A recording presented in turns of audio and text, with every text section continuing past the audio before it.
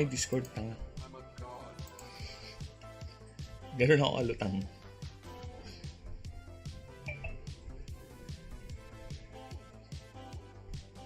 Okay, I'm online.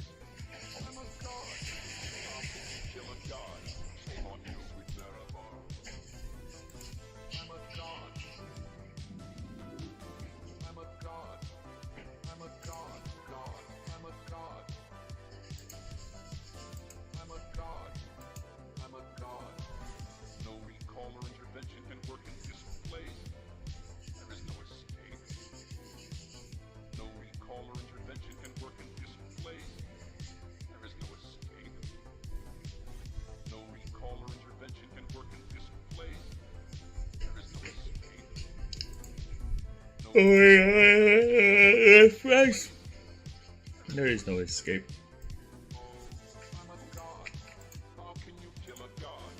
What a grand and intoxicating innocence.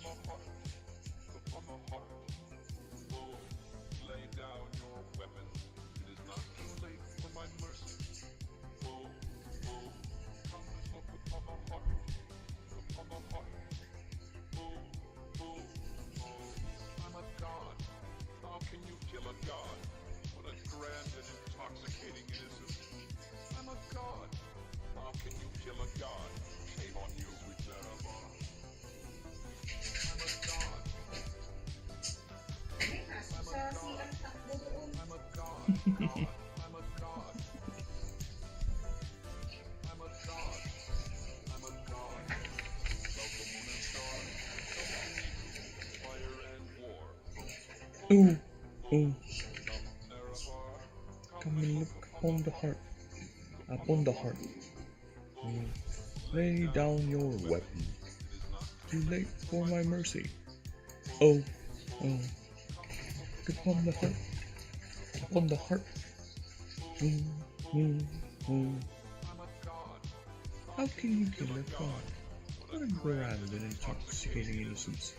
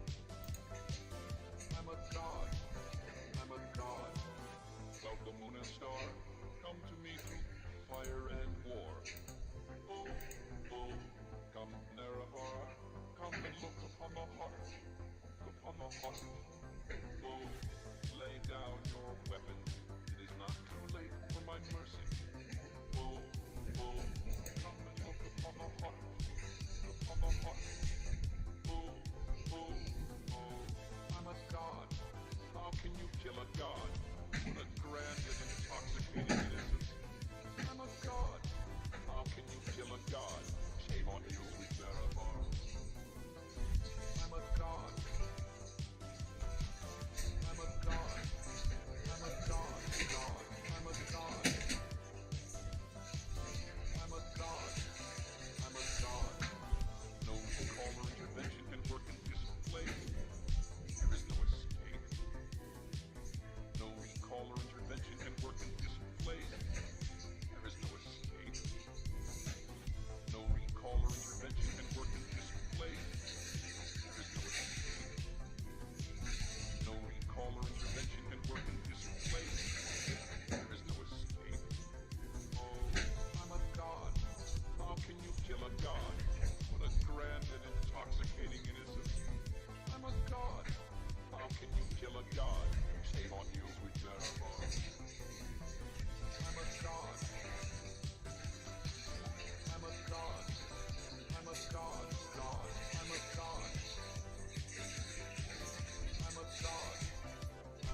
a god. I'm a god.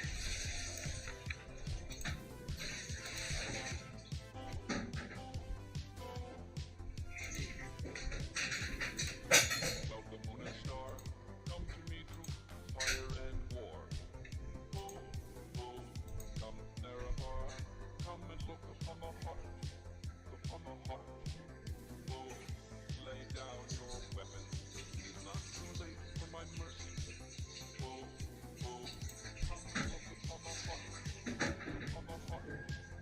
Oh, oh, oh, I'm a god. How can you kill a god? What a grand and intoxicating innocence. I'm a god. How can you kill a god? Shame on you, sweet Marabar. I'm a god. I'm a god. I'm a god. God. I'm a god. I'm a god. I'm a god. Love the moon and star, come to me through fire and war. Oh, oh, come Narabar, come and look upon the heart, upon the heart. Oh, lay down your weapon, it is not too late for my mercy. Oh, Inaabot ko, wala pala dun. come and look upon the heart, upon the heart. Yes, lab? Oh, oh, oh, I'm a god. How can you kill a Sarap god? humiga, no? Tulog na lang tayo. Tulugan na muna tayo. Let's sleep. I'm a god. How can you kill a god? Shame on you, sweet Marabar. I'm a god. I'm a god. I'm a god. God. I'm a god. I'm a god. I'm a god. No recall or intervention can work in this place. There is no escape. No recall or intervention can There work you go. in this place. Hello! I'm back. Okay, Dago. No recall or intervention can Back into the mountain for you. Now we just be chilling. Yes, now we do be chilling.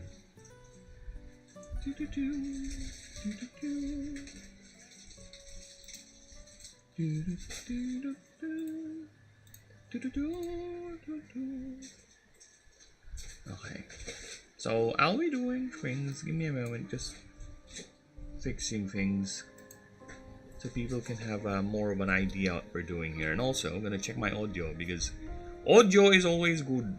We need to be sure.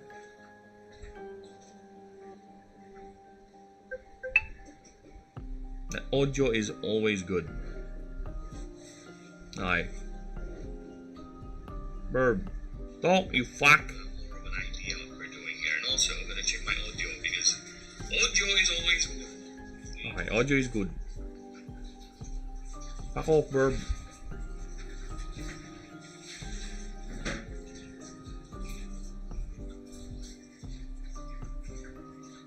Alright, he's gone now.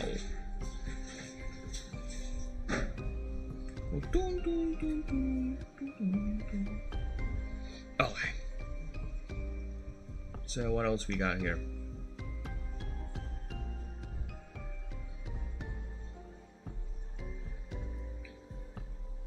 Okay.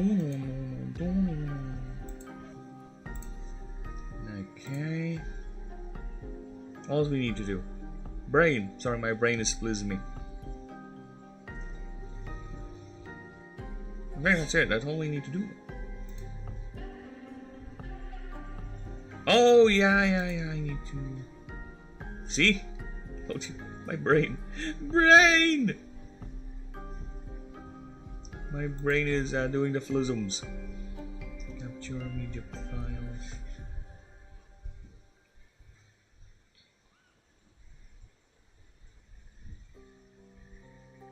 Text.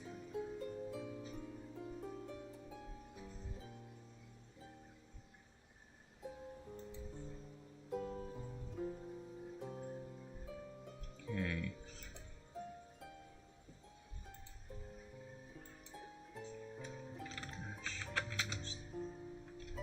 Supporting.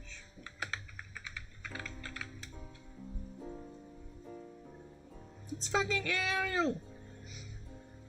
It's fucking Arial. What other fonts do you have? Do you have fun little fonts?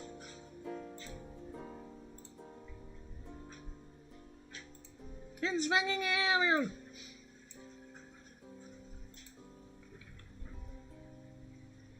Oh. Not the one I would copy. This is the one I would copy.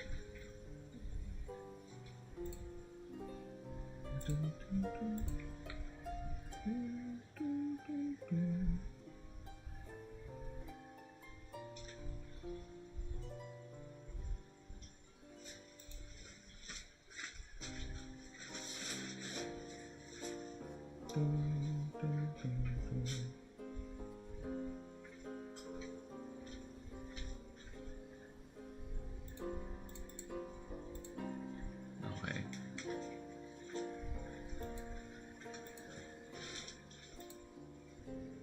Done. Oh, that's nice. I can totally see that.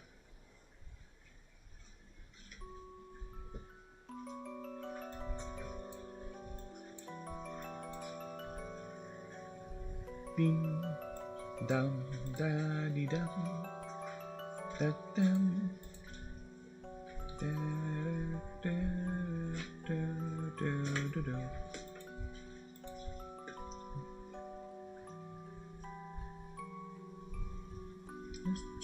Chat log mode. What does that work? Explain to me what that. How does that work?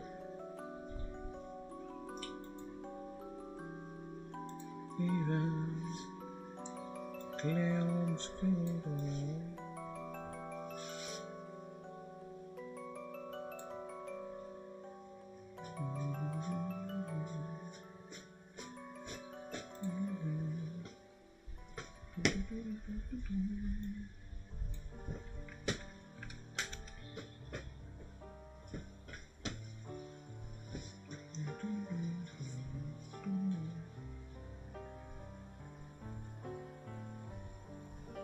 Yeah, I can do it like that. I'll have to do something about it. Looks uggo. Can't even move or do anything fun with it. It's just text. Delete. Alright.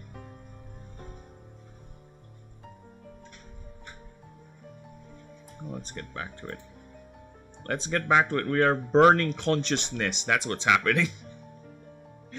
Consciousness is slowly burning away because, to be honest, I went outside yesterday, so that's why no stream. We did some, chores. I helped the wife out, walked around for hours, and I just woke up like maybe an hour or so ago, and I am still reeling from that little excursion. My brain is like on 50% capacity right now. It's barely there, like barely.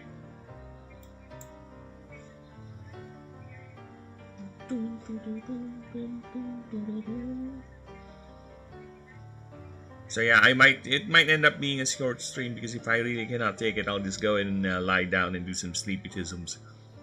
Because I do have things to do later on. So yeah. But I'll try to see at least get the main design for Farfnix done, because we are actually very near the end of the Pantheon. Then we'll go ahead and do the regular creatures. I think I just need to do one more. The God of Histories and all that. Then Primodus. I have an idea with them, but I don't know if I'm going to execute it because it can be quite annoying. So Primodus, so that's 2. Farfnix, so that's 3. Then the 3 aspects, so 1, 2, 3, so 6.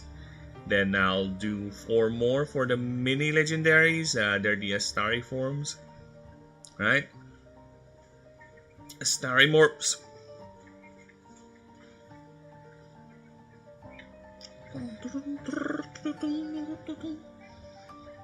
So like that.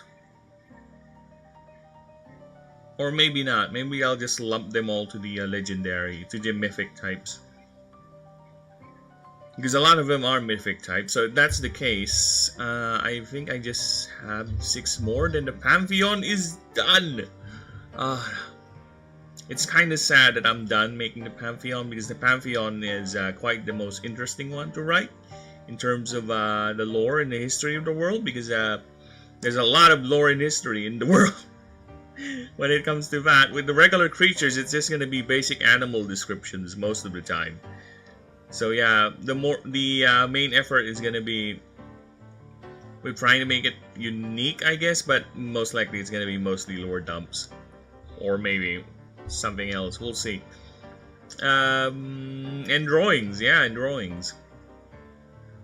But I'm getting to a point that I don't really mind the drawings. I just need to work on the backgrounding. But because I think it gets too cluttered sometimes if I put in background. That's my main thing. They told you I'm sleepytisms. Yes, we're trying to do that. So at least we get something accomplished.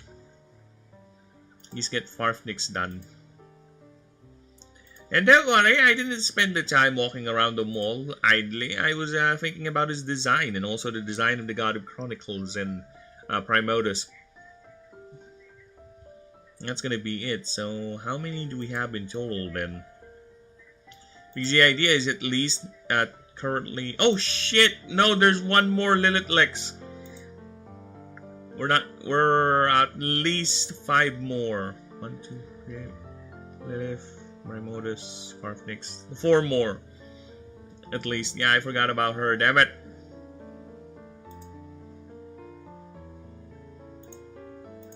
And I was doing a bit of offline drawing as well. Been having trouble with his face imagings. Where are you, Farf? Farf! Did I not? Oh, there you go. There you go. So I only got the eye, at least the concept of the eye. I still haven't gotten how he actually looks like with the face. But again, I do have the idea. He's a swarmer type, interestingly enough. I initially planned it to be the fire type, but it changed, and now he's a swarmer type because of the idea I finally had solidified for the God of Sin. So how many do we have actually? So we have an Illuminate type, so that's 1. Oh yeah, I need to change Aurelion's words here too.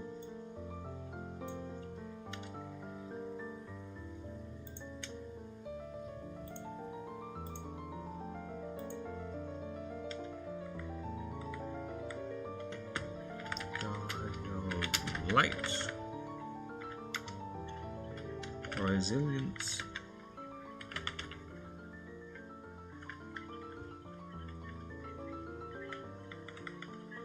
and empire. Oh, fuck off! I don't know why it does that. It's most annoying when it does that. If I want you to do that, I would have let you do that in the first place. Can you not be cringe word and just do what I want you to do?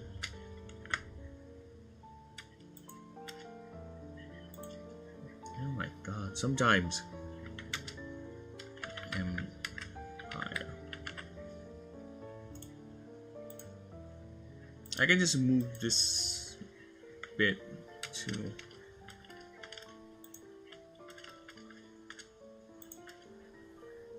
See, I just press backspace once and the entire thing just yeets it to the other side. I don't know why it does that. I think it assumes that's what I want it to do. And why does it does this weird formatting if every time I would look at that. Look at this fucking nonsense. Only idiots find this useful.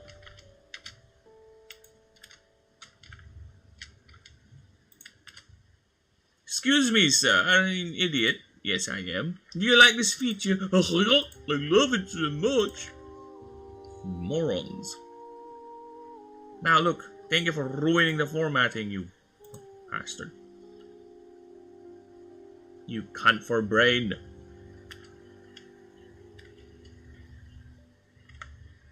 I will dim your faces.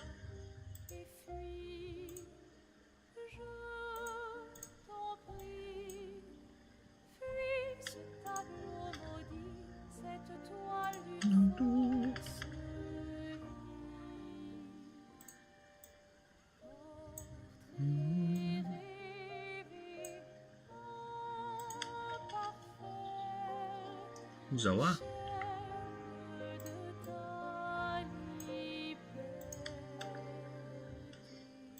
Go back down there.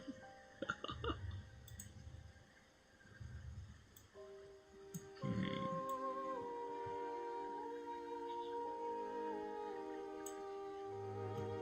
So you're pointing at the shield.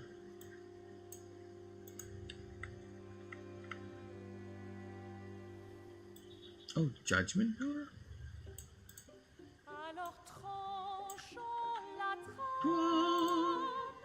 La toi.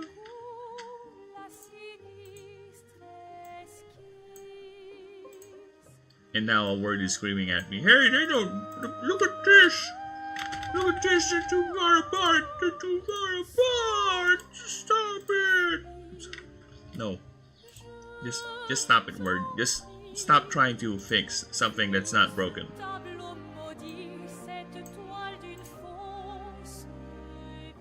Now I have to double check if everything is still in line. I think we're good.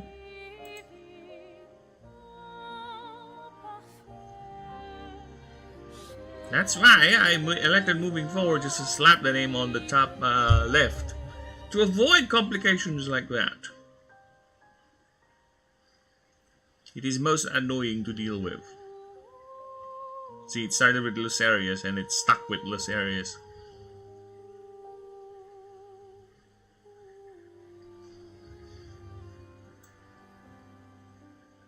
I think everything is in order. Inoboros is good.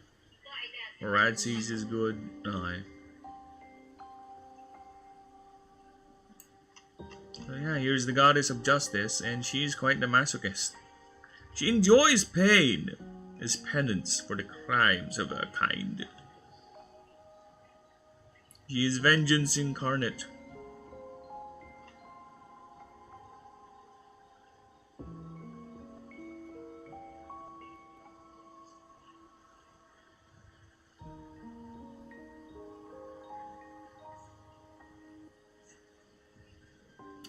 The conditions they set after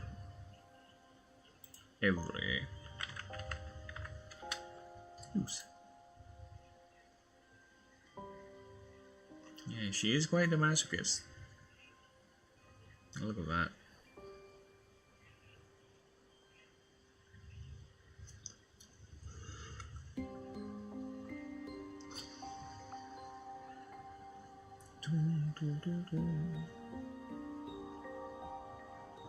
I do love the idea that the more she gets hurt, the more powerful she gets.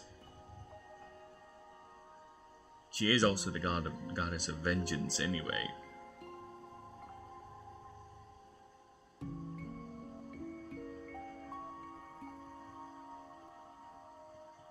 Alright. So let us get this done. So let's this.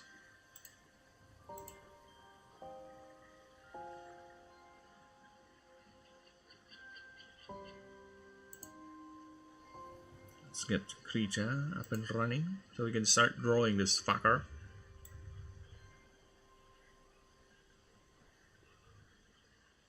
I think 5 ticks. What's the idea of running for him? I think he's gonna be the most hated one because of what I had planned out for him in his lore. He's gonna be the one that I don't care about this guy. I just want to beat him, whatever, just for completion. No, I purposely ignored the decks for him because fuck him. Like I said, he is the god of sin. So he has done quite some sinful things in his time. You shall see what sins are we talking about. Yeah, let's give him that shitty grin.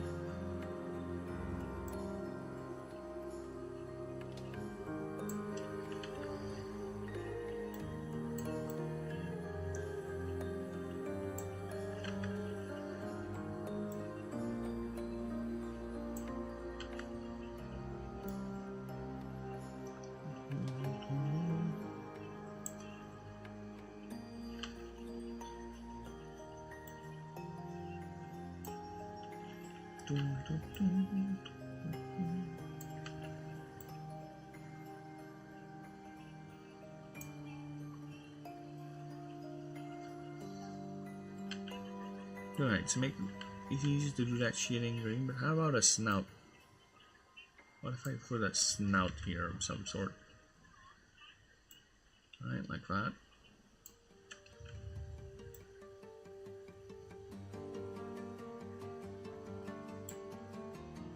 Ah, there you go.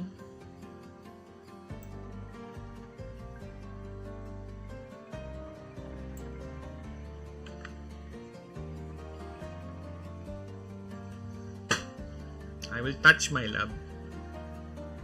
She is just lying down beside me. Resting.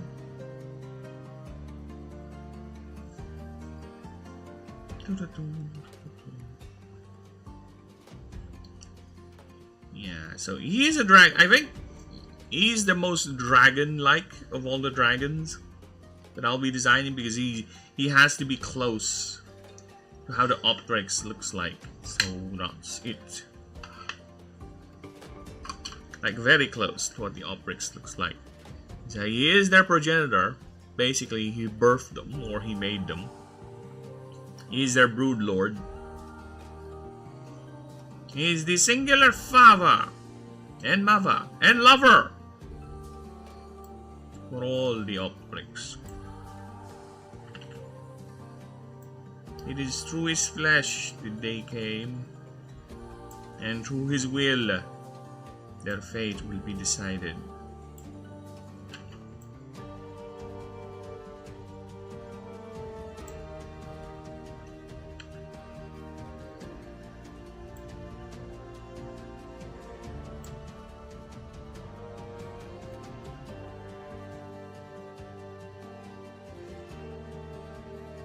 Okay, yeah, I think that's nice. I need a place for the 7th eye, though.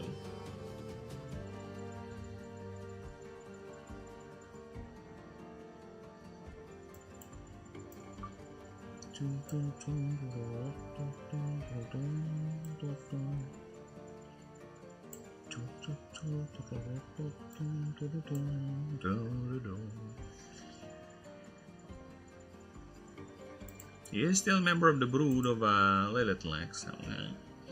The thing, my main problem why, I guess, that's why Lilith Lex has been forgotten is because she's not in the main continent. So that's gonna be interesting for me how I'm gonna do it. Yes, because she is in a completely different continent.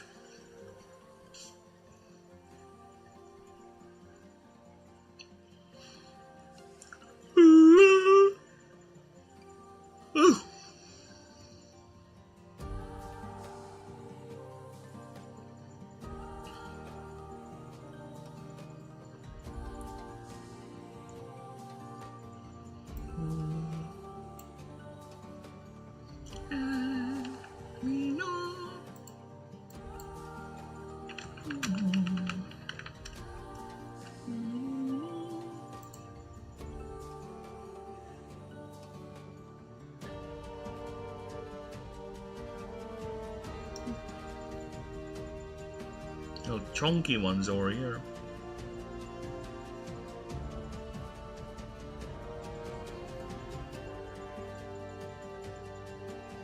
Because he is kind of chunky.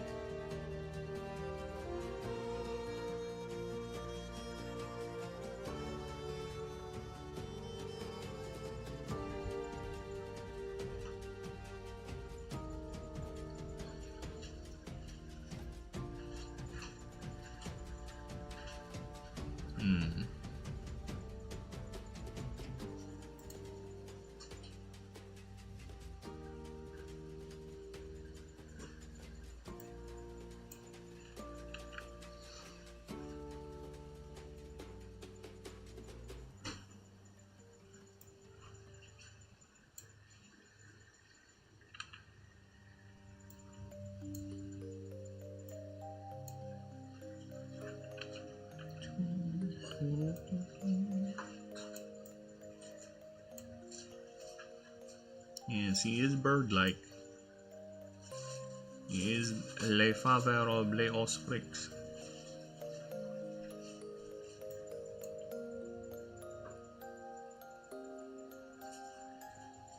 So he will have the bird features.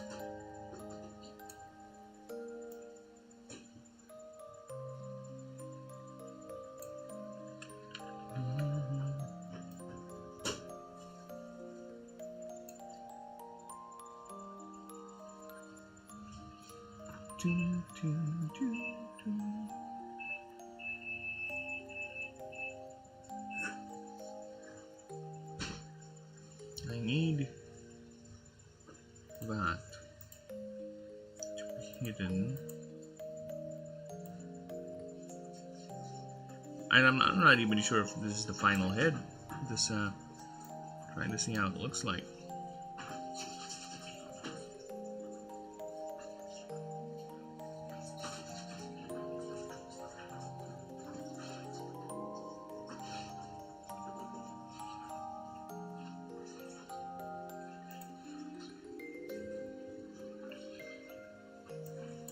Let me make the snout larger.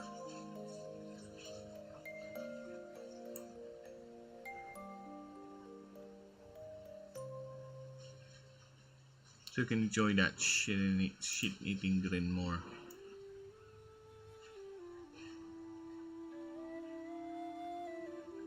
Alright.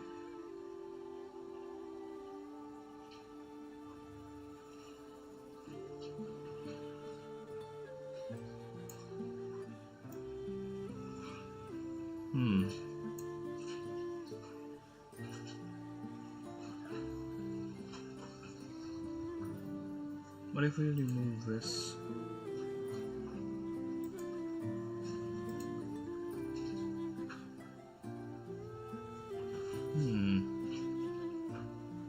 By world building, do you mean D&D or something? Yes, in a way, because this creature battler I'm making has dice. Let me just go back here.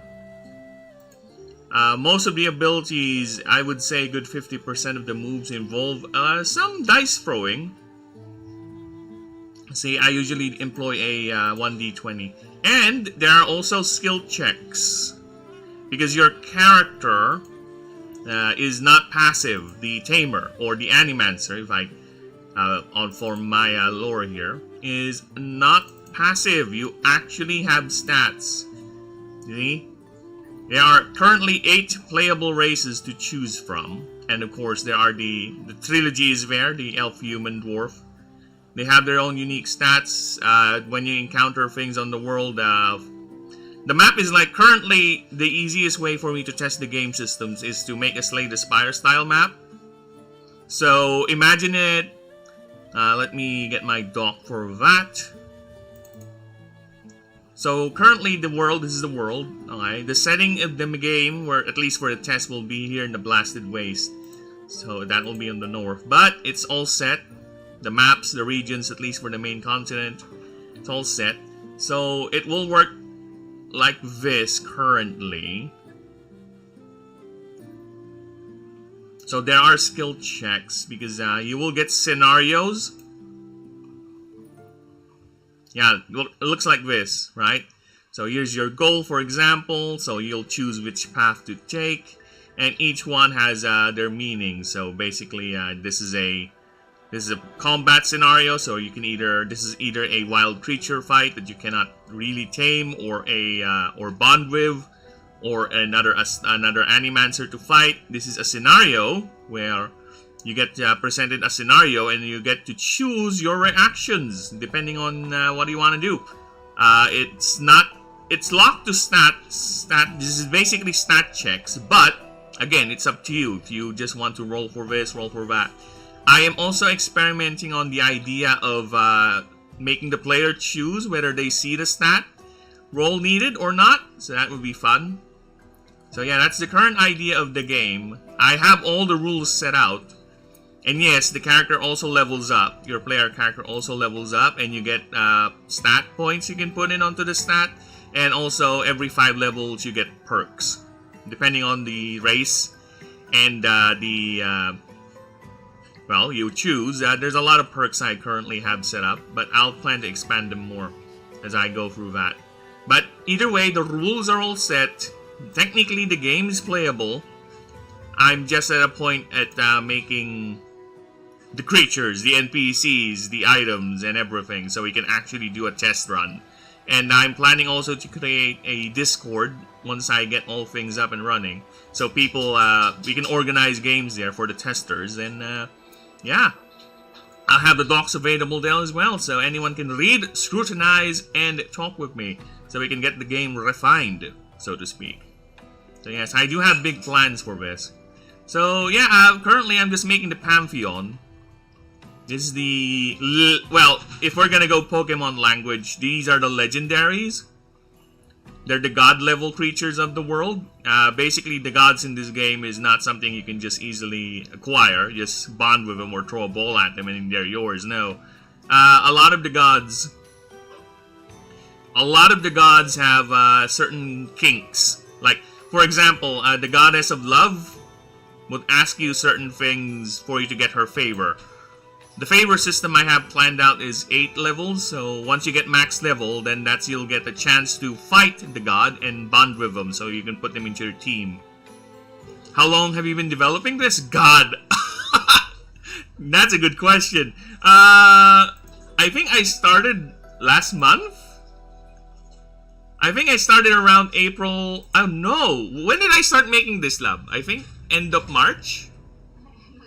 End of March or April, so I guess 1.5 to 2 months. Yeah, I am 100%ing this. Because I used to stream games on my channel, but you know what? I had this epiphany. I kind of want to make my own game. So let's go ahead and do it. So I've been working this offline, making the rules, and now when I got to the point where I'm making the assets and the creatures, I'm like, you know what? Let's stream this. So that way, I'll do both my streaming and my development done. And of course, that will help spread the word out. So I can see how many people are interested in the idea and also get some feedback with the designs, the lore, you know, stuff like that. So yes, that's what we're currently doing right now. So I was actually expecting that I would be done. Oh fuck, what happened here? Oh no! No! The formatting got fucked. I know how the formatting got fucked. No!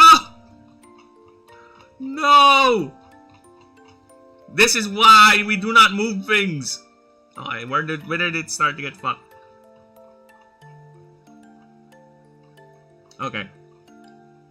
Only a month? It looks like 2 years. Well, thank you.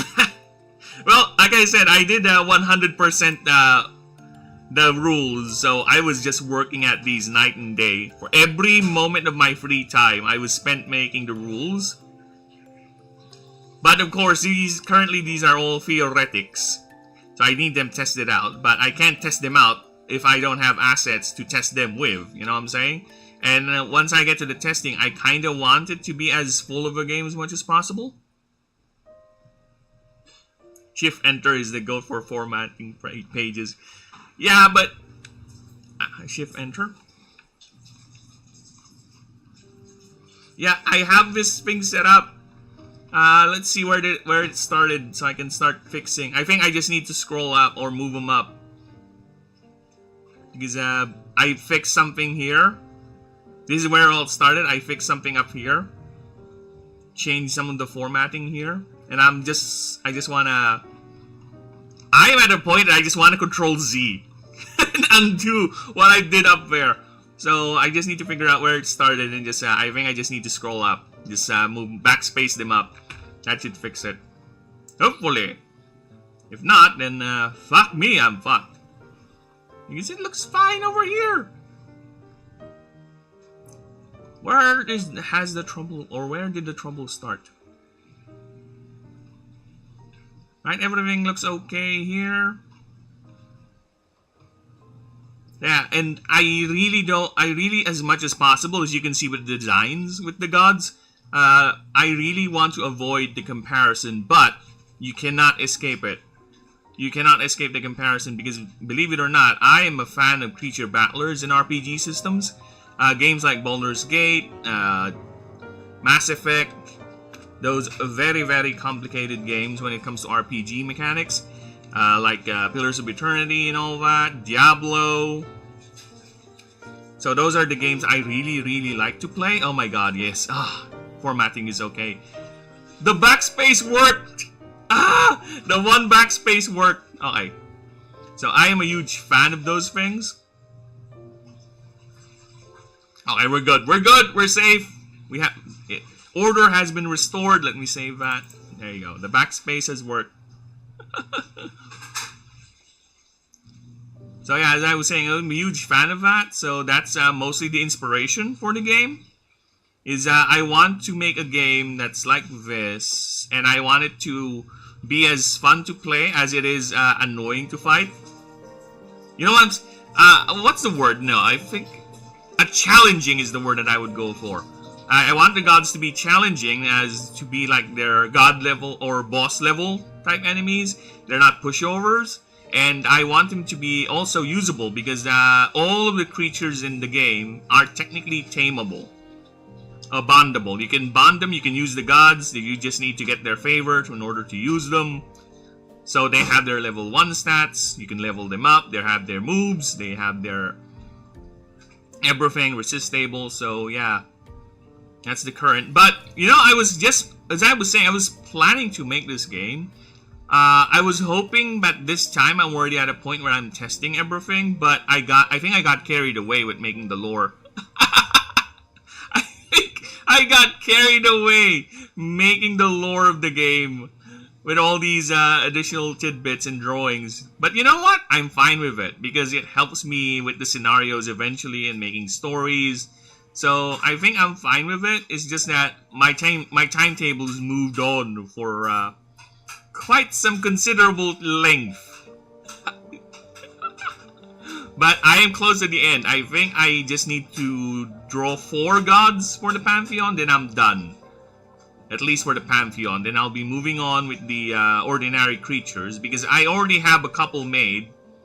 Because like I said, the rules will, as you saw earlier, they do have some assets already made for them. So like for this one, the rules for the creature types, for the creature stats, so I already had some creatures done for them. So my original plan is at least to get roughly around 250 starting creatures. At least, that's the goal.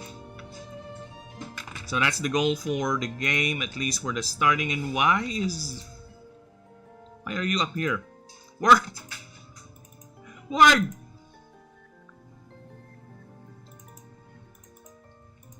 Word! Latest fighters in RPG with 1 character Pokemon type. Oh, okay, let me just explain that. So, think of it this way. Think of it this way. The RPG system, the way you're gonna fight, is using D&D logic and party systems.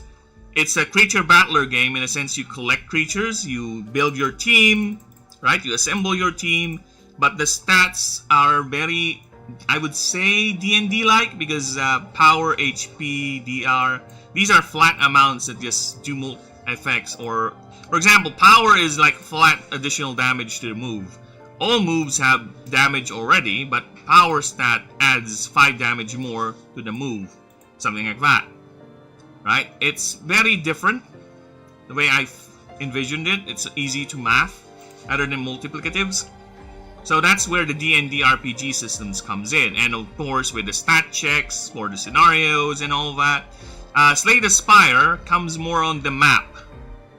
The map idea I envisioned for at least the test version, because as I showed you earlier, peeps, here it is. Here's the map. So for example, you get a mission, you need to do this or fight this boss or kill this creature that's rampaging, take it out. So this is the map. This is how the Slay the Spire map plays, right? This for me is the easiest way to test the game systems, but I do have another game mode, but this is more ambitious. So it's basically the free roam. Here's the free roam version. So you get a massive map. You start at a region or a country. There's currently 17 countries in the main continent. So you start with one. So you pick your starting region, for example here. You start here, then you get missions. You walk around. Each hex is a space. But this is too hard or too ambitious, too large for me to actually get some feasible tests with the combat system. So I came up with a system called Expedition Mode. So Expedition Mode is the Slay the Spire aspect. So you have a hub, you have your merchants there, you have your utilities, your facilities for you to do whatever you need to do, heal, get items, refresh on items already used, you know, stuff like that. Train your creatures, and you get missions on the Blasted Waste, which basically think of it as a ever-shifting, ever-changing environment. So that's why it's not a fixed map; it's all random. And the biomes for the areas or on the Blasted Waste are also random. So every biome has different effects.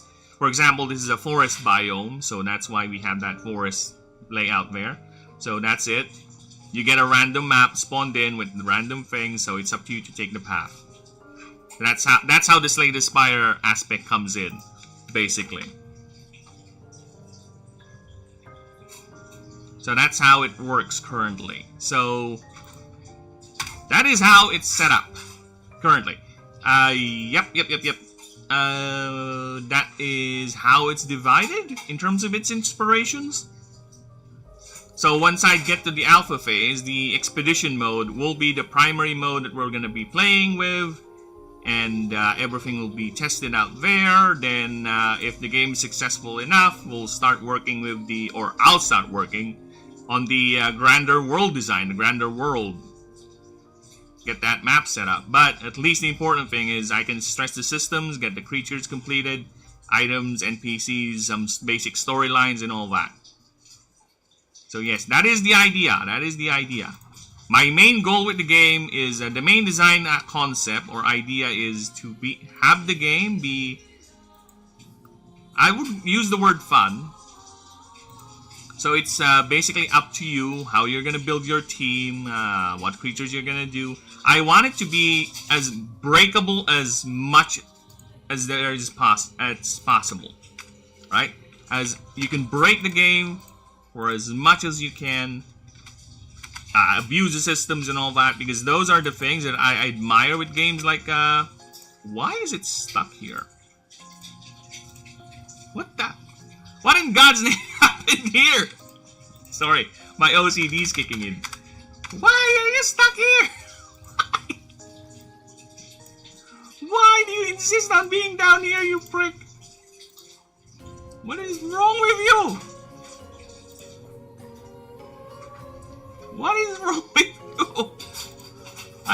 Here's the funny thing too, I haven't done anything to this Word doc in like forever. Then all of a sudden I open it up and it has this weird tism going on here.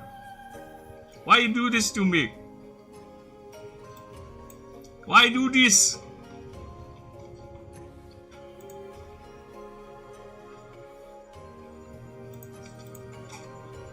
So yeah, that's the current iteration or plan at least. So Hopefully I get this done so we can actually test the game. What is going on with the formatting? Did I change something? Did I commit a sin word? Did I ruin your mom or something? Did I say something offensive?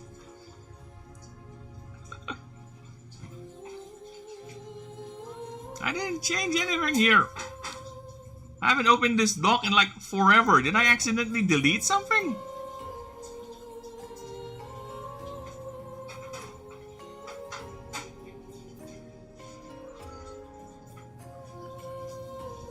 Double power, HP, DR. I don't know. I am hesitant to save it. I am very hesitant to save it, but you know what? Whatever. I know at least in Google Docs there's one page layout, so it's all single strip of paper. I don't know if that would work for you, but it would be easier to paint the formatting. You know what? That would work.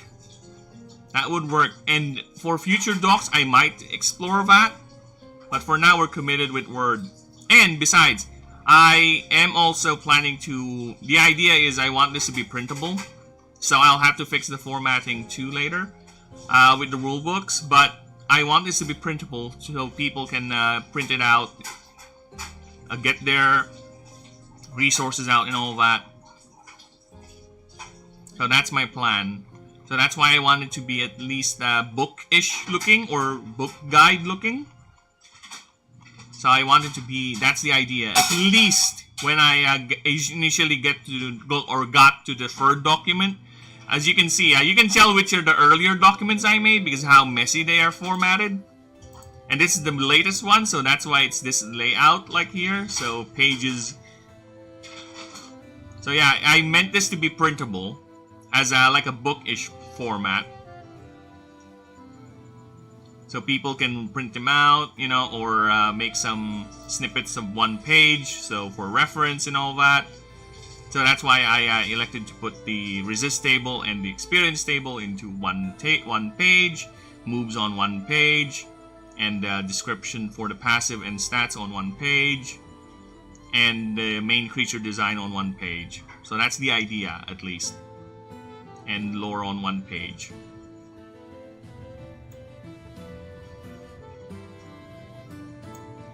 But yes, I might do that when with things like massive basic data sheets like moves, items, because I do have this. I do have an Excel spreadsheet for the moves, and gods damn, I'm already at 168 moves for just this iteration of the game. And I have like 17 types, and lucky for me, I organized them like this, so it will be much more easier to find which move I'm looking for. But yes, I am looking for a much more easier way of doing this, or finding information I need, or for people to find information they need. So I might end up making a document for this. That's printable, of course.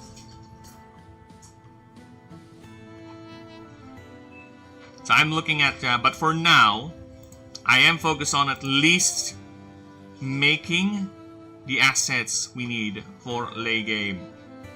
And to be honest with you, I don't want to sound bragging or anything. I never expected that I will be drawing in a level like this, or too much, or making drawings like these, because my original idea is I can just make a couple of drawings just for references. Now I'm at a point where I'm actually drawing scenarios and, well, action poses for some of the gods for the lore. I'm like, what the hell have I dug myself into? But, you know what? I am committed. Because, to be honest, it really helps. For example, with Bellatrix here, with the goddess of justice. There's our initial design. You kind of see the concept, right? But you kind of want to see how she moves about. So I think it helps that you do also make several other poses of her. Like this one. This is her side view, her base resting pose, I guess. So you can see how her body looks like, some additional lore and how things around her works. Right? Some action poses where the cone opens and revealing her eye. the chest eye opens as well, or rather the head eye opens. No! No! Move up. There you go. There you go. Okay, we're done. We're good. We're good. We're good. So yes, I am at the process of making the God of Sin right now, and so far he's proving to be quite the challenge in terms of how I want his head to look like. Because I already have the idea in my head. I just need to translate it on paper, and so far I am not having fun, or rather, the head shape is not to my liking. Not to my liking. Yes, that's what we're doing right now. But of course, if you do have questions regarding the lore, anyone in chat, anyone, you go ahead and ask, because trust me, I apparently have come to a point where when in making this lore here, the lore of the creatures and everything, the story of the world, I now came to a point that I have made quite the branching relationships when it comes to the gods and goddesses of this world. To a point that sometimes I would need to Control F to confirm dates, to check names, and to check who is who and what is what. And I'm just scratching the surface of my lore and story. Good luck to me! Oh my god, what's that? Oh, thank you! Thank you for the sub. Thank you.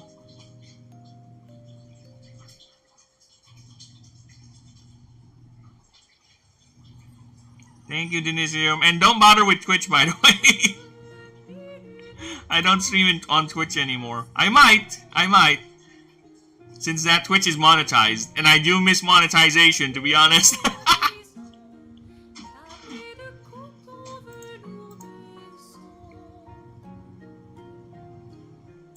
There you go. Now let's go back to our beaky friend here, because he should be he's technically the progenitor of the Optrix sentient dragons species that you can play as. So I kind of wanted to. Strange that you got a thing on YouTube and not on Twitch. Well, I was looking for the idea of doing multi-streams, but apparently Streamlabs does not allow me to do that unless I pay them. And trust me, I already spent too much money on this thing here and not getting. Well, let's just say life is a bit of a bastard lately, so money needs to go somewhere else. And paying Streamlabs what is equivalent to like groceries worth of money here in the Philippines is not a good idea to spend your money on. So yeah, I just chose YouTube because to be honest with you, I think I prefer YouTube over Twitch currently in terms of growth. In terms of getting people to notice you, at least there. For example, I am getting much more engagement on YouTube. Believe it or not, I am getting more engagement on YouTube than on Twitch. And a lot of the other creators I do hang out with for stream or work on YouTube anyway, so I think I'll hang here for now. But again, I do miss monetization. I do miss the monetization from Twitch. I still have like $20, $30 on my Twitch account that I need to get to 50 so I can get a payout. But you know what? It can wait. I don't know.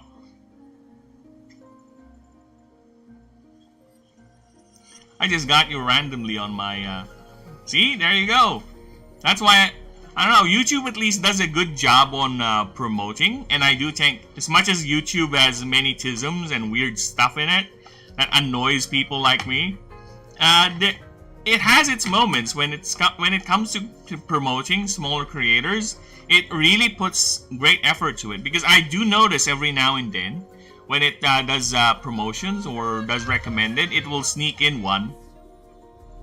Right? It will sneak in one streamer that has one view, but the content or the game the streamer is playing is very close to what I'm currently searching or watching. on Twitch. Everything, yeah, that's the thing. Twitch is very top down. It's very top heavy, I think, is the term for that. The higher you are, the better Twitch will promote you in terms of viewer counts and engagement, which is quite annoying because I don't want to get too critical because I tend to avoid politics here in this channel. Politics is already cringe IRL, right? The last thing we want is to get it inside our hobbies as well.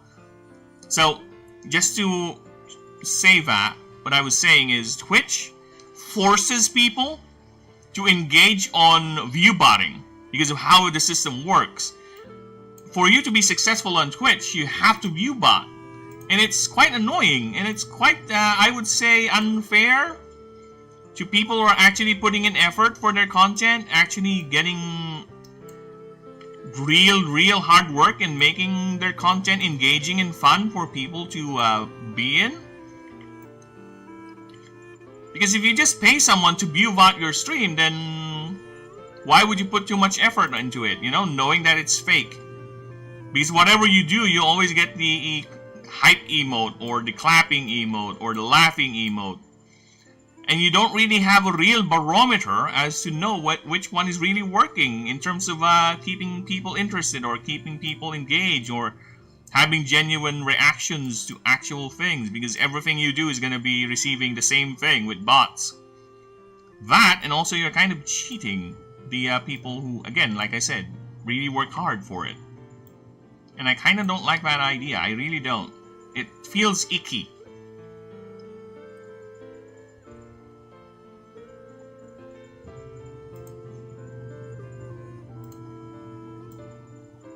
So that's why, I think that's another reason why I moved here. It's because of that. Lately, Twitch has been doing a lot of weird things. But I gotta give it to Twitch at least. They're very quick. They're very generous when it comes to monetization, unlike with YouTube. YouTube requires you to roll around in the dirt. By dirt, I mean grind your way before you get monetized. Right? You need to, for YouTube, you need to get at least 1,000 subs for you to be considered as part of the partner program. Considered is the word that I would go for. It's not really a guarantee. They would consider you if you're advertiser friendly and all that.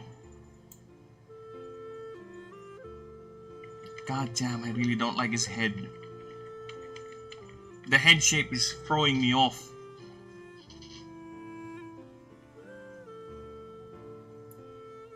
Because, yeah, I'm trying to mix Dragonic and Avian features as well. It's easy enough, but my main problem is the angle that I'm going for. Plus, I need to add a 7eye up here for the 7 sins motif to come into fruition, if you will. So I need to do that. But it's the snout that's causing me all sorts of problems. So yes, I'm also debating on whether maybe I should make the Discord as soon as possible, so we can have people that's actually interested getting inside the Discord and just looking at my progress there. That's also another thing I'm considering.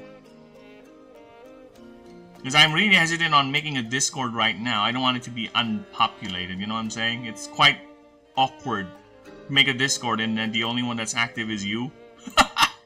It's rather, for lack of a better term, rather soul-crushing, if you ask me.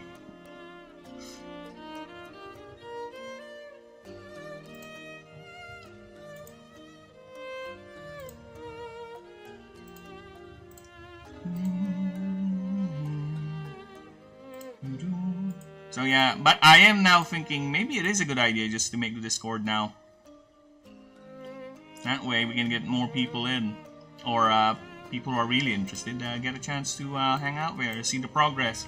And also, that's a good place for me to post the docs too, so people can actually start reading the documents, the rules and everything, so I can get better feedback too. Because of course you can use your friends for feedback, but they're your friends, right? my friends I know will tell me if I suck, and I appreciate that very much. But it's better that you have a group of people that's not really your friends, for me, and they can give you much more constructive criticism, right? At least that's the idea. Because, like I said, I prefer that people tell me I suck rather than to constantly get my dick sucked. So that's another good. You know what? The more I think about it, the more I kind of want to set up that Discord now. I'll talk to one of my friends so they can mod it for me. Plus, I know he already made a Discord server, so I think he knows how it works. So yeah, maybe if I put in colors, maybe I'll like his. Oh fuck. Layers, baby! No, I got too busy talking and I forgot layers. Layers, you idiot! You massive mong! Here! You forgot about layers, boy!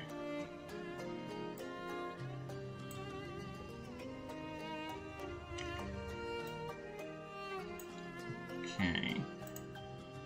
Let's try that again. Yeah, I think it actually, the more I make it, the more I think I'm starting to like it. Yeah, I think we're fine with the head. Yeah, empty is sad.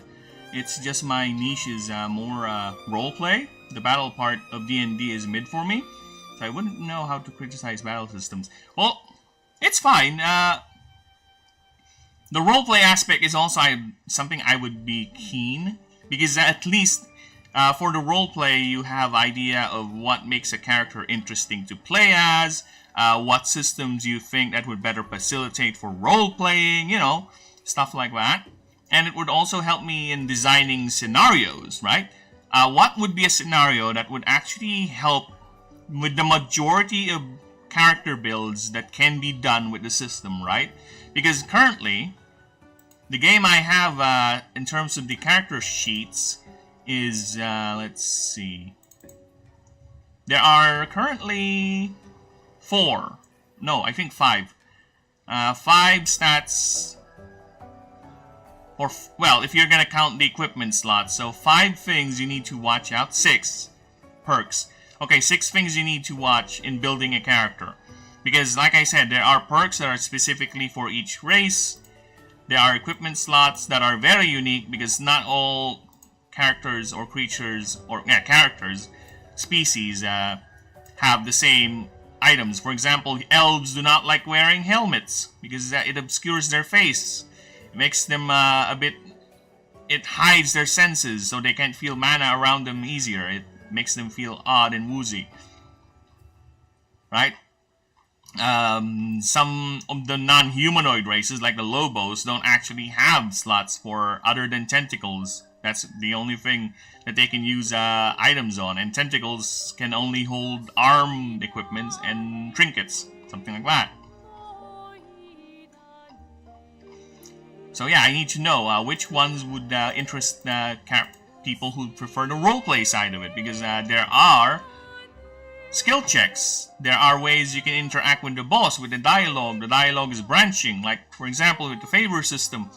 You can try to weasel your way out of a specific quest the god is giving you, or change the rewards, or maybe get some informations more from the god, or maybe you could fuck up a roll with the stat and just basically fumble your way and lose a favor. You know, something like that. So what would make an engaging and fun roleplay system with that? So yeah, like I said, there are a lot of avenues to think of, and it's not just about the combat system. That's one side. But yeah, I would say in terms of what is more important to me, you are correct in assuming that combat would be the highest. I would say at least 70% of my considerations for designing the game will come through combat. Because that would be mostly what you'll be doing in the game. Is fighting with your creatures, because it is a creature battler by essence. And the stats are not static too, they have their uses. Like strength determines how many items you can bring. Wits gives you much more loot detection or loot rewards. Ingenuity determines how many items you can use per round in a combat scenario. Arcane. Arcane for me is the main balancing thing in terms of the game, because each creature has a mana capacity or a mana draw, MD. And Kit, can you please jump? You're on my table, I can't use my map. Please, Kit, jump. Thank you. Sorry, my cat is on my table. He needs to jump to the closet, and he uses my table as a leverage. My table does not have enough space for my hand and his big kitty body. So yeah, this for me is the biggest one. Because like I said, the way the creatures are in the game is that they have a thing called the mana draw. Well, I'll be using the god as an example, but I won't say the gods are beyond the norm when it comes to the mana draw, because they are gods. They are supposed to be endgame level creatures, so they are very hard to play or hard to use. You need quite the investment to get one, at least on the field, let alone get their favor. So yeah, their mana draw is like 45. For you to field Bellatrix, you need a arcane stat of 45 for at least her level 1. That's how much mana she's gonna take from you. And just to give you an idea, you get a skill point per level, and you can add 1 skill point to your stat per level. So aside from other things like items or perks, getting your arcane stat to a level where you can comfortably use Bellatrix is quite steep. And that's where the party system comes in too with your creatures, because you can do jigsaw like levels of management with how many creatures you're gonna field out in the game, because this is your capacity of how many creatures you can bring out, not you can bring in your party. Max party has no limit currently, but you are locked to an item that determines how many creatures you can put in your party. But how many creatures you can bring out, it's determined by the arcane stat. It depends on how much MD you have available, or how much MD the creature uses. And like I said, the gods, well, let's just say they take a lot. Like, really lot. So, yeah, that's the things currently with the systems and how they play out. With the interactions and, yeah. Like I said, everything. I don't want to expand too much, because if you tend to dip your toe on a large body of water, you can't feel all of it, right? You can't see a lot of it. So I try to focus as much as I can and not to do a lot of things, and I think this is already complicated enough, but not too shallow, that there's really not much freedom for customization and variety. So I think I've done enough in terms of complicating the game. I think.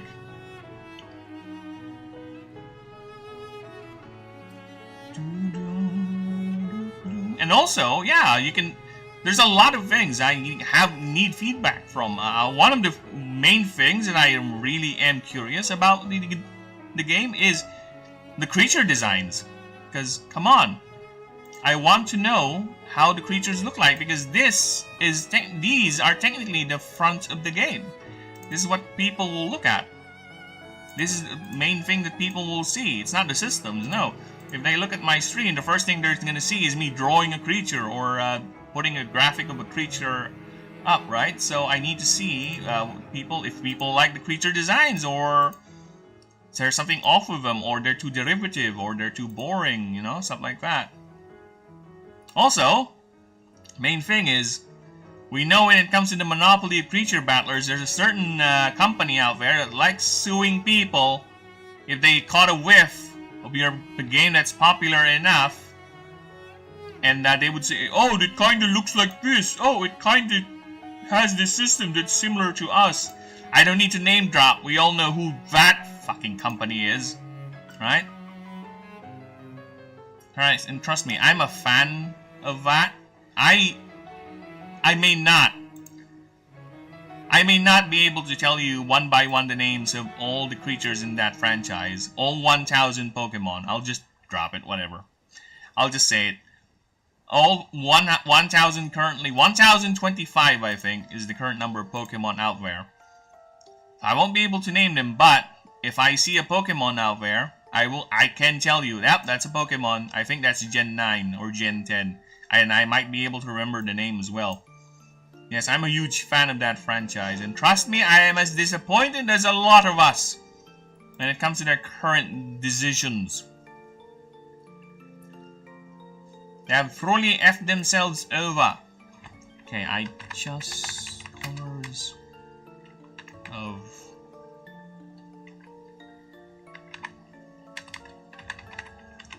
sins. So if the 7 sins were to have color, what would they be? So pride, violet, light blue for sloth, orange for gluttony. Wrath is red, yellow is green. So I'm trying to incorporate those colors. Oh shit, I have an idea. Oh shit, I have an idea. An idea just flashed into my brain. Oh, I love my brain sometimes. I really love my brain sometimes. Alright, so we're gonna see how it looks like. He's gonna be what do you call those? People who have many different colored eyes. I don't know. I don't know what they're called. So we're gonna change his eye colors. It's gonna reflect the colors of the sins. Okay, so he's the god of greed, wealth, and sin. So we're gonna do that. We're gonna do that. Okay, let's see. Let's see how it looks like. Let's see. It's gonna be Tism. So wrath is red.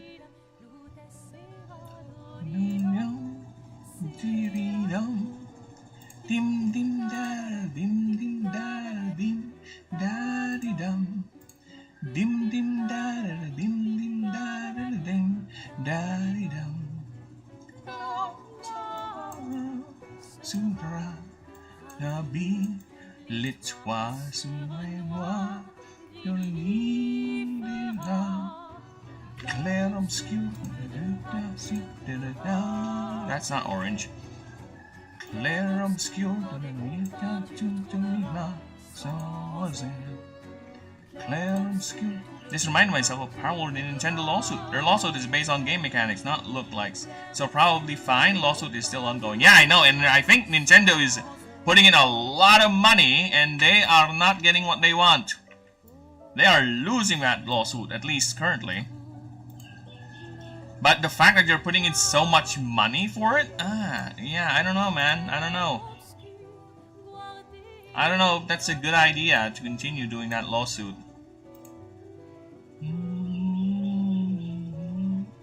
Oh yeah, it is based on mechanics, but you can't be too sure because, trust me, lawyers, if they really want to sue someone, they will find a way. They will find a way, brother. They will find a way. Lawyers, there's a reason why there's a joke that all lawyers will go to hell. Because, they can be the slimy folk. They can be the slimy folks. Oh my god, look. I actually love the idea. Oh my god, it looks so good. Yes! Ah, brain, I love you. Sometimes my brain sometimes give me these amazing ideas. Look at that.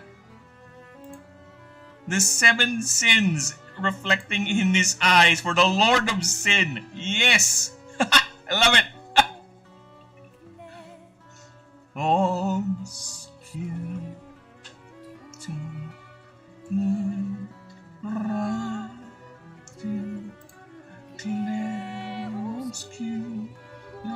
Then I can just go ahead and make ordinary dragon colors. Ah, yes, amazing, love it. Brain, you have work.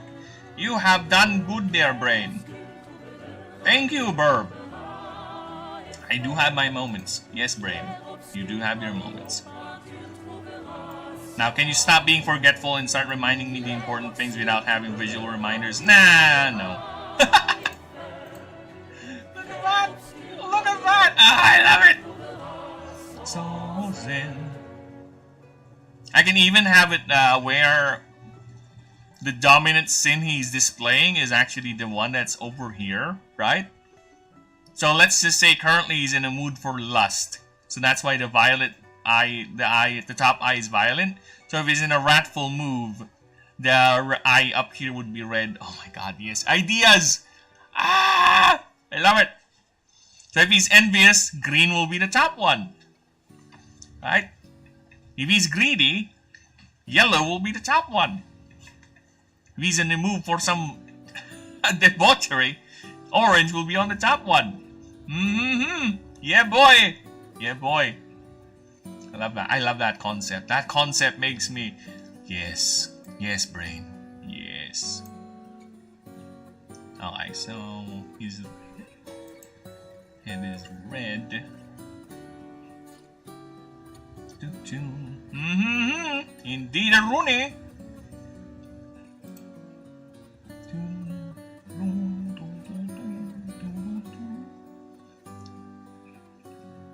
Yeah, believe it or not, a lot of these creature designs, I get the initial idea, and a lot of them get even more ideas once I started drawing them. For example, with Atragates here, since she's the goddess of culture, desire, and beauty, I just started off with a basic jellyfish design. Then from there, I came up with the idea of the mirror that she can form using pieces that is actually being held by her hair. Her biomechanical hair, right? Then I came up with the idea, let's give her, where is the mirror or the glass of the mirror gonna be? Let's give her a glass mask. You know that hides her true face. Actually, her real face is here, but her other face is hidden. So, hidden. What is her lore? She is basically been kidnapped, quote unquote, by the god of war when the god of war killed her husband. So let's give her a veil, a mourning veil. There you go, I came up with a veil. Then if she's the goddess of culture, desire, and beauty, let's go ahead and add these parts to represent her domains. So these just came up while I was drawing the creature. That's how my brain works sometimes. So I would get the basic idea, then once the story or the design comes rolling in, then yeah, starts getting expanded and expanded. Green is yellow, probably. But if the world has something that's very important, green then maybe. Yeah, I think green is envy. Let me go back here. It says here green is envy and green is yellow.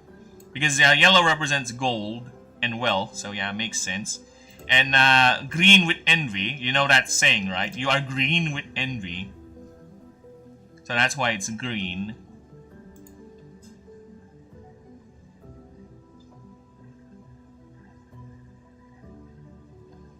So this is envy. So yeah, I think we're right. We're right. We're right. The colors. Sloth is light blue. Orange is gluttony.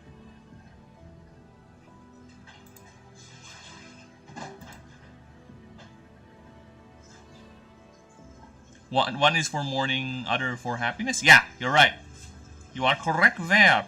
But that's the thing, that's the twist. That veil was given to her by her late husband, the god of agriculture, as a gift. Alright, as a gift. And she's wearing that now since he got murdered. She's wearing that constantly to hide herself. There are reasons why, but I will not delve in too much to that. But basically, yes, it's a wedding gift. Or a gift to her by her late husband. The one that got killed by this guy right here. The god of war. And for people who played a certain game, there is a reference that is quite obvious for why is the god of war like this. And why does the god of war have that. Yeah. Quite the reference there, Burb. I think this is like the most obvious reference I made to a game with all the designs I made. And his name is literally just that is Kratos but changed a bit. And here's the twist with the god of war, okay? With the god of war is well, he's not really unkillable, but let's just say things happened in the story and he got split into 3 different creatures, alright? he got split, so that's why he looks like that. So he has 3 different pieces that are roaming the world right now. So Kraboss, the name. So Kraboss, Artros. Obviously, this is Artreus. I just changed the name a bit. So Artros is the next one, and the last son is Roskos. So if you take the first name, the first syllable of each name, it already spits in your face that it is a reference to Kratos.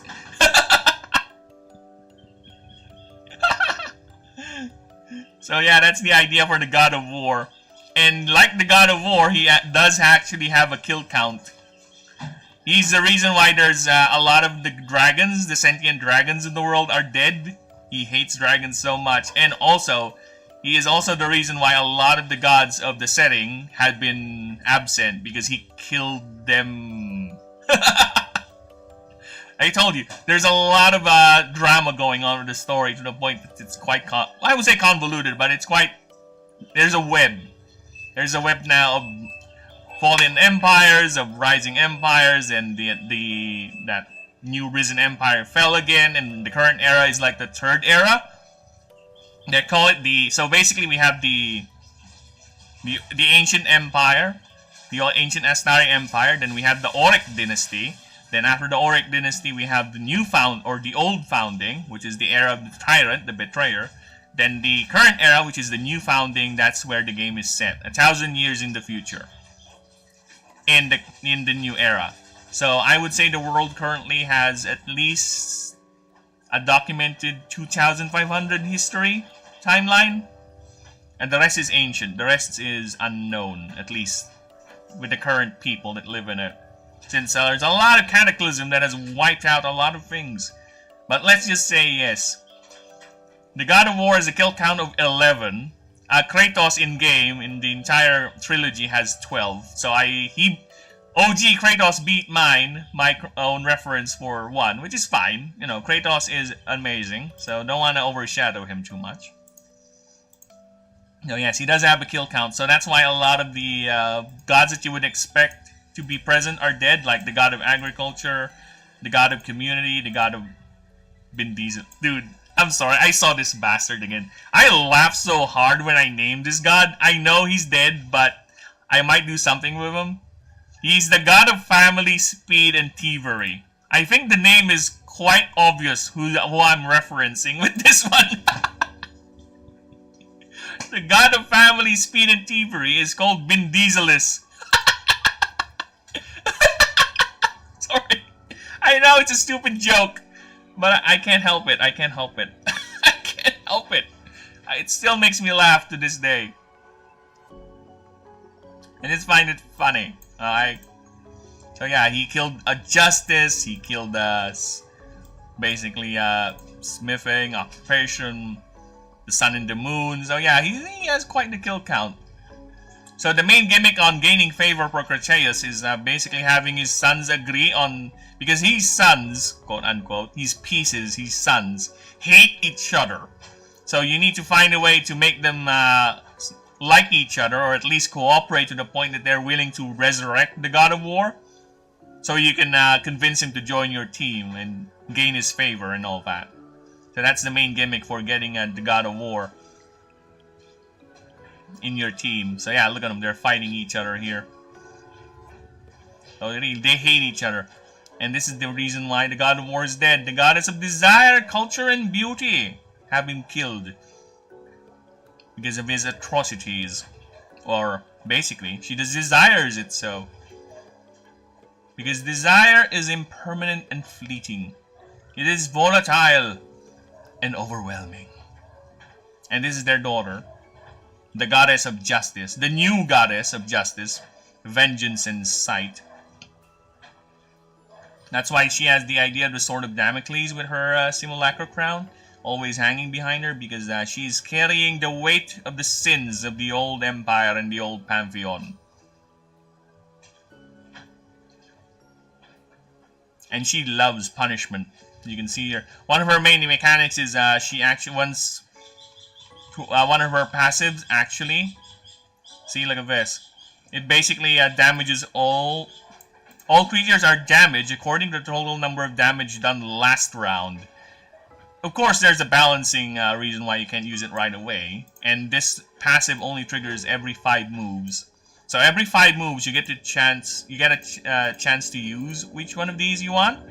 So once you've used both of them, you can use this. And it's basically a global, everyone gets damaged, even her type of move. So yeah, she's a glutton for punishment, that one. That is her idea. And Farfnix, I think, as I said at the beginning of the stream, once you guys get a hold of how his lore is, I think he's going to be the most hated god in the setting. To the point that people just might outright just not use him in their party, or just might not, for the sake of completion, just not complete the decks because they hate the god so much. What can I say? He is the god of sin. Of course he's going to do sinful things. Justice is the creepiest? Good job. Biblical Angel unlocked. Oh, thank you. Well, let me just show you guys the other gods, so we can judge the design. So, the chief god is Aurelion. He is basically the emperor of the Astari Empire, the founder of the Auric dynasty. He is technically the most powerful god, but he is absent in the setting. Long story short, he pulled away from the world because the world is currently suffering through a mana crisis. So gods or ancient Astari, the Highborn, are so powerful that they demand, or not just them, but the entire society has been fixed around mana. The demand for mana is so much, and there's a shortage going on right now. So the gods, primarily, are suffering for it. Well, not really primarily. Civilization gods and everything are suffering for the shortage. And Aurelion decreed that all gods, all Astari, must shed their higher forms. So basically, in order to conserve mana for the rest of civilization to survive and thrive, the Astari are no longer the dominant. We are surrendering our dominance of this world to the lesser species. And that's why a lot of the gods are now withdrawn or reduced. So they are no longer 100% power currently in the setting. They're like 10% setting because there's not enough fuel going around. There's not enough mana going around to allow their power to be fully manifested. And he withdrawn for the world after doing this proclamation. And that proclamation actually caused a lot of problems, but we'll not delve into that yet. So that's him. So he's the reason why you can treat with the gods and convince the gods to help you gain favor from them. But he's currently missing. I know where he is, but the player does not know where he is. So that's him, Aurelion. He's basically... There are 17 types, so here's his type, Illuminate. He's a pure Illuminate type. Think of the Illuminate type as the god type. It's not for everyone. The only high-level Astari are Illuminate type, so they're the rarest type there is, and they are only reserved, or you'll only see this typing with godlike creatures, or creatures who have access to the Simulacra crowns. So just to give you an idea of how powerful this guy is, he has an 8-crowned Simulacra, 8 spikes. So the more spike a creature has for their Simulacra crown, the more powerful they are, or the being, basically. Any sentient being can have this, but if they don't have the genes for it, they cannot unlock it. So if you have the genes for it, you can unlock it, but you have a limit. So his limit is 8. So that's how powerful this bastard is, because the highest Simulacra crown that you will see for people or for creatures or gods that can unlock it is 3. 4 in one case, but 4. So, well, there's one that's 8, but we'll understand why. He's not really that real. So yeah, that's him. That's the current big boy. And I had to change his design as well because I got feedback that he kind of looks like Arceus. Not my goal, of course. So I changed the drawings to make it look like not like Arceus, because this view right here is actually my very first drawing of him. My very first drawing, so I changed it to look like this because yeah, I get what you mean. I've seen Arceus a lot, so I need to change how it looks like so it doesn't look like Arceus, with at least with that form, because his color palette is kinda Arceus-like as well. And plus the golden spike crown. We need to change that. So yeah, there's him in actual combat, displaying his godly powers during the Voidborn invasion, which is basically another point in the timeline where the things really get fucked up. Oh shit, I need to do the file axis first. Ah, that's another one. I think, yeah, there's 10 more gods or Pantheon level creatures.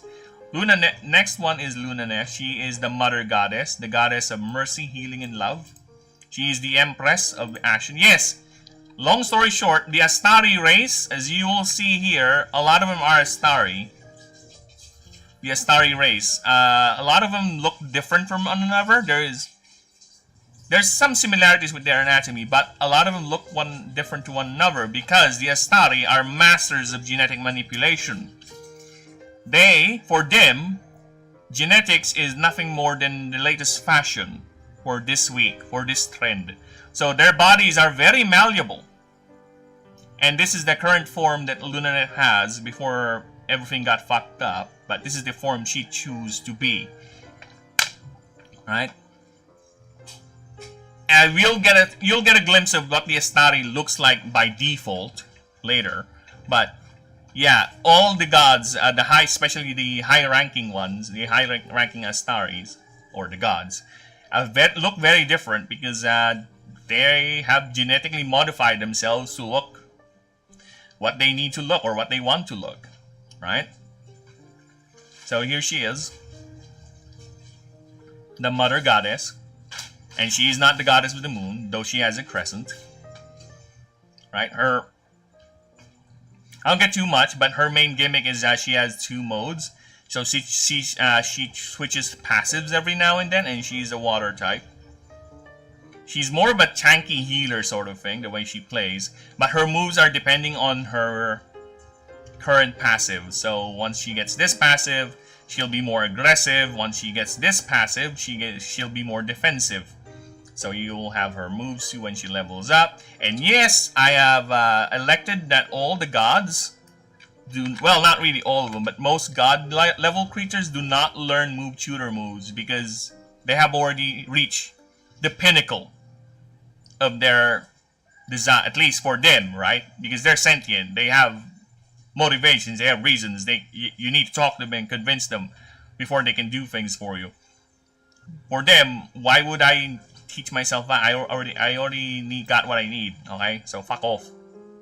Don't have this old man teach me to do things. Fuck off. So here's some additional drawings of her, so how she looks like, some background lore.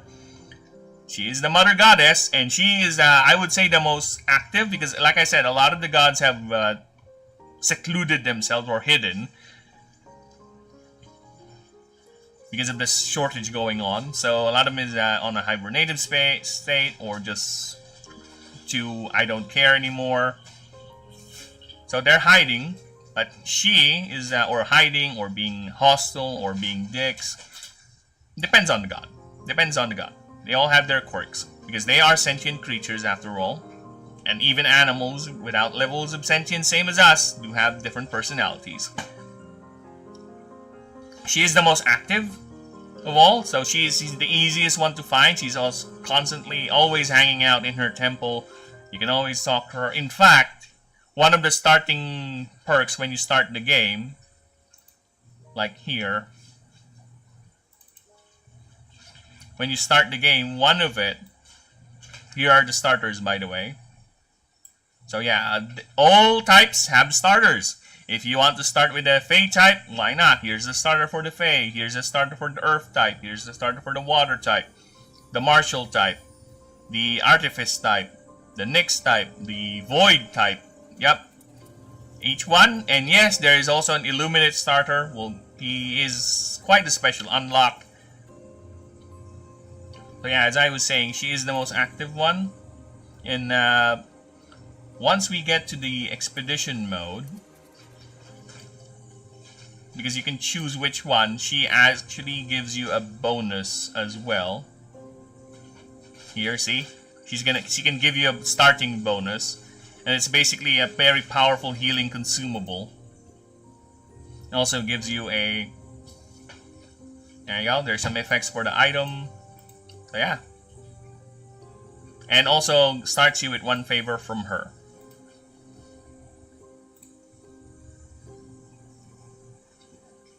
Now here she is angry, of course. Oh, it's not always so lovey-dovey. Here's the Astra. So the Astra is the basic form of what the Astari look like. Well, kind of. They still have the biomechanical enhancements present in their species because they are masters of biology and genetics, and part of it is for grafting biomechanical parts into their body. So that's another thing. If you would see these things attached to certain creatures, or that means it's Astari biomechanical engineering that's been attached. So yeah, this is the base form. This is what they all should look like. But due to their manipulation of genetics, they really, especially the highborn, like I said, like, yeah, there they are. This is the base form. And in fact, one of the sons, there are, Aurelion and Lunanef have 2 sons. One of them is Gravelius, the god of duty, humility, and oaths. Foregone to changing his form. I won't go on deeper, but he did not change or alter his base form. But he does have 1 spike simulacra crown inherited from his dad. So that's his max power right there. But this is how he looks like. So he didn't alter his form. Let's just say he is known as the god of humility for a reason. And this is the male and female variants of the Astra. I need to change their design as well because I got feedback, which I gotta say, I gotta preface this, people. My favorite Pokemon ever, like my #1. If you were to ask me, who is my favorite Pokemon? Mew. Period. Don't ask me why. I love Mew. Fuck off. That's it. I love Mew. Mew is my favorite. He's too cute. He's too damn cute. I love him. I was saying that because this is how Astra looks like by default. This is the very first Astra design I made. And you can already tell just from down here the pink. So yeah, the original Astra design is very Mew. Very Mew-like. So I did change it. Because yeah, you're right. I don't want that. I don't want to be too close. So I changed it to this. And I think it's better. Actually, it's better. More unique. And here's the second son. Right here, Lucerius. He's the second son, and he is known as the god of ambition, passion, and power. He is also known by a couple of monikers right here. The Great Betrayer. Well, let's just say that ambition has certain qualities that led to great fuckery. So I won't delve too much because I do plan on releasing lore videos. Yes, I told you I am going all out ambition mode on this one. I will eventually release lore videos once I'm polished out the lore and done enough for me to merit some lore videos. But yes, there is lore, there is story, and I will be making them so I can explain the world in the setting and the gods better. Also the NPCs, the organizations, and all that. So yes, he is the Great Betrayer. He has done the great fuckery in history. And all sorts of disruptions, and he ruled for 500 years during the Old Founding. That was his cosmic order, if you will. So yes, he's this is my if we go Pokemon language, he's my ghost type. This is Essence. Yes, he has his moves, of course, and he is, well, no need to spoil. He is the Illuminate starter. And here's a picture of him being a tyrant. Flanked by 2 Pyropilaxes, which are basically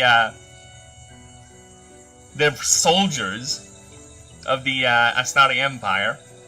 And of course we have some Amandopylaxes there flying in the background.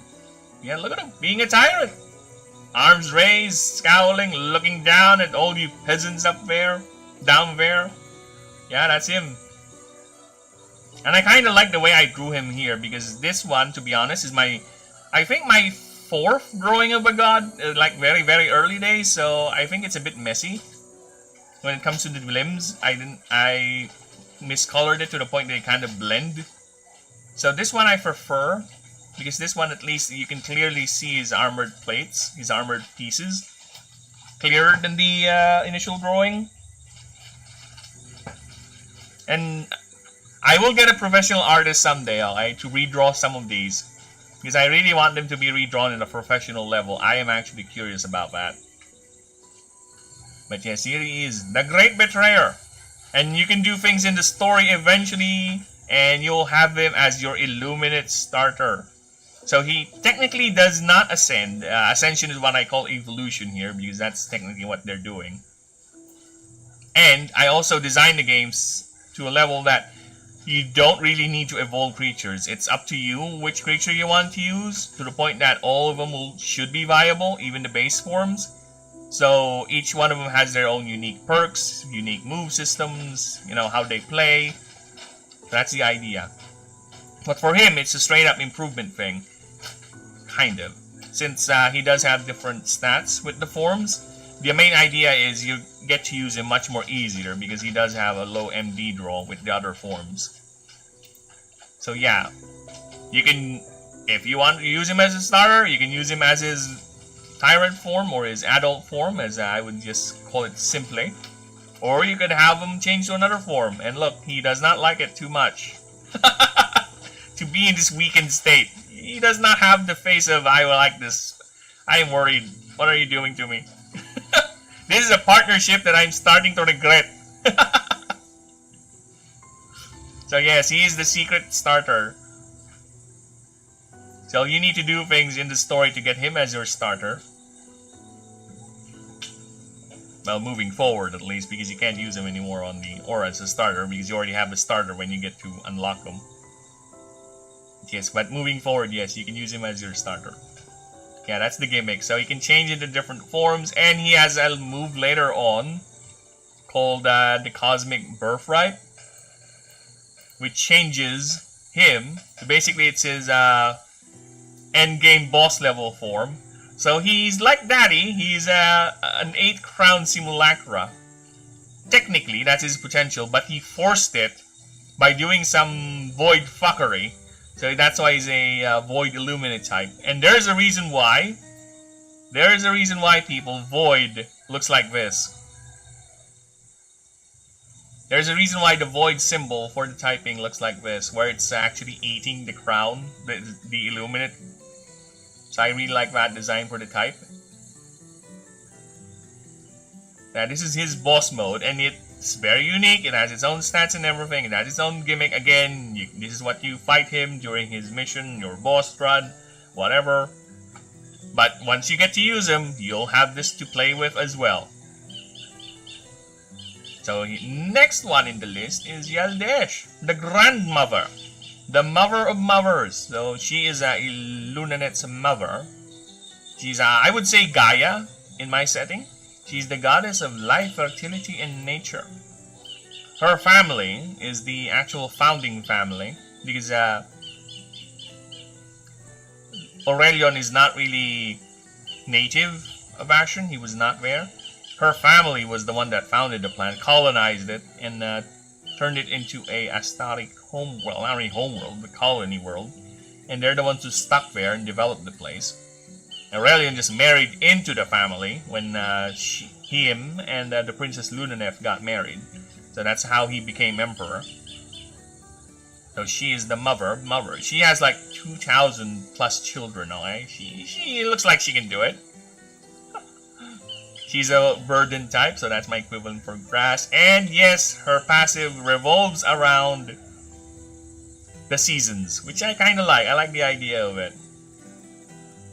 It allows you to plan ahead, depending on the passive or that's gonna be upcoming, both you and the enemy.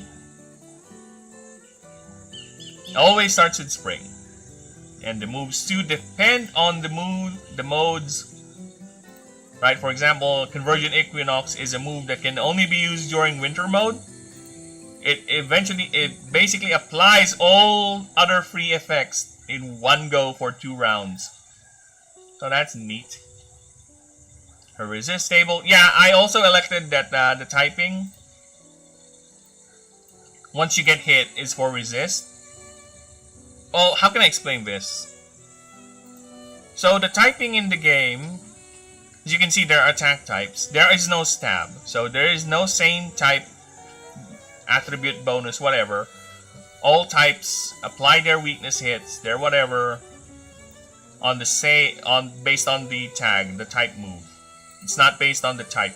The type is only used for basically how they would get their passive, because all types have their effects, like fire cannot be burned or scorched, void cannot be void touched, or swarmers have lower MD cost, air types are faster, you know, stuff like that. So that's the main determinant for the typing, and also their resistance. But the moves, the type moves, will be, in terms of damage dealing, will come through here, the attack type move, and the power stat. Power stat basically applies the raw damage onto the damage that is on the tag, on the attack. So if this example is a 60 damage move, then plus 15, then it'll be up to 75 damage once it hits a target. Then of course, then you'll apply the resistance table.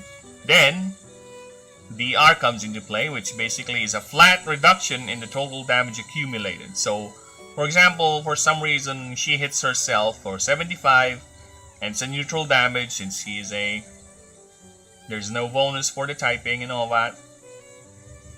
She has 24 DR, so that's 75 minus 24, and that's basically the damage she's gonna take. That's the idea. So another thing that I'm watching out for is this. I don't want the game to be too fast, where it's basically like well, the thing is, Pokemon has this thing where it gets too fast, or where basically high-level fights just becomes 2-hit, 1-hit. I kind of don't like that. So I wanted the game to have a little bit of strategy and tactics when it comes to the creature fights, where it just doesn't blitz through a turn and just wipe you out in 1-hit, 1-hit, 1-hit. No. I want to be a little back and forth, but not too long, otherwise it will get too boring, right? So I want there to be a balance between how grindy or how tough a creature is and how long the fights is going to be. So that's another thing I want to see with the test. And also speed.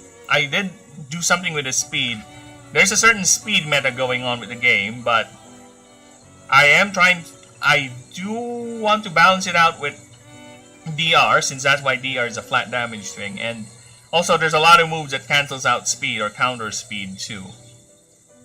And of course, energy is mana, so every move has mana. So for example, if you're going to use Force of Blossoms, it's going to eat 20 of her mana, so she'll be down to 33, and she'll regenerate 2 mana next turn. So yeah, there's a mana economy too with the creatures, so you need to be mindful. And that goes with the speed. That's how I will balance speed currently. There are 2 ways I balance speed, because the way speed works in the game, for example, if you have a creature that has speed 150 versus a creature with speed 75, so logically, for beginning of the round, speed is recomputed, so the faster creature gets to move first, right? 150 beats 75. But in my system, speed, if you are double the speed, if you have double speed, you have double moves. So if you have triple the speed of the slowest enemy creature, you have triple moves. So in that scenario, the 150 speed guy has 2 moves before the 75 speed guy moves. Well, not really, because the extra move will be computed based on half the speed of the faster one. So 150 guy gets 1 move extra, but it's going to be based on 75 speed. So 75 speed guy slow moves first for the second turn, so basically 150 guy, then 75 guy, then extra turn. So that's how the turn was gonna play out. Next turn, it's gonna shift, because if a creature has the same speed, every round when speed is calculated, they switch places. So 275 guy will switch with extra turn. So next round rather, you'll have 150, 150, then 75.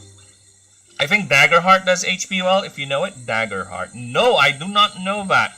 Is that also another tabletop RPG? I need to check that. Daggerheart. Oh, okay. Putting that on the... Yeah, I'm gonna bookmark that so I can check how they work. How they deal with HP. There you go. Thank you, thank you. I won't read too much with because I really don't like to be getting too influenced by other game systems. So I'll check how the HP system looks like in that game. It's a it's the Critical Role. It's their unique tabletop RPG thing. Okay. I heard about Critical Role when I was playing Baldur's Gate, but never really watched their stuff. But I do remember reading something about them making their own tabletop RPG, which is good for them. Dude, we need more stuff like that.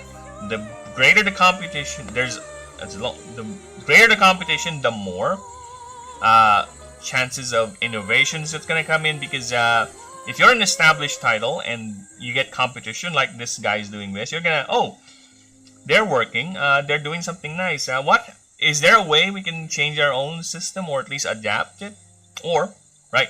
Like more options too. Be like, I kind of don't like how your system works, to be honest. So I think I prefer this. Now, more options the better. And Monopoly is never good. Now, I don't want to dwell on that because we are not gonna go. They deal damage, then once they reach a threshold, then it takes HP off. So you can have only like 5 HP slots. Wait, they take damage. Oh, wait. You see a threshold, then okay, I get it. So it's like you have armor, kind of. Like, for example, if your creature or character has like 5 HP, it has a threshold of 10. So if the damage comes in, that's 20. So that's gonna take off 2 HP. Did I get it right? Did I get that right? So, for example, if he has 5 threshold, or 10 threshold, then 5 HP, he gets hit for 5. He does not lose the HP, but he loses 5 threshold. So if he gets hit again by 6, it breaks the threshold, then he loses 1 HP. Is that how it works? Did I get the basic idea right? Oh, that's interesting. Now, the main question is there for that system is, when does the threshold refresh? Is it like every end of the turn, every end of a specific number of turns? Does the threshold actually still refresh? Or is it permanent till the round or the fight ends? You know, stuff like that. That's where the balancing would come in. So yeah, because I do have things like temporary HP, which is basically some creatures can generate temporary HP, where some moves would give them, for example, let me just pull up the move list here. So let me get this filtered out. Alright, unselect all, temp. Okay, so let's do that. So yeah, there are creatures here that generate temporary HP. For example, this one is a move here. It's a Astra Magnificum, is Lucerion's unique move. So basically, he gets temporary 150 temporary HP. So it's not really HP. This type of HP cannot be healed, and it doesn't heal you if you're damaged. It's just an extra layer of HP, like extra armor. And it does not apply resistance or weakness hits. It takes raw damage, so it's neutral damage, but it does not have, it's not affected by your DR or whatever. So yeah, there are stuff like that too in the game. And a lot of these temporary HP gimmicks will come from essence types and earth types, because that's their thing. For example, here, let's see if we can find, here's an earth type move. A Terra Shield is a 4-mana defense move for earth. And it basically, the creature loses 20% of its current HP, then it gains half of that HP. Well, not half, it gains double. Gains double of that sacrifice HP as temporary HP. Something like that. So, there are things like that in the game as well. And I need to change that.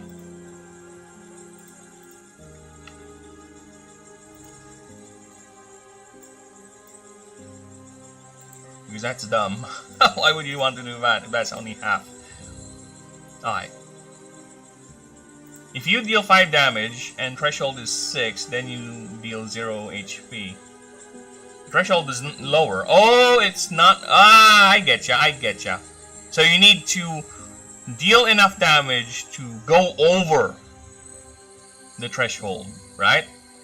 The threshold doesn't lower, just like natural armor that doesn't deplete. If you deal 15 or higher, then 6, but there's another threshold of 2 HP, which is 13, because you dealt 15, you take 2 HP off the enemy. Yeah, okay, yeah, that's interesting.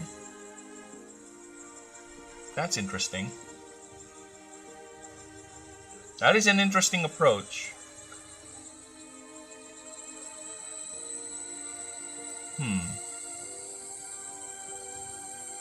I'll put that in the back burner because I kind of like that idea when it comes to the idea of DR and damage. But it's gonna... No, actually, yeah, let me think about that. But no, currently this is the system we're going for. This is the system we're going for. So yeah, but that is an interesting idea. It's gonna drastically... It does negate one-turn burst boss skills. And that's another thing that I try to avoid too. Because, let me just pull up a idea of... because like I said, the creature game, or the number of creatures you can field are infinite. Not really infinite. There is not really a max. It's up to how many mana you can, or arcane stat you can do. And like I said, it's not really hard to get arcane stat in the game. So that's my main balancer. But my idea currently, to avoid one-turn boss skills, is, well, to justify their bossness, right? To lock, because you do get extra turns when you have high speed, but if the high speed creature gets 3 or more turns per round, the third extra turn moving forward, you get an accuracy penalty. So your third extra turn in a row gets you to roll a dice for you to hit the move. If not, it fails. So forth and so on. It gets harder and harder for you to hit consistently the more extra moves you have. Not a punishment, you still get to act and do moves. It's just so it doesn't do the one-turn boss skills and all that, right? And also, there are lots of ways I am countering also the speed, because I am already foreseeing a lot of players would go for speed builds, because who does not want to deal with boss gimmicks, right? Who wants to suffer the boss gimmick if I can take out the boss in one turn? And so far, the simulations that I have running are not doing the one-turn boss skills. So, but that's just me, right? That's just me. It's up to you how you're gonna do it. So I need to see how people are gonna do it. How they can try to break my game, which I welcome you. Please, go ahead and break the game. I really want you to. I really want you to. And again, these are the boss level creatures. These are basically the gods of the world, the pantheon, right?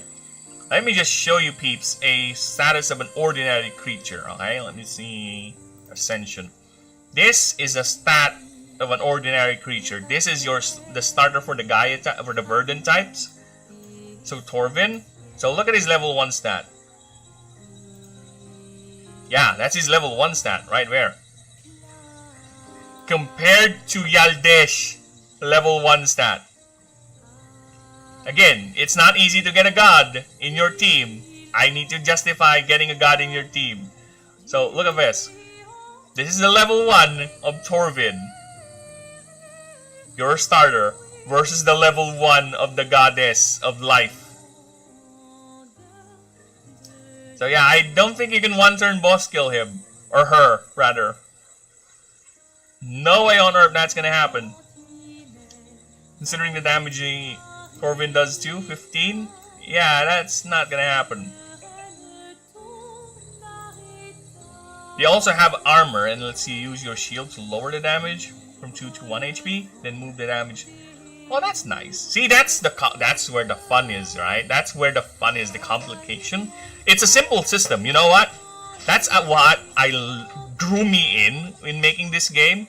That's the thing that drew me in. It's because I want to make a game system that's complicated to a point where you can do a lot of things with combos, moves, and abilities, but simple enough for people to play it in tabletop without needing too much. That's what I'm envisioning here, and that's what I want to see, right? And this here, your example for how this threshold with the shield thing with their HP system is an example of a simple system but getting diverse or complicated to where you can mutate it to have other effects or other things to play around with, like with the shield, with your armor, other additional stat points like that. So yeah, that's what really drew me into making this game. It's like, you know what? I think I might be able to do something like that. Because that is the first idea. I want to test it out on tabletop. This system needs to be playable on tabletop. At least on Discord. At least to have people on a Discord call to play it. Alright? I want it to be flexible enough for people can draw out their own expedition maps, for people to be able to craft their own scenarios, their own characters, whatever, their own NPCs, and have their own little stories in the setting. That's why I'm doing all the lore. That's why I'm doing all the rules, so people can have an idea and they can craft their own. I really like that. I really like the idea of making a playground for people to fuck around with. And of course, there is a story that I'm making as well. That's why I'm making all these gods and goddesses interact with one another. And look, that's my first name right there. Look, I just doxed myself. Hello! Hello, you fuck! Doesn't matter. I haven't done anything wrong. I think. Or maybe someone else with the same name has done something horrible. So yeah, that's my idea at least. I'm gonna test it out with people using Discord. I'll be making my game tests. I'll be recording sessions. In fact, that's another reason why I want to make a Discord eventually. It's because I want to test it out with people, not just with my friends. Because the more people that I can test it out with, or the more games I can see where people are using the system, the more things we can come up with, what needs to be fixed, what needs to be adjusted, what needs to be added in, you know? But I think the current skeleton is decent enough. It works.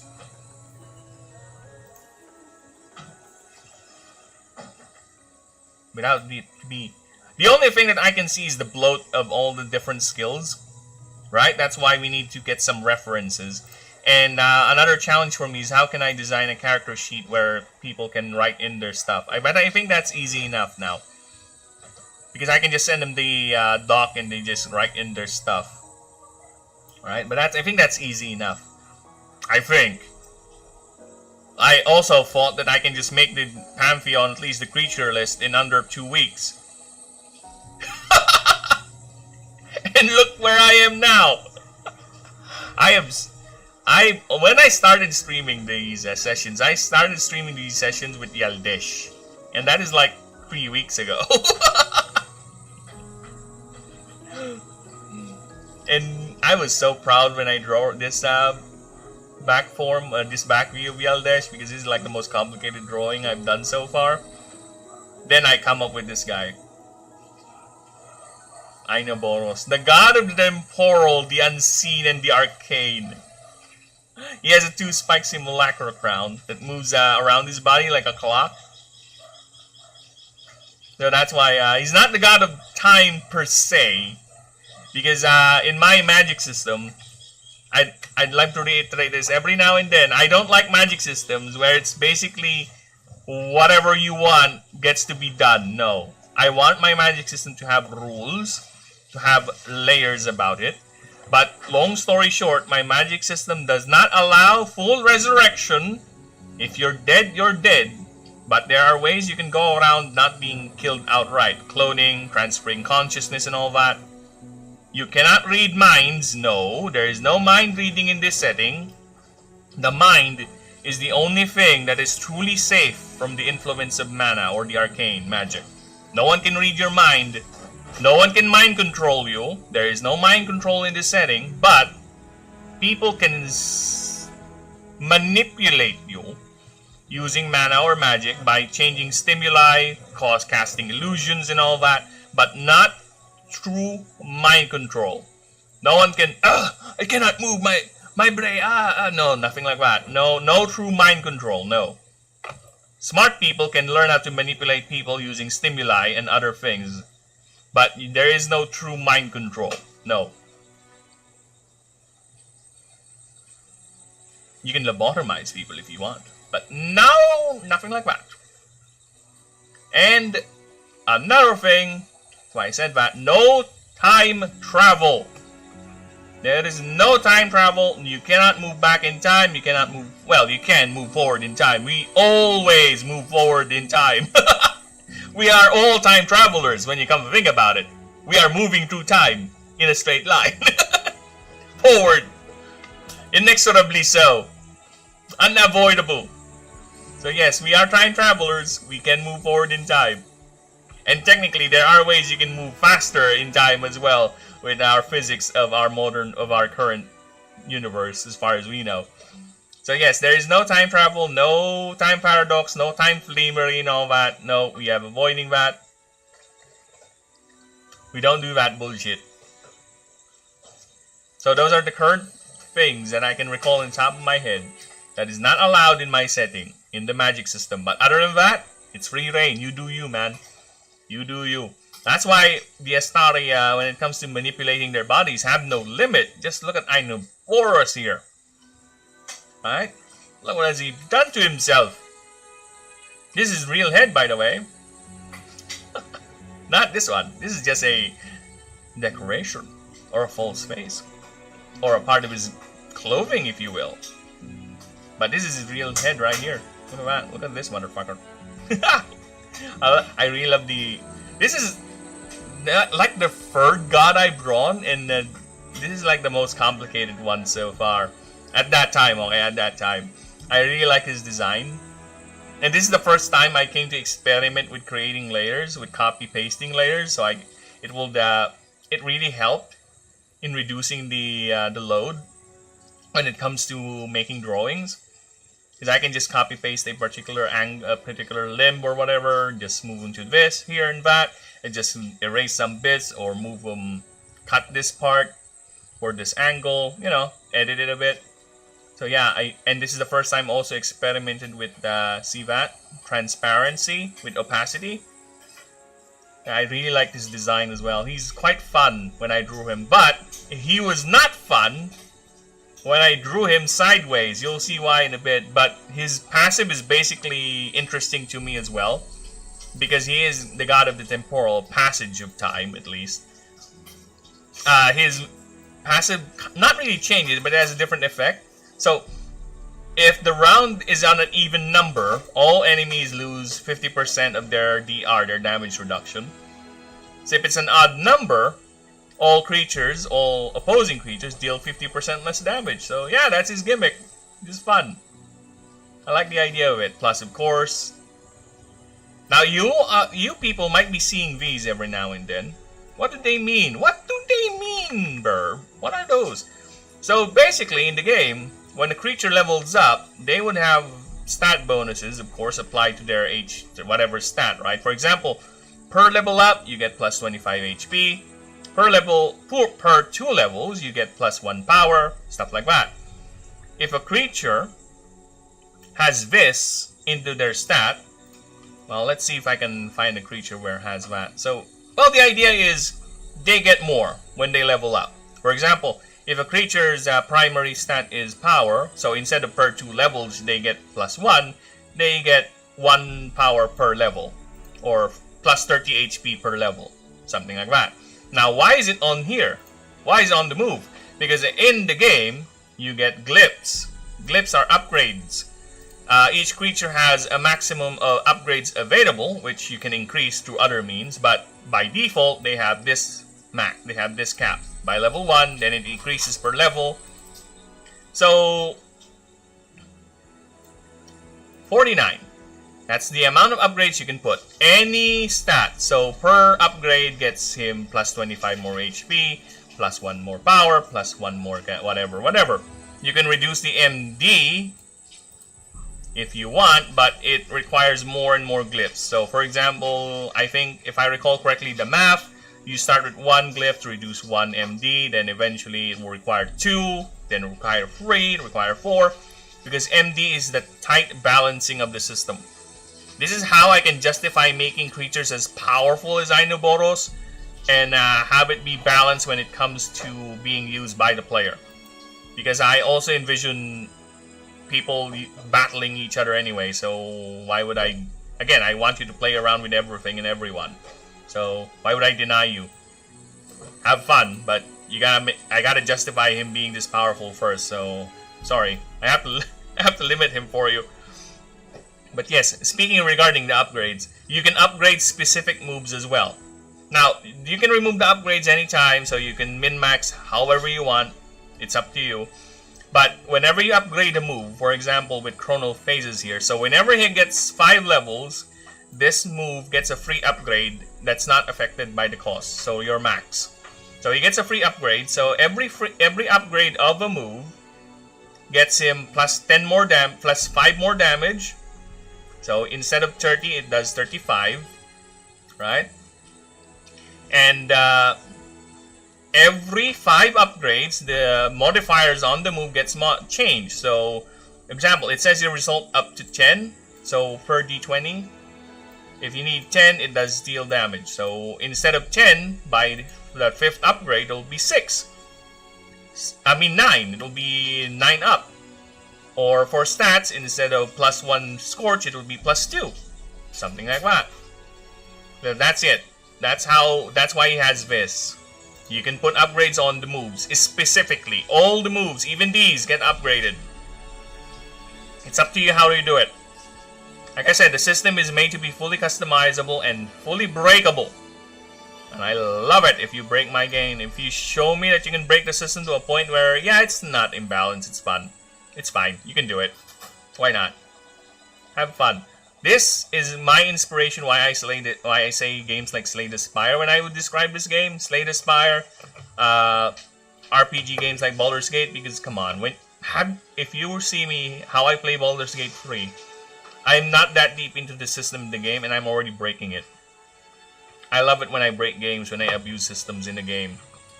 So yeah, I would like to incorporate that in my own design threshold as well, and I'd like to share it with you folks. I want you here to come in, have fun with the system, be challenged, and see how much you can challenge me in making the game fun while you breaking it. And as I was saying, it was a nightmare to draw. It was fun to draw till I got to the side view, because fucking hell, having to manage 12 arms sideways is not an easy feat, at least for me when I started drawing him. So yeah, this took me like 2 hours, I think, when I drew him. But I think I'm getting a hang of it. I'm getting an idea. So here's an action pose of him interrogating an Esper. And this is his, well, I won't give too much, and this is Horadses, the god of matter, industry, and the tangible. He does not have a simulacral crown, unlike his older brother, Inoboros, and because of that, let's just say he got a bit jealous, and he encased his entire biological form with Astari biomechanics. So the only part of him that's biological is inside the central core. The rest of him is all biomechanical. He's the cyborg god of matter, industry, and tangible. He is a bit insecure with his body and all that. I won't get too much because we'll be here forever, but this here is. He's the master of the hard light technology. That's why he has he's able to create hard light plates. And actually his moves He revolves around temporary HP. So as you can see, he has quite a low HP for a level 50 god. But basically he starts its combat with 50% of his max HP as temporary shielding. So yeah, he does have extra HP, but it's temporary shielding, and you can actually replenish the shield by paying mana for it. So that's his gimmick, and his unique move is actually regarding that. So basically, you don't need to pay mana for the move. You can pay temporary HP to make the move work, but that's it. It's temporary HP. So you're losing defenses as well if you're doing it, but the more you do it, the more powerful the move becomes. It's up to you. That's his main gimmick. And unlike other gods, he is quite open to that because he is the god of invention. Well, industry. He is open, so yeah, go ahead. You can learn other moves as well. He's one of the few that allows that to happen. So here he is. And for eagle-eyed people out there, at least people who are aware of the Cthulhu mythos, I think you know who I have him inspired. He is freaking inspired by Nyarlathotep. The King in Yellow, baby! And actually his lore does revolve around the dwarven companies competing to acquire his favor. The Yellow Crown, if you will. So here he is, Nyarlathotep. And this is my homage to the King in Yellow. So yeah, that's his idea. Currently, he's like this, kept inside one of the major dwarven companies. Because mana is, well, they're starving gods. They're starving. Not enough mana to go around. And every time a god would actually unleash some of their power, it ruins the mana wells. So it causes all sorts of disruptions. Because a lot of technology and creatures out here are very reliant on mana, to the point that some of them cannot survive without it, because their biology is so twisted and intertwined with the use of mana. Losing access to it will actually be fatal to them. So yeah, that's why a lot of the gods have reduced themselves, because otherwise they would share the same fate. And so far, currently, Horadses is chilling, if you will, hiding inside his hard-like cocoon, being siphoned for power by one of the major corporations. And this is their youngest sister, Pereshkigal, the goddess of death, emotions, and birth. Yes, birth. Long story short, she's going crazy, and she has 2 unborn children here that she cannot let loose upon the world until she deems it safe. That is her tragic story, and that's why she's also the goddess of death. Because she's done a lot of fuckery to make sure the world is safe, ridding it of the impure. She is the Nyx. Nyx type is, I would say, the most aggressive type in the game, where they really rely. So that's how she works. She is hyper aggressive, to the point that one of her passives gives bonus to piercing type moves. Piercing moves, if this keyword is present in your move, that means the move does not account DR in its damage. So it bypasses damage reduction. But they deal 30% more damage. But if the move has piercing, they deal 20% more. And her other power, it's up to you which mode you want. You choose that every start of her turn, and you pay mana to switch. So she either does that, or her moves hit twice for twice everything. Twice cost, twice rolls, twice modifier. But that's it. It's up to you. She is hyper aggressive, hence the low HP. She is meant to barrel down your ass in fewer turns as possible, but I try to avoid, again, 1 turn kills, at least against the gods. But for lower creatures, yeah, it's unavoidable. Oh yeah, this is dumb. Why did you say this move? What's wrong with you? That does not make sense. So this is her unique move. This is how she looks like, and yes, the Arch of Infinity functions both as a long-range weapon and a short-range weapon. She would actually wield them as blades if she wants to. And that is the goddess of death. Her body is very malleable, as you can see. She can move without her biomechanical limbs as well if she wants to. The only thing that you won't see her not without is her twins. Nina and Urbara is the name of the twins. So she always carries her children around. I would say she's constantly fighting pregnant. Which is a trope going around nowadays, with how stupid media is. But she is constantly fighting pregnant. Currently.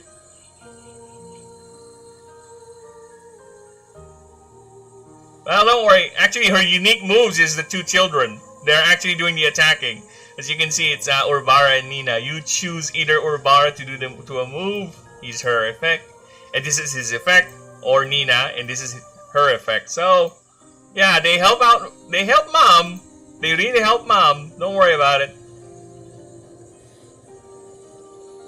They may be unborn, but they can still kick your ass. Yeah, here's some lore with her.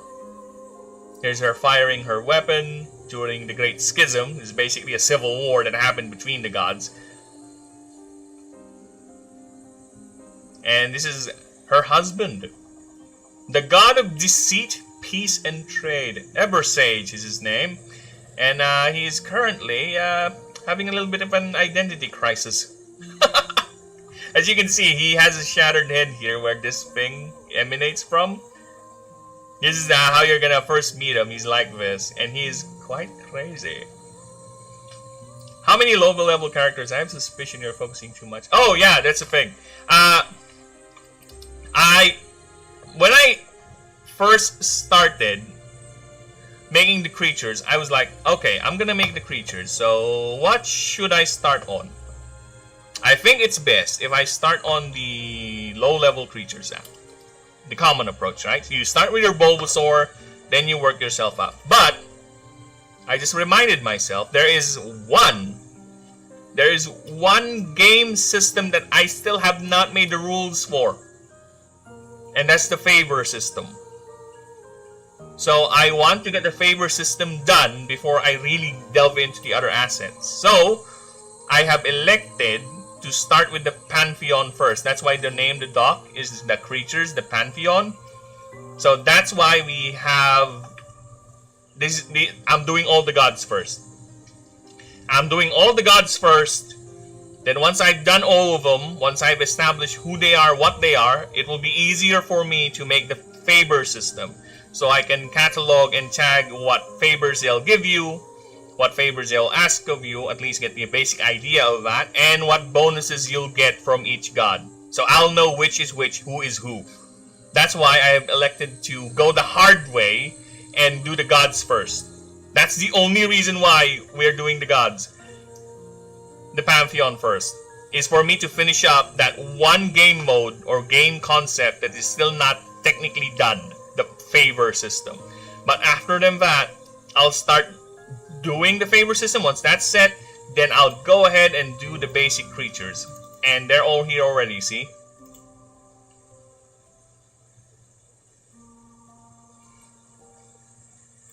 See, look at that. The basic creatures are all here. You can see some of them pop up on the lower screen right there every now and then. Because yes, they are already there. I think my plan is, I said 250. I think I have around 100-ish already made for the low-level creatures, but they're already here. They're already set. Some of them they're not all the starters. Some of them are creatures, just ordinary ones. They're all here. I just need to flesh out their stats and their sheets. But yes, you are correct. I am doing a lot of the main Pantheon currently because of that specific reason. And like I said, I thought I was done by 2 weeks, but no. We are far from over. Well, not really. I think I need to draw 8 more, then I'm done. I'm done! 8 or 4 more, because I'm thinking moving the Hylaxes to the Mythics, to the Mythic Creature page once I start making the Mythic Creatures. Because technically, well, they're not really legendary. They're not really legendary, there's a lot of them, but they're high level, they're very powerful.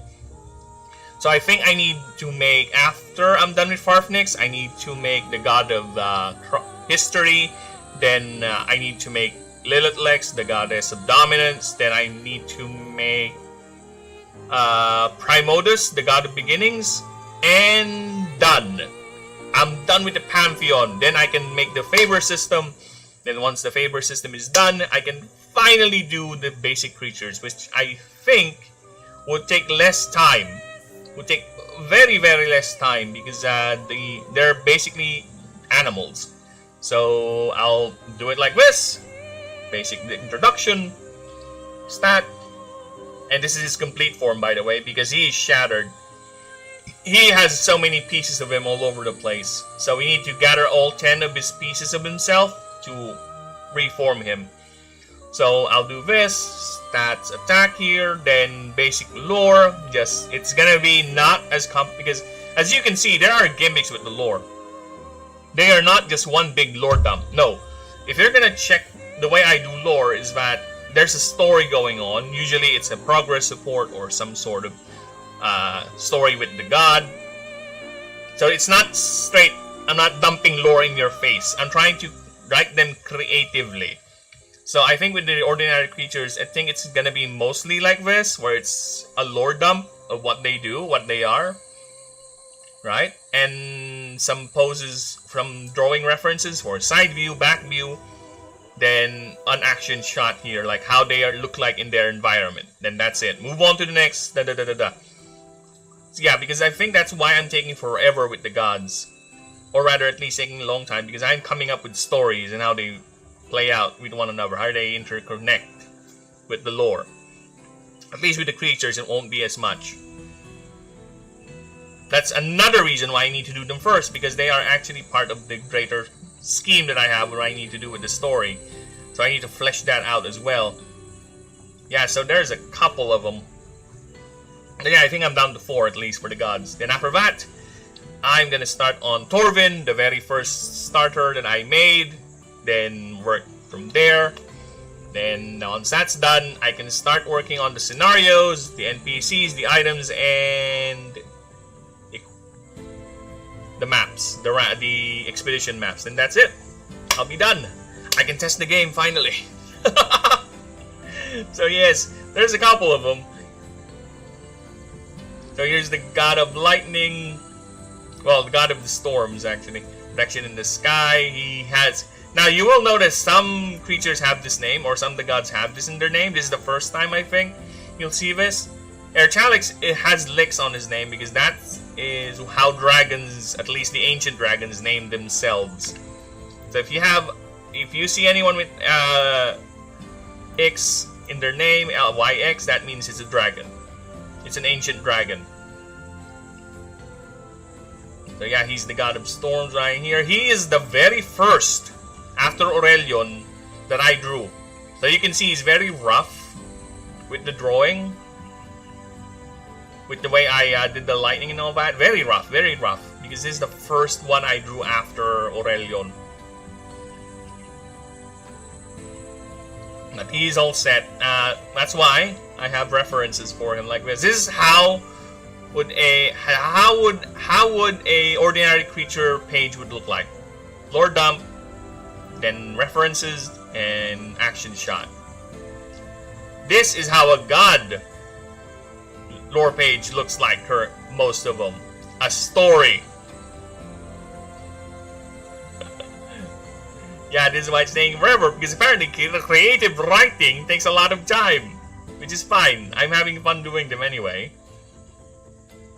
So yes, this is Catalix, Lord of the Sea. He has his own gimmick, but basically, he's a Lord of the Sea, the secrets and exploration. So once you meet him, you get to speak on first with a pristine head, which only tells lies. So if you manage to get enough favor, you'll get a chance to talk to the voracious head, which tells both lies and truth. You just don't know which one, so it's up to you. Get more favor, full favor from him. Aside from the chance to put in your party, you get a chance to talk to the atropic head, which always tells the truth. And you won't see this most of the time because he's hidden. He's hiding that behind his wings. There you go. He has tattoos of the 6 great houses. So like I said, that's why it's taking a long time, because I need to establish a lot of lore regarding the setting too. Because I'm just not making gods for a creature battler. No, they're not. It's not like I'm making... I really don't like doing the Pokemon comparison, but it is unavoidable at this point, since it is a creature battler and Pokemon is the most prominent creature battler there is. I don't like the way Pokemon did their legendaries in terms of they're supposed to be Arceus is the god of all Pokemon, and he's barely attached to any lore. There's nothing. He's not a character. He's just Arceus, and that's him. That's all he does. There's barely anything you know about the guy. So the gods are gods. They're sentient. They have their rule. They have their character. They have their story. They have their own temperamentalities. They're not just animals. They're not just animals you can just throw a ball and tame and just use them whenever. No. So that's why they're another reason why they're taking long, because I want to establish a personality, a history. For example, this guy right here, the god of earth change and adaptability, Varix, another dragon, has some political intrigue going about his origins. Could be a bastard child of Aurelion for all we know. But yes, he does have an air mode. So he starts off as a fire type, but ends up being an actual earth type when he comes to his air mode. So his passive works around that as well, switching between flight and air. Well, not really. It's the effect of his passive changes with his mode. The changing comes from the move. So here's his top view right here. Him fighting Catlalex. Some lore. Or rather flavor, I think flavor would be the word for some of these pages. Here's the goddess of knowledge, Mr. Lelex. So another dragon. There's a reason why she's like that, because one would say, if you're gonna make god of knowledge, why is she not a psychic type or anything magical like that? She's an air type. The goddess of knowledge is an air type. There is a reason for it. Won't delve too much, but that's like I said, they have their own twists and turns as to why they are like that. Yep, we already talked about Krateus right here, the god of war. Kravos, yeah, we already talked about that. Yeah, Artros. And I also need to get used to saying their names out loud, because that's one way you would know if they're actually okay. Because if they don't roll off the tongue or they're a bit weird to pronounce, I think you need to change a bit. Roscos. Right here. Then yep, we see Agatrasis. And there you go. So yeah, like I said, I'm down to 4 more, or 3 more. After I'm done with Farfnix, then I'm done. I can finally rest my word by God creation, Game of Thrones inspired, whatever level of interaction, and focus on just making basic creature notes. That this animal is known to roam the wilds of blah blah blah. They are quite omnivorous and would actually be considered as quite helpful in terms of livestock and blah blah blah. You know, something that can be just a straight up description from a National Geographic magazine, something like that. Easy. So yeah, that's why we're at here right now making this guy, the god of sin.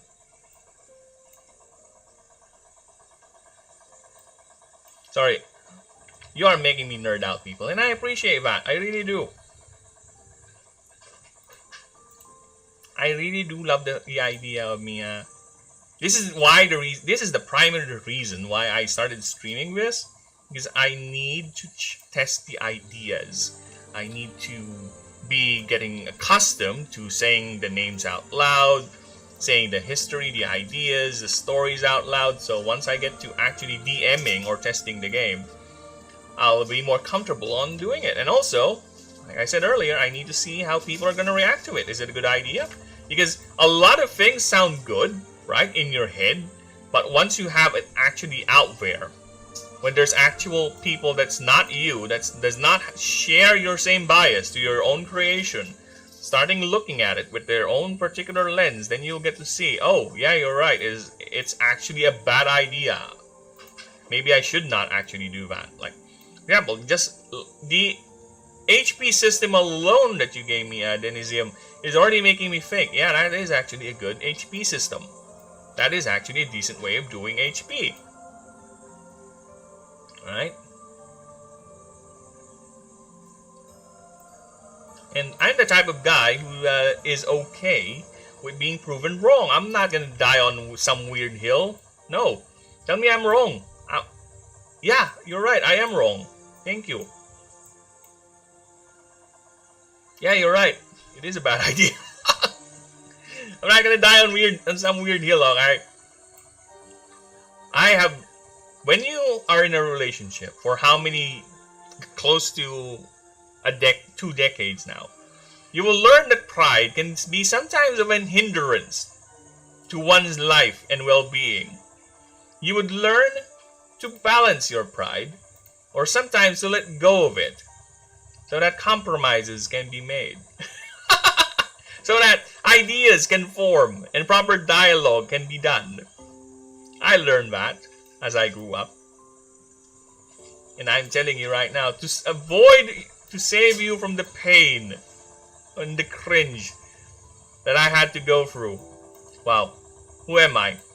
Giving life lessons. Who am I? Oh, shut up.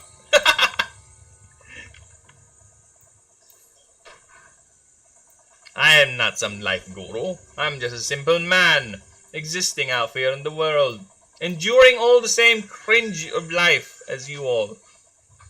Because, unfortunately, life is indeed cringe. It is quite the cringe factory. Should I keep this? I kinda don't like this.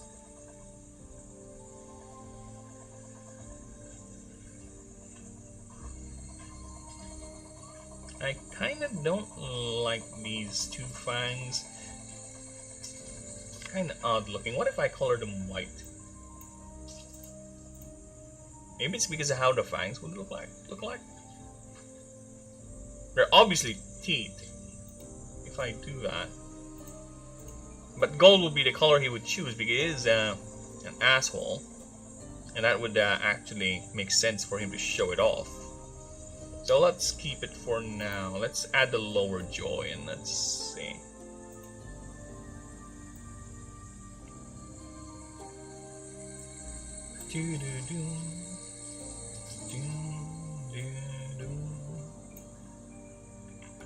Jack Smith, enemy type god. Like I said, he is the god that people will hate.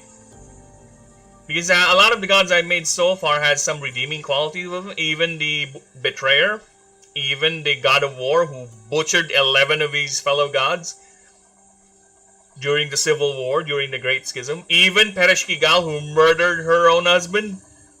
That's why Eber Sage is a fractured god right now. That's why his pieces are scattered all over the planet of Ashen. There will be some redeeming qualities for him. But this guy, I don't think there won't be. There will be.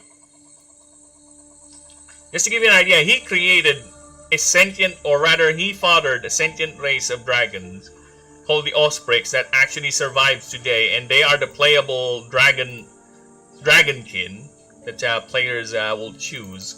Okay, this is an example of what an Oprix looks like. So they are descended from the ancient dragons, and they want to get back. A lot of things happen for the dragons to either turn into creatures, feral dragons, or diminish that do not have much power over magic, but they have raw strength as well. But this is the Oprix currently. He made these. He is the father of these things, and the Oprix hate their progenitor god. That's why he's called the god of sin. Okay, there is a reason why it's called the god of sin, and I think I need to change this one to god of sin first, right? And I need to remove greed, because if we're gonna go for sin with his already concept for the 7 sins already in his eye, I think greed should not be emphasized, because it's already understood he has greed. So I need to give him another moniker. I'll get to that later, right? But the current offsprings hate their progenitor god because he, again, let's just say he made them to be more of a servants, to dominate and to be told what to do. Should I dare use the S word? Of course. I ain't no bitch. They are his slaves. Okay. In fact, I will tell you this: the design concept for how he plays Farfnix, he has 4 enslaved Ofric souls that are in, well, not really souls, consciousness that are constantly inside him, doing whatever bidding. Think of him as mindless lobotomized drones that does whatever he wants. I think his other title should be the God of Treason. Yes. Doing whatever he wants. Be it, you know. Whatever debauch thing the God of Sin can think of. They are constantly swimming inside, or being constantly inside him, pleasuring him and everything. And he can, yeah, like I said, he is not a good type of guy. Okay? He is an asshole for a reason. And as a writer, as someone who crafts the world, here's another thing. As much as I can, I don't want to make a world that's completely sanitized. No. There's gotta be light and dark. There's gotta be fucked up things. There's gotta be... Oh fuck. Did I... No! Did you crash? Did I close it? No! You fuck!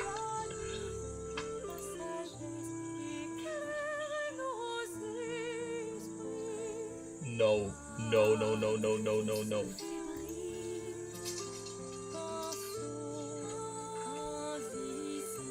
No, no, no, no! Oh, fuck. Did it not autosave?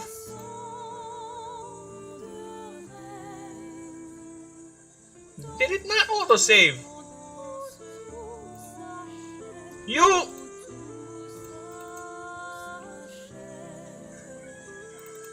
Please, please.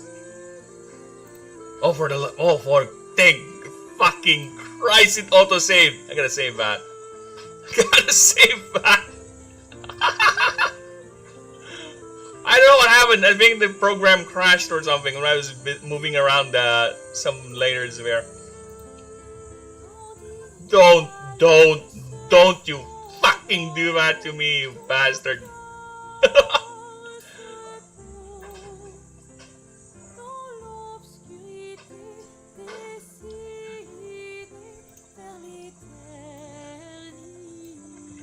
I need to keep his shit-eating grin.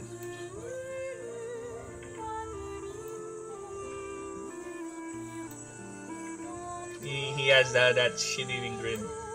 Ain't no way. Ain't no way indeed. Well, lucky for me, it got saved. Oh my god, yes, thank you. Dude, the last thing I want is to redo all this. I have a memory of a goldfish, okay? A lot of these... Well, technically I can pull up this... No asking to save before closing. I know, right? It just closed. I think it crashed. I think that's what happened. I think the program crashed. Because otherwise it would ask for me to save it if I haven't saved it yet. Because what I was doing is moving some layers around here, like that. And I think the game had autism and just had a heart attack. Oh shit, I'm not yet done. There are a couple of things I need to do first.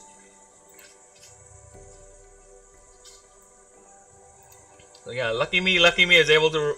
The game has an auto... The program has an autosave feature. And lucky me, I remembered that it has an autosave feature because it doesn't show. You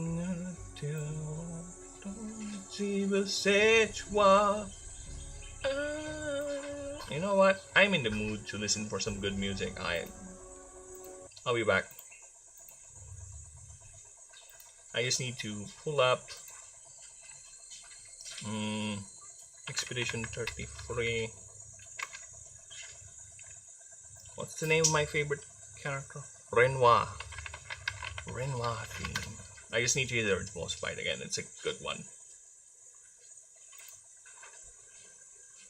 Let's hear first. Let's hear some French people fighting each other, having a lover spat. There you go. Let's give him that. Golden, of course. Golden, golden. And here's what I meant when it comes to the how useful layers are. See, I can just do that and move them down here. Fuck, does it save a lot of time. Look at that! Done! 2 horns, done! And the wristband, wristband.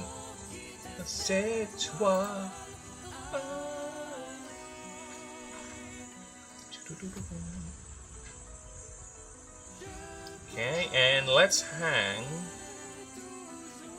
mementos or some sort of no, I want the heads. Not really a head, but the victims, the 4 essences that are living inside him. So let's do that.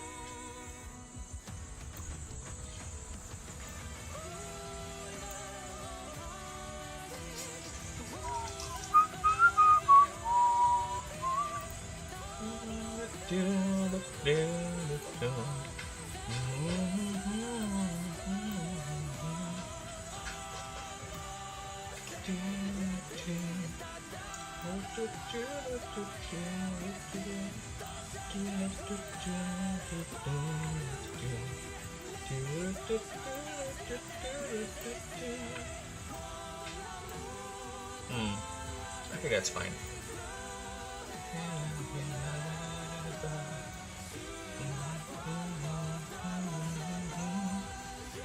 Now, okay. I need where?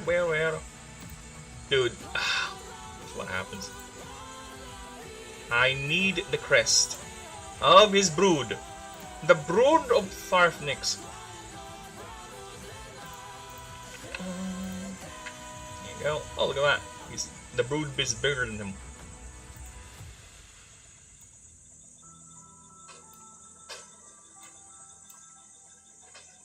Maybe I should put this in a necklace or something, like here. Yeah, we'll get to that. We'll get back to you later.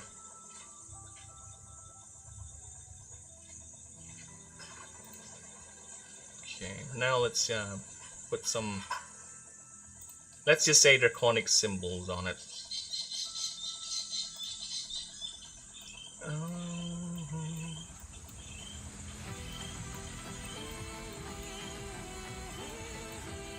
There you go. Okay. Gold that is not too goldy. Okay. Nice. Now it's time. Let's hang his victims. Members of his court turned into the bottomized slaves that does whatever he bids. Because a dragon dominates. And if a dragon does not dominate or show power, then he is not a true dragon. At least that's what Farfnix believes him to be. At least that's what he believes as an essence of what a dragon should be. And that's why he is a separatist brood. That's why he actually attempted to kill his brood mother, Lilith Lex, and that's why he's a separatist brood called the Brood of Farfnix, which is lucky for the Ophrix because it allows them to survive at the current era without turning into feral dragons, since Farfnix is also among the few who betrayed and is at the side of the Great Betrayer during the Great Schism. And that is why he was also spared the Draconic Inquisition, led by the God of War, Crateus. Instead, though, the Ophrix were just stripped of wealth and influence. But at least they were spared. And, unlike the other Draconic clans, especially that of the Brood of Lilithlex, most of the families of the Ophrix clans, ones that are loyal to Farfnix, were allowed to keep their sentience At least choose to. While the other draconic clans, especially that still loyal to the broodmother Lilith during the time of the Draconic Inquisition, had no choice to be either fought to the last and be exterminated by the god of war's armies, or descend into their feral state that we see them in the world right now. That is the fate of the dragons of Ashen. The only sentient dragons that are still reminiscent of their old glory are the gods. Other than that, the Oprix clawing forever to regain what little power and influence their species had in society, or are just animals, basically feral animals that are nothing but slaves to their will and their base instincts. They have some power, yeah, but not as much not as much as they had before the time of their dominance, the time of they were a part of the ruling class, the Astari hierarchy. Such is the grim fate of the draconic kind. That's why there's only 2 other sentient dragons that are actually dragon scale, to the point that it's still gold cards that I need to do. Him, Parthnix, and Lilithlex. The Broodmother. The rumored, let's just say, second paramour of the Emperor of Ashen, Aurelion, that actually has more president than it is, because when asked, Lady Lunaneth, the current Empress and Regent Mother of the seat of Lord Aurelion in the Auric Council, reacts quite hostile without being too hostile. She shrugs off the question. And back in the day, actually, mentioning that hint is tantamount to Lilithlex barging down to your house and burning you alive. Possibly with the rest of your family. Because that is something that should not be discussed. It's the god of war, the god of the earth himself, the forlorn artist, the sculptor of the continents, of the world of Ashen. Yet Valex is a product of said union, at least. That's what they say. And that's what I say, because I made the lore. But I will neither confirm it yet, nor deny it. Woo! It's up to you, folks. Up to you, people, to find that out.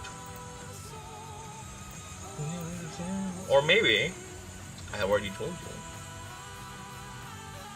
There you go. God, I'm gonna piss myself in annoyance when I draw him at the different angles and more. Can you make him less complicated, Burb? Why? Why would I do that? Why would I gimp myself? I've chosen this design and I will go with it. There you go. These are the 4, let's just say, skulls of the beings that he has trapped inside him to serve as his courtesans. 3 female and 1 male, because why not? He rolls like that.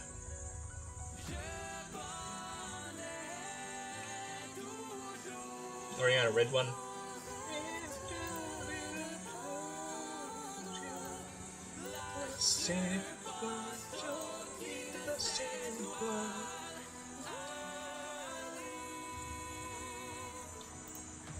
Sorry, but Expedition 33 is a good game. It's not the best. I have problems with the story itself and how it sacrifices certain RPG expectations so they can pull off their payoff. But you know what? It doesn't change the fact that it is a good game.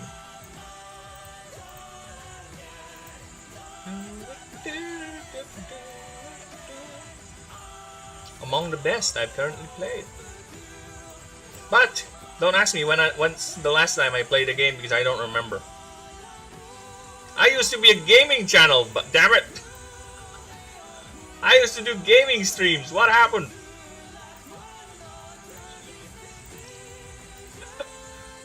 That was my thing! Apparently now it's not.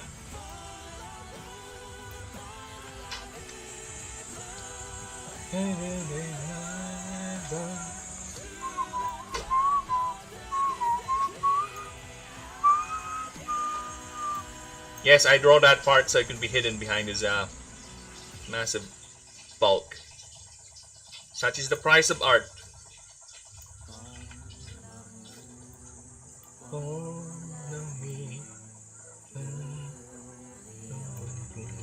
He is a chungoid.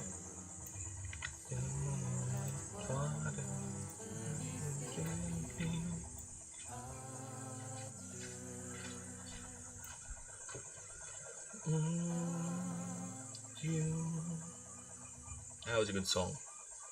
Okay, now that the French are done arguing, let's go back to my ambience. Okay. So let's continue. No, it has to be visible. So I don't need to. I can just put it here.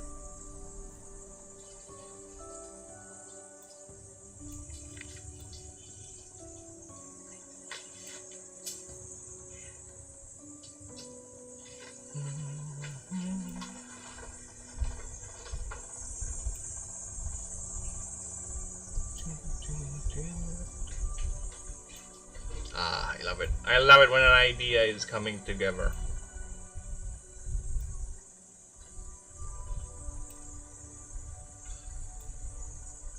Okay, and these markings.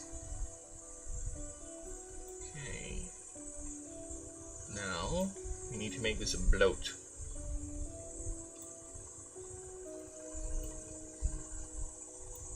Bloat, bloat, bloat.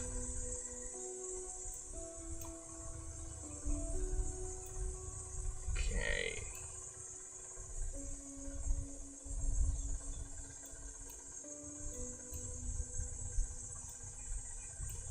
Yes, you can see some of the Lovecraftian design inspiration too with the designs I'm doing.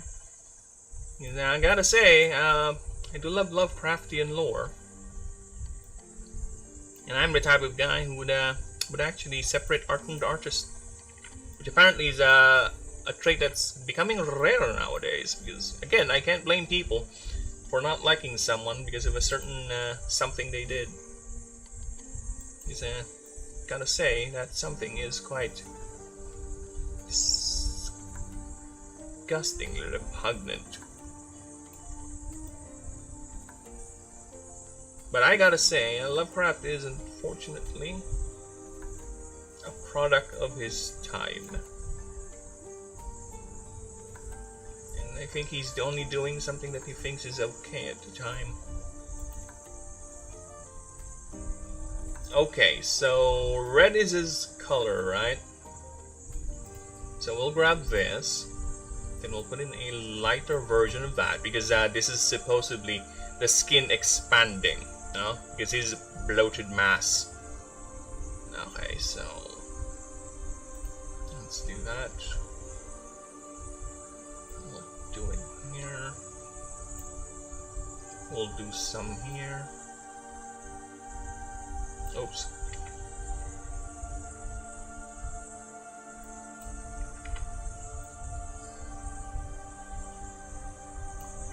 Damn it.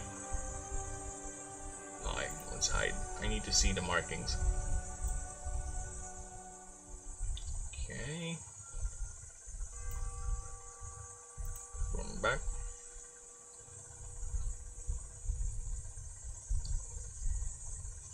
Let's hide the head again. He is a chungoid.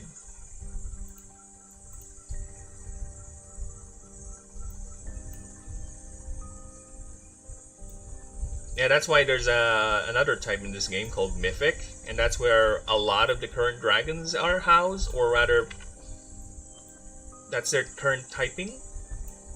They are Mythic types, because they are indeed mythical. And we'll also explain a lot of them look different.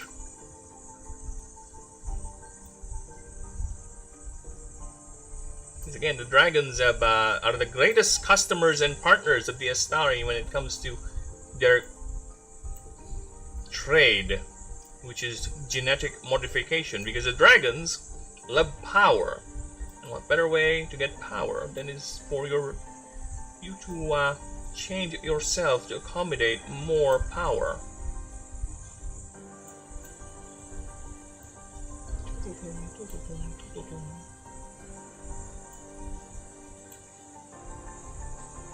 And Farfnix right here, his ego got the better of him. That's why he decided to say, no, fuck you, Lilith Legs. I'm gonna make my own brood. In fact, not just gonna make my own brood, I'm gonna take yours. I'm gonna kill ya. But it didn't work, so now he made his own.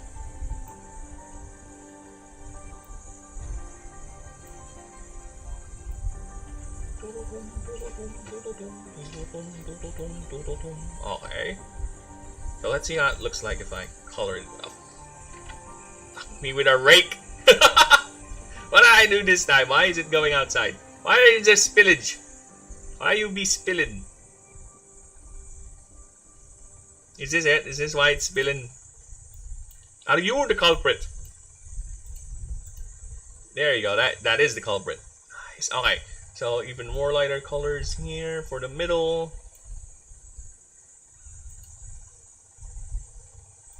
There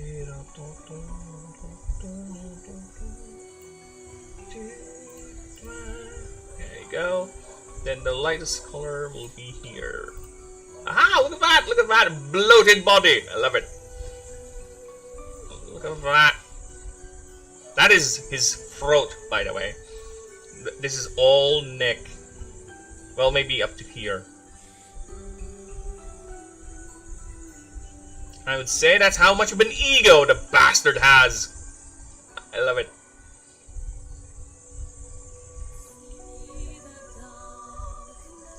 Okay, and I'm gonna make these yellow here. Because a little bit of fire or some sort of power radiating inside. There you go. Nice. Oh my god, yes. Sorry, I'm combing at my own design. I hate it. I hate this feeling because it makes me feel a bit arrogant. But you know what? You need to be proud of your work. You know, you gotta be proud of your work, people. You're not just getting in the text prompt and make me a fat dragon that embodies the 7 sins, where he has actually enslaved 4 of his inner circle members, his favorite council members, into serving him forever by trapping their essence and making them lobotomized slaves. He still is kind of aware of who they were, but have no choice but to follow his bidding. And they would be basically tantamount to a sex slave. Aha! Can the AI do that? No, the AI is going to complain. Oh, what you're typing is too harsh and too evil. I cannot do that for you, for I am an AI. No, you're an idiot. That's what you're doing. Or you'll come up with some sort of a travesty that's just an amalgamation of things you find on the internet. No, it's not what I want. I want something that speaks me. And this design is very, very unique. I like it. At least for what I'm concerned. For all I know, some nutter has already done this and has done a very amazing job, better than I'll ever do. But you know what? I don't know about that. If there is, hi! Thank you for the inspiration, even though we haven't met.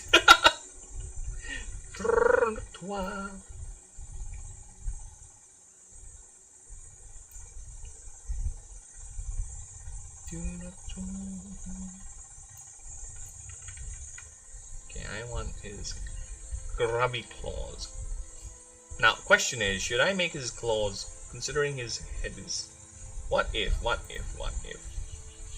give him a smaller head? What if I give him a smaller head or a foot here? No, that's dumb. Smaller head. What What would it look like if I give him a smaller head? I think a smaller head would be better.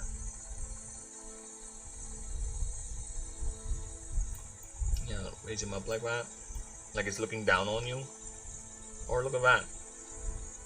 Have him look like that, like he's actually struggling. He's being devoured by his own sins. Oh my god, that's so cool. I sound like a pretentious asshole. I hate it.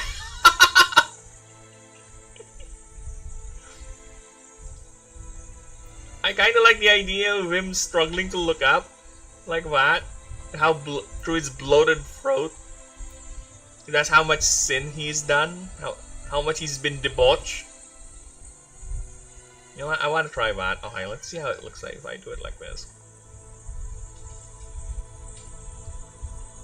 That's how much of a debauched asshole he's become. Right? Let's have it look like here.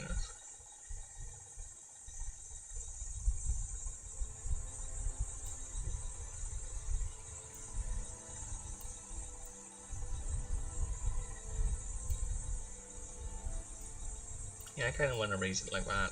So he's also looking down on you. Right? Oh! Let's do that. Let's do that. Let's do that. Oh. Opacity. No! Let's do that. Let's make it look like that. Okay. I love it. I love it! Sorry, people. I sound like an idiot here, but I'm so happy. All I'm doing here. With the design. I know, it's quite evil of me to think of such concepts, but you know what? That's the thing. It's a concept. It's an idea. It's not really what I believe in. It has merely been inspired by the world that I set.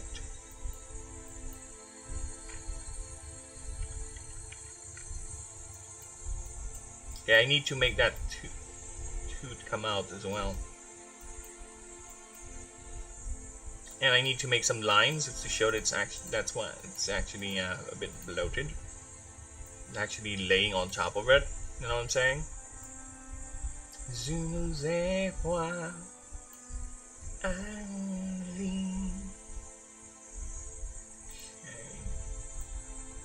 Oh, my straight line. I need you. What language do you speak? I am a Filipino. My native language is Tagalog. So every now and then you would actually hear me curse in my own language because of some stupid shit I've done. But I try to speak English every now and then. So yeah, if you wanna hear some authentic Filipino cuss words, I'll be happy to provide it for you. I will be giddy as I do that. There you go. Does it look like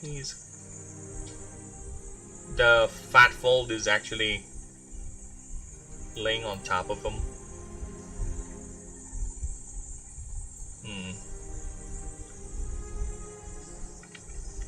No, that's not a good idea. Let's just have it sink down. And over here. Soon as they debut. Okay. Let's do that. Okay, let's do that. Let's do that. Then let's orange it up. Let's reduce it there so we can be precise. Do that. Right there. Ah! Nice. Oh my god, yes! Look at that! Ah! I like it! It looks like he's struggling to peek through his bloated mass. I love it.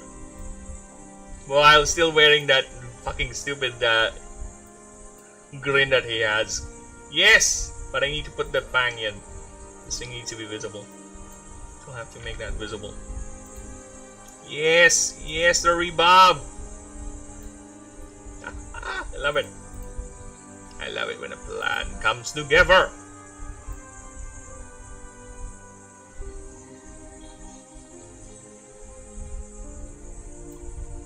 There you go.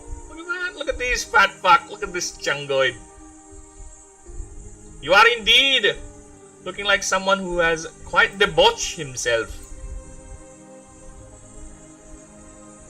Love it. Yes. Yes. Now let's close this dock.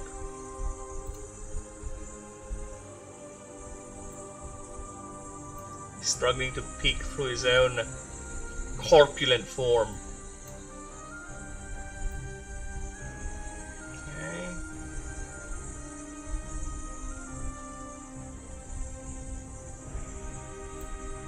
You know, my original idea for the God of Sin is just basically a dragon that's normal looking. But no, I ended up making this thing because of the type change. Because again, it was originally to be an Illuminate fire type. So my idea is, well, since he's the progenitor of the Ophrix, so maybe I should make it as close as looking to an Ophrix. Then all of a sudden, what if I make him into a fat fuck that has actually four consciousness, lobotomized consciousness living inside him, doing whatever he pleases them to do. You know what? Let's do that. And here he is. I love it.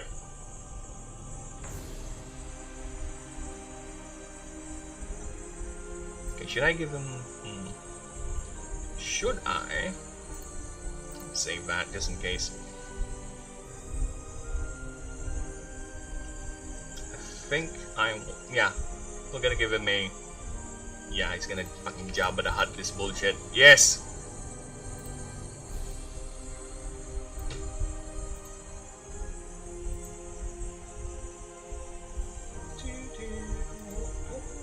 Alright, let's do that. I'm gonna have him touch his little... of his forearms.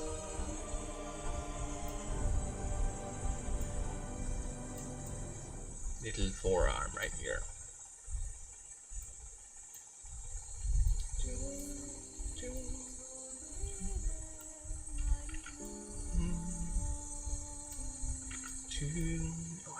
Yes. Yes. Yes. Look at him. Reaching from his corpulent mass with his golden claws.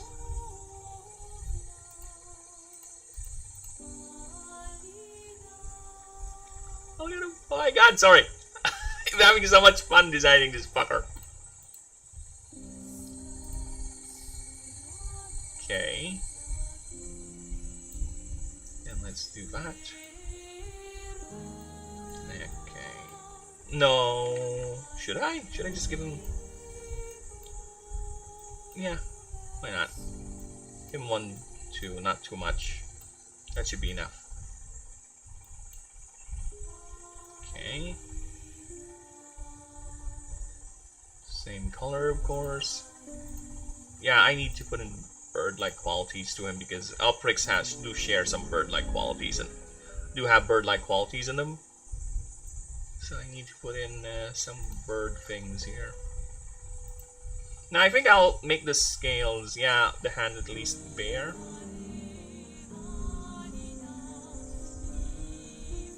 Then I'll put another one.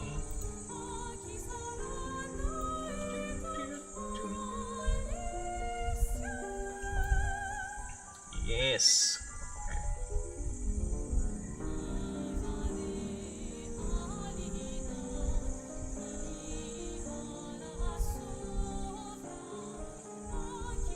This, no, I'm gonna make it into a biomechanical arm. Yeah, let's give it a biomechanical arm. And a study type arm. We'll design it like this.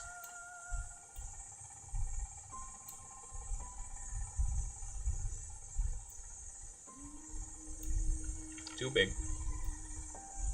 Just need to get it right.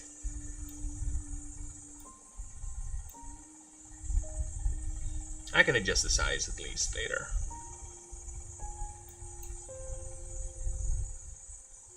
Okay.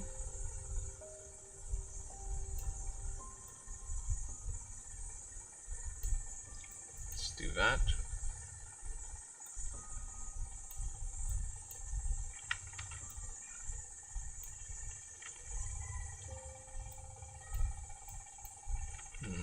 Let's just go ahead and do that then.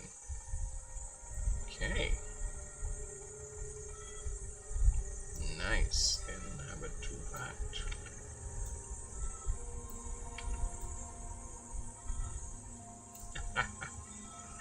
Ah, yes.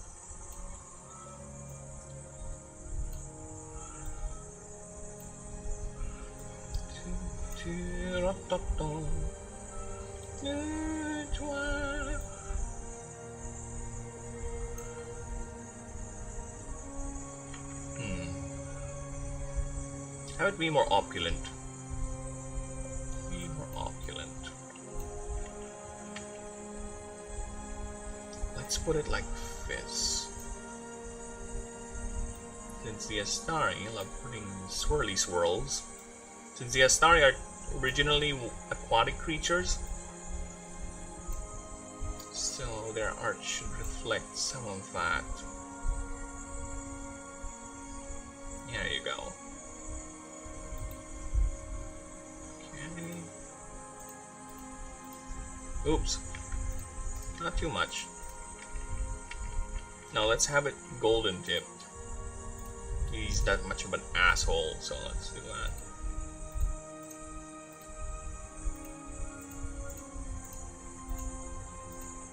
Stop it! Stop it! Okay, nice. Okay, now let's reduce it in size. Or not really, since let's put it behind, and there you go. Look at that! Look at this bastard sporting a biomechanical arm.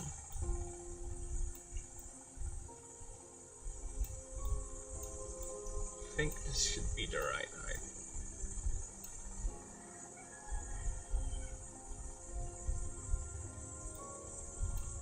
Let's reduce it in size a bit. There you go. Okay, now for the rest of his body.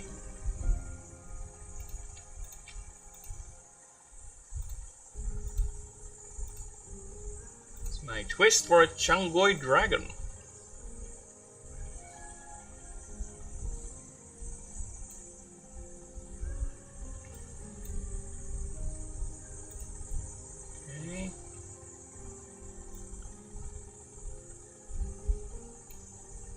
So the idea is I need, yeah, so I can see it, so let's do that.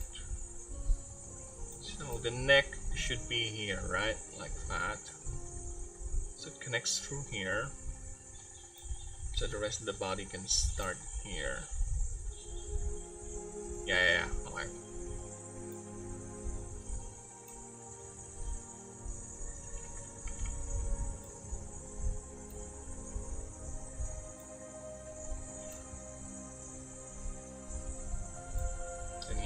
Massive feathers hiding the rest of his body.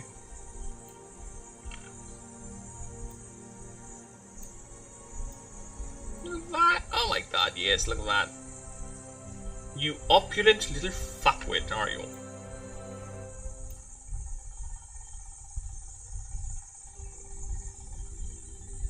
Nice.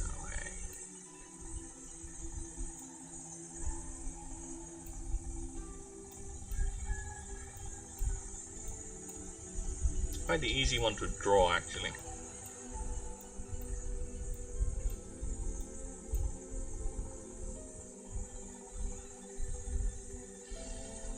Okay, nice. And I'll have his lower feathers be... I need to look at some feathers. Bird of Paradise colors. Birds of Paradise.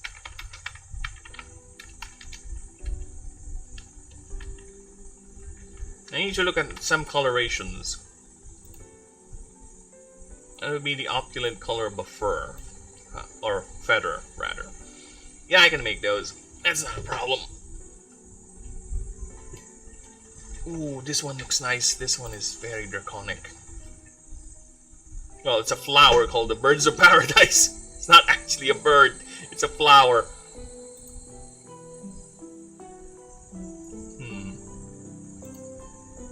Oh yeah, yes, I can definitely put these in. Ah, yeah, the coloration is good. So yellow would be, yeah.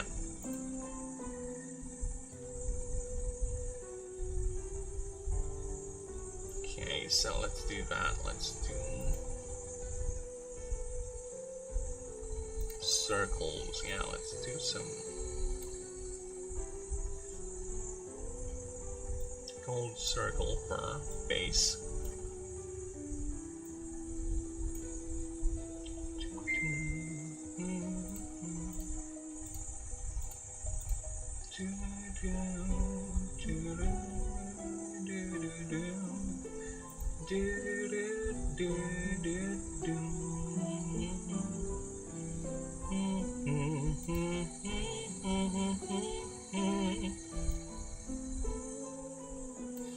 Yeah, I need to cover that. Stop it! Stop shaking! It's so hard when you're just doing it with mouse. Yeah, people, believe it or not, I'm just using my mouse. This is just me and my mouse. I'm not using a drawing stylus, no, this is just me and my mouse. You can see, it's quite the struggle. Again, I never really planned to make this much drawings. But, you know what? Such is life. You gotta work with what you got. Ready or not, you got each other, and that's a lot for love. We'll give it a shot. Oh, halfway there. Oh, living on the prayer. Take my hand. We'll make it, I swear. Oh, living on a prayer.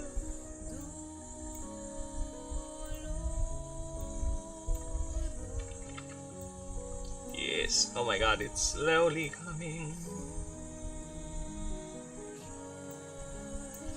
Are you bonjouring me? No bonjour. There is no buongiorno. There is only the god of sin in his changoid form. Nice. Ah, yes.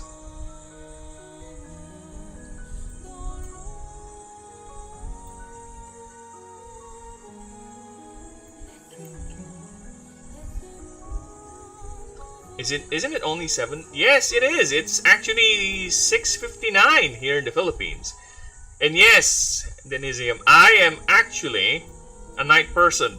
Believe it or not, I am a night person. I tend to be most active during the night and less active. Well, not really less active, but I tend to wake up around 11 p.m. my time.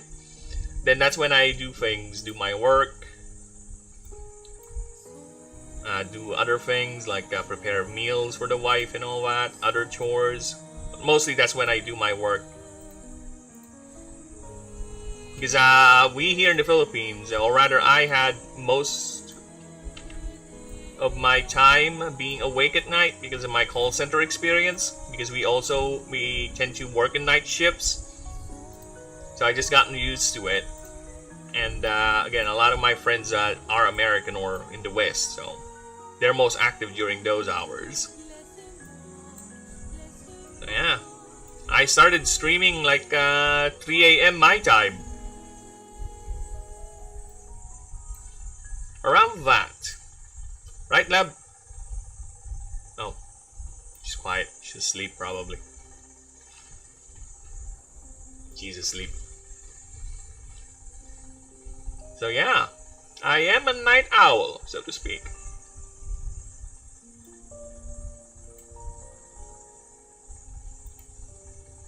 Besides, I will be busy later on too because I have a friend of mine is helping me by being his partial editor. So I will be editing videos for him too in a bit. So that will be my schedule for today. Since after that, I'll be free to finish up, continue on with the project. And I'll be asleep around 5 p.m. my time. Then I'll be awake at 11. Look at that. Look at that peacock bastard. Okay, now we put that behind. And voila. Nice. Nice-oo!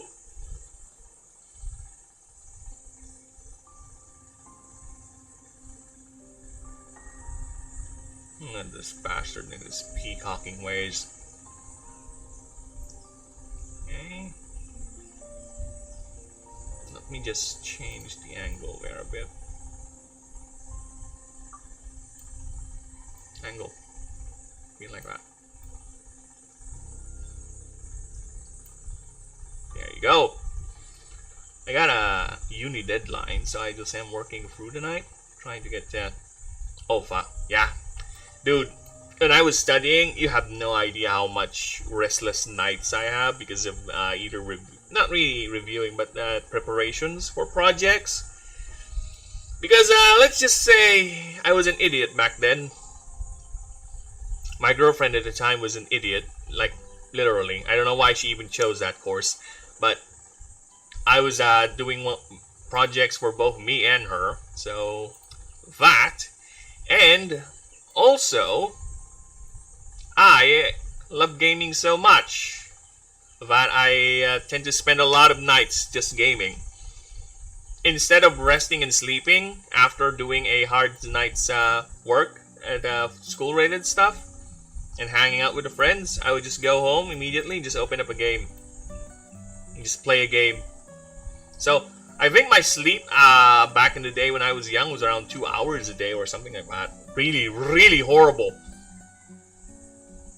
And it's catching up slowly as I grew older.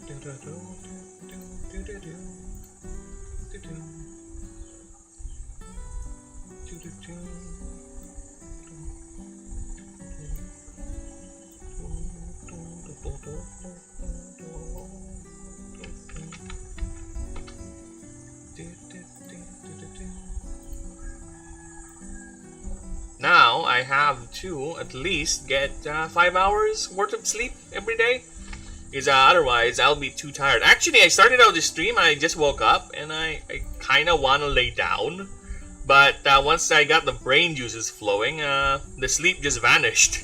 Now I am not sleepy. And good luck with the studies, with the exams, man. God damn. 5 exams? Good luck before June. Damn. You have, where are you? Are you in the US? Like 1, 2, 3, 4 days? Half a year at uni. Ah, procrastination. We are all guilty of that. We are all guilty of that. It's like, can you blame us though? Can you blame us? Because you know how it is, like, I have enough time to do that. It's like a week away, I can do it. But once you're there, it's like, oh shit, this is taking longer than I expected. But at least you know now that procrastination is not a good thing. Get to it. Here's my tip. Here's a tip from someone who has been procrastinating a lot during his uni years. He's okay. Whatever timetable you think you have enough for you to accomplish something, Okay? If you think you can get this done in like a week or 2 days, 3 days, what have you, multiply it by 3, and that's most likely the time you actually need to do it. Then you aim for that. No, Europe. Well, if you're Europe, I guess you're... Oh, Estonia. Damn, Central Europe. Central Europe? Is that? Dude, that's a country I barely hear from. Damn, we are exotic here. Hello, welcome. You're an Estonian listening to a Filipino. We are truly global. Quite a diverse cast. So yeah, but I was saying, yeah, just go ahead and do that. Whatever you think is the time that you can do to accomplish a goal. Multiply that by 3. 4 if you want to be safe. That is your actual time. That is your actual time. Or, you could go about it like this. If you have work, something that's very far off, or any sort of scheduled thing, you go at it by bits. Bit it up. Bit, bit, bit. Bit, bit, bit. Just, you chip at it. Like maybe 1 or 2 hours of working on it a day. Chip on it consistently. I also got a study thing where you only appear only once in 3 weeks in uni, and then everything else is homework. I kind of like that. The Baltics, yeah, the Baltics region, yeah.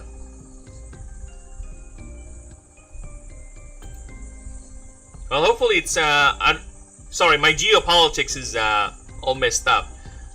Forgive me if I say something dumb, but hopefully it's whatever going on with the other Baltic nations, hopefully you're not too affected there. Mr. Worldwide. I'm Mr. World, baby. I'm so much Mr. World, I'm actually designing an actual new world inside my own universe. To tell you honestly, this idea, here's the Manaverse. This is the unique setting I had. And there's an actual story that I was working on, but is now on pause because of IRL things. Right? There's an actual story I'm working on that is set on a greater universe where there's lore, and just so happen I use that lore and that setting for that setting that I'm working on right here. And this is set on the same universe as that, using the same settings. So imagine it like multiverse thing, but all set in the same universe. It's just another planet out there. So it's a side story in a side story of a setting. So yeah. Very convenient but horrible for consistency. It's a nightmare, man. Again, with this little thing, I have to go back, look at things, make sure I'm getting the references right, the names. Okay, so we got... I think I got the body right. So this is his arm. He should have a leg, but it's hidden inside his fluff. Right, so... And discipline. Discipline. Discipline. That is the main thing, brother. Or sister, I don't know. That is the very thing that I lacked when I was young. Dude, if I were to come and meet my old self, you know what I would do? You know what's the first thing that I would do if I were to meet myself? If I were to somehow meet him, I would slap myself silly. I would approach him and just... Bah! Right where? Slap. Then once he reels from the snap, I'll punch him in the gut. You! Fuck! Get your life together and stop procrastinating and wasting it on women that doesn't really matter in the long run. You have every opportunity to make yourself a successful lawyer, you fuck! But of course, you gotta do this. You gotta meet this woman, alright? Gotta meet her. I don't care how you do it, but you gotta meet her. I met her in this circumstance. Make it work. You're smart. I know you are. You're me. Meet that woman. You need to go to this place at this time, and you need to make this. Okay? You need to do this. Other than that, you do you. I'll be altering my future so hard. But I need to keep the constants, okay? My universal truths intact.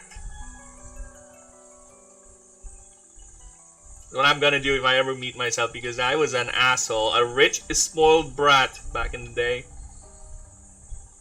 And you gotta get that discipline early on, brother. Gotta get that early on. You gotta mold that. You gotta get used to it. I know it's hard fighting human nature, but we can do it. It's been done. We just need to get through that initial hurdle. Once you're through it, be easy peasy. Lemon squeezy, as they say. Kinda like his tail to be, Dude, English. Ano ang Ingles ng malandi? There, I just spoke in my native language.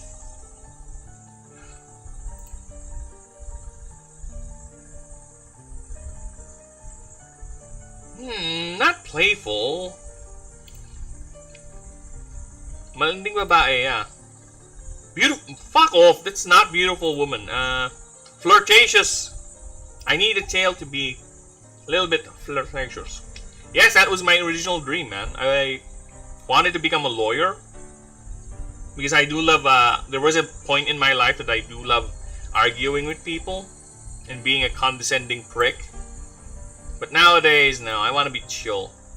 I want to be chill with my life. I'm so chill that I try to avoid topics like politics in my own stream because, come on, it's cringe. Let us not deal with it.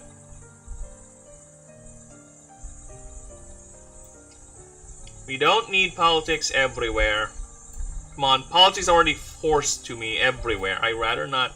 If I can bring it to if I cannot bring it to a place, I rather not. So yeah, that's why I changed. The older I got, the more I realized, you know what? I don't think it's a good idea. I was also aiming for public office too back in the day.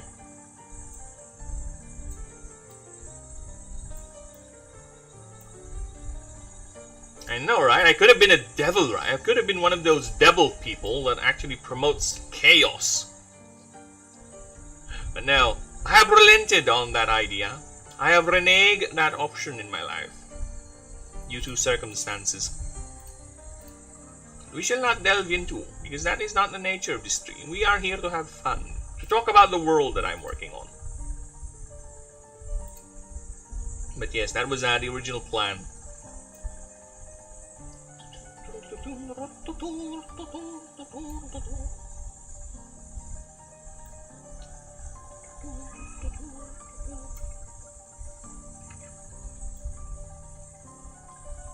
Yeah, because my college course was political science.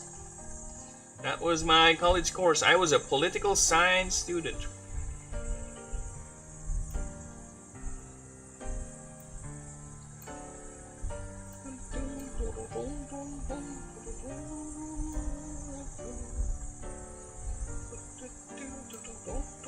And I was really into the political side of media back then.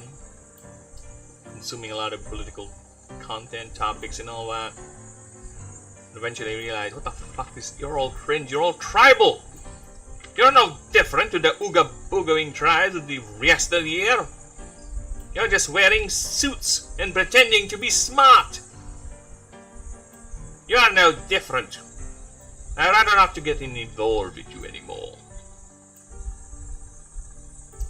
But you know what? Here's the funny thing. My experiences in politics and everything actually helped me in making worlds,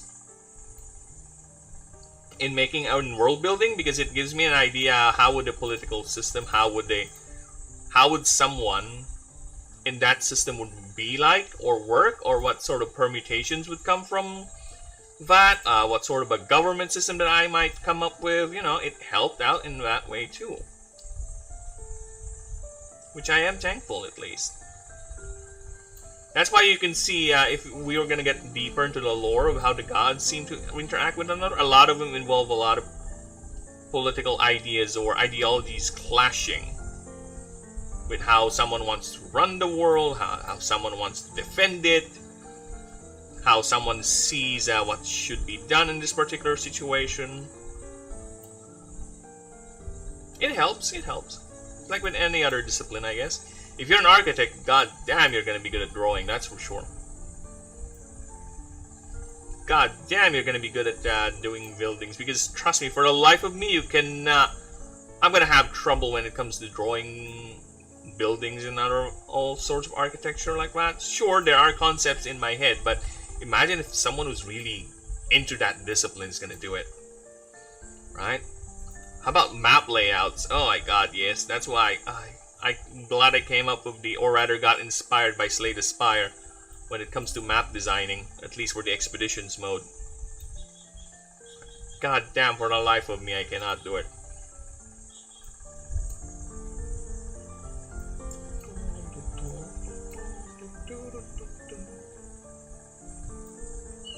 Okay, yeah, I need to do this for the other feathers too, so we have a clear boundary how the feathers would look like. And I gotta say, piano is such an amazing instrument, man. I love it. Keep on saying it every time, but every time I hear someone playing a piano in my ears, I'm like, yeah, I love it. Pianos and violins are my favorite instruments. There's a somber, very melancholic and sad tone to a violin every time it's being played. For a year, I've been watching Lemonade Stand podcast, which just turned out to have streamers I watch and why I talk about world events and politics. I have not heard of them. I do not know. So are they like a political podcast, or they're basically news? More schematics and straight lines. Yeah, but there will be some innate drawing talent to it, right?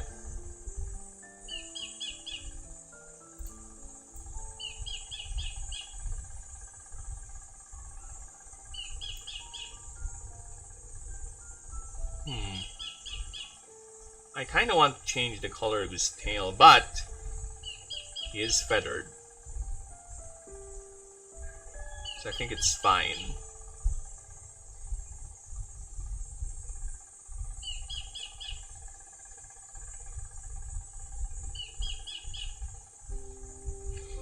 What's the other one then? If it's an architect, what's the opposite of the architect? The one that actually designs the buildings?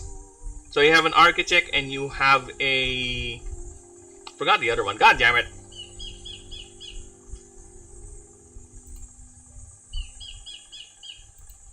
Engineer? No, an engineer is the one that actually comes up with the diagrams and how things would look like. The architect, I think, is the one that actually designs the aesthetics of the building. Yeah, because I have a friend who is an architect, and he's quite the well, he's quite good at drawing, actually. He actually is tempted to, was tempted to at least draw some of the designs I made, which I do welcome. Please, go right ahead. Again, I want to see people with actual drawing skill to draw my designs. I want to see how they would interpret what the ideas I came up with. I really, hopefully, you know, hopefully this thing really interests people. I get to a point where I can actually see art being made of it. Ooh. Sorry, I sound a bit cringe there, but, you know, people got a dream. People got a dream.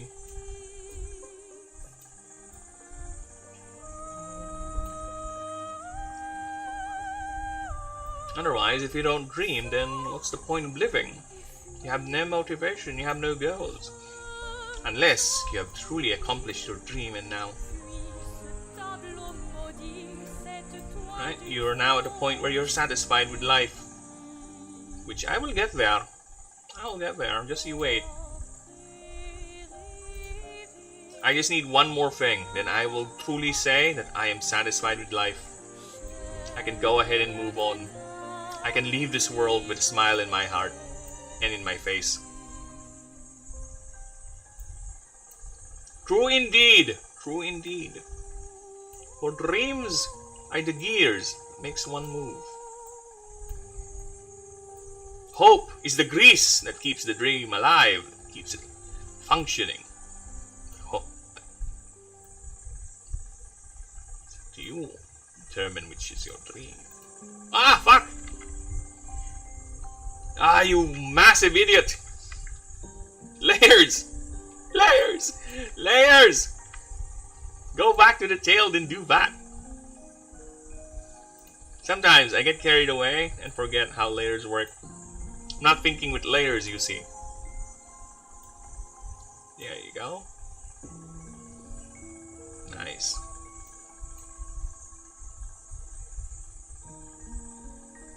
Now I'm thinking, should I reduce some of the visible, like move them a bit farther here? I think I'm gonna scrunch the torso and the tail a bit.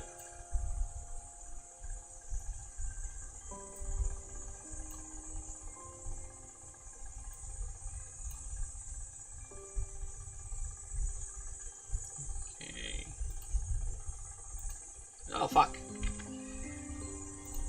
I have to reduce the threshold because it leaks.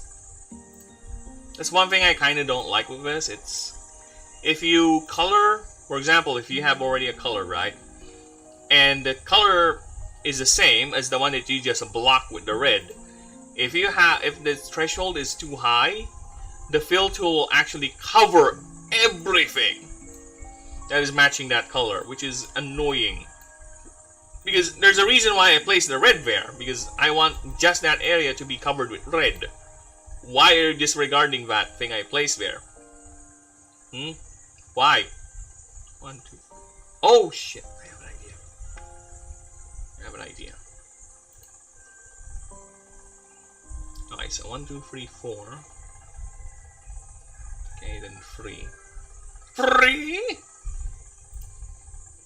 Okay, let's do 3 over here. So these are the 7 sin. Oh. He is already embodying the god of wealth, okay? Alright, so 3 more feathers up here for each sin, and they're gonna be the colors. There's no decorations, no nothing, they're just gonna be the same coloration as the sin. Okay. So these will be red, or orange, or whatever color he is. Not that orange, this one. Same, alright. So we're gonna make it red first. So let's put red over here.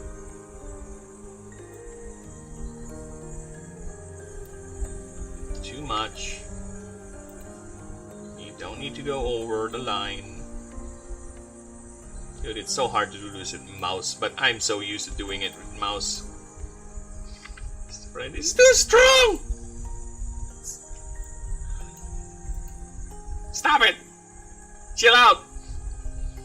Alright, next is... I need to...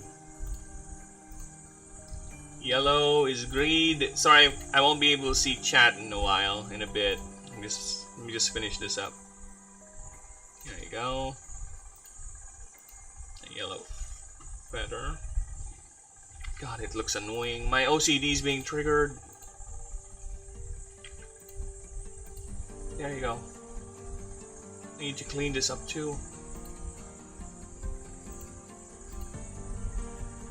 It doesn't look right.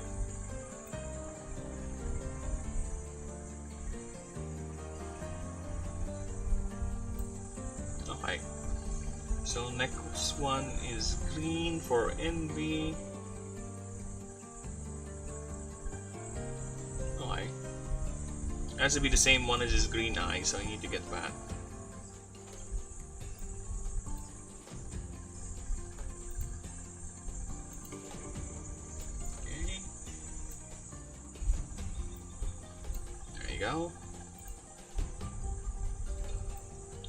that. Nice. Nice-o. And blue for lust. Just curious, why is blue lust? I was thinking maybe it should be red, but I guess blue it is. And light blue is love too, so I guess they're running out of colors. I guess you're running out of colors, huh? You're already recycling.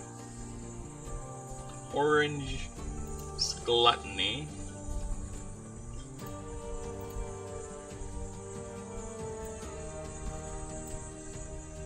Okay, let's make it a bit bright. There you go. Pride is violet. Because I know why pride is violet, because it's imperial, the color of empires. Because it's so hard to get purple dye back in the day that only emperors can get it and use it. Look at this opulent bastard. Yes, opulent is the word that I would indeed go for. Yeah, I want to... Yeah, oh my god, this is better. This is actually better. That is actually better, yes. Now, where is that part? Is it over here? Oh, there it is. Let's reduce this one too. You better match that.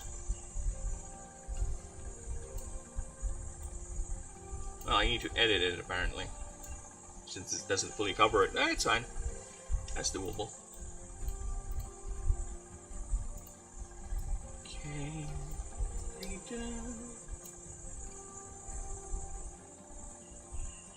I need to match it. I need to match it. Oh, hi. Yeah, I think that's better. Because if he has too much of a huge body profile, the chungoidness is being reduced. So I don't want to reduce his chungoidness. The chungoidness must be preserved at all cost.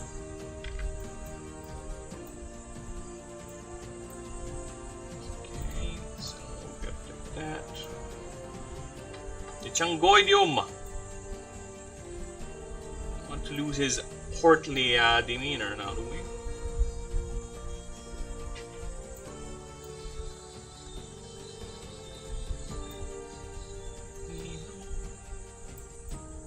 Let's just do that. It saves us a lot of trouble. So let's do that.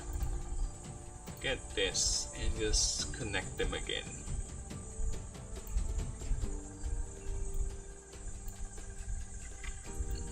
There you go. Nice. Yeah, I prefer this. Yeah, I prefer this. I prefer it a bit scrunch up like that. Almost done.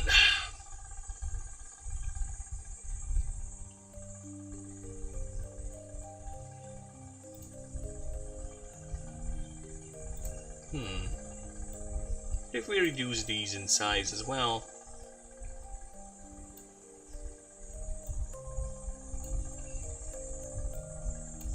Let's reduce this in size. So do you. Yeah, the smaller it is, the more pronounced its chungoidness will be.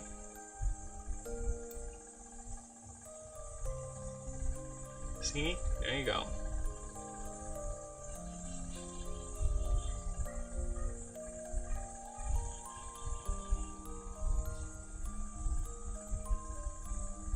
Then I'll have to make the claws go over here.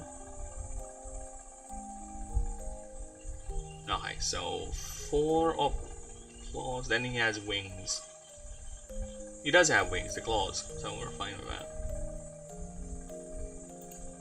Alright, so we're almost done. I just need to do the claws.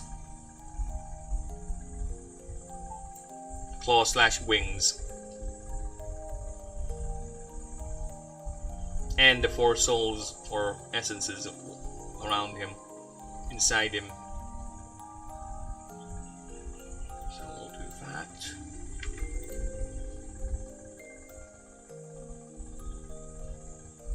Shit! Sheesh! Fuck was that? What were you doing back there?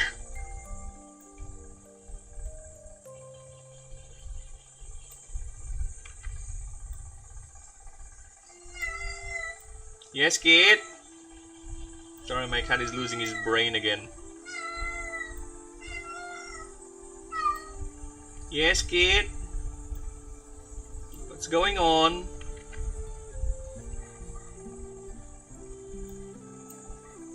Okay, oh my god, why is it so hard to keep claw straight? Why? Sometimes my hand has a mind of its own.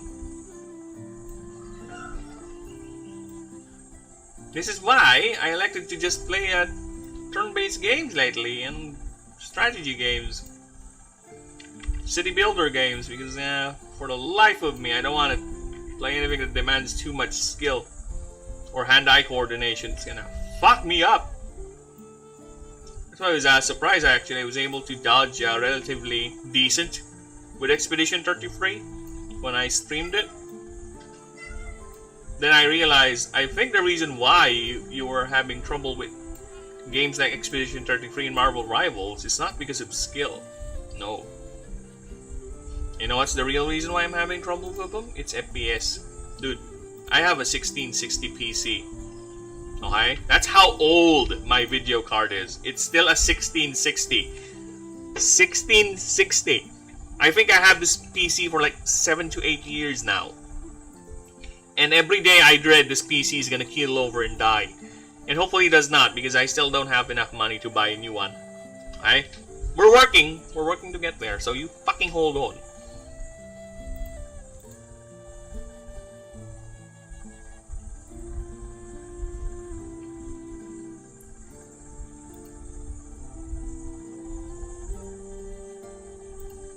So yeah, that's why I have very low FPS, but lucky for me, Expedition 33 was popular enough that I forgot to again use layers because I'm a dumbush.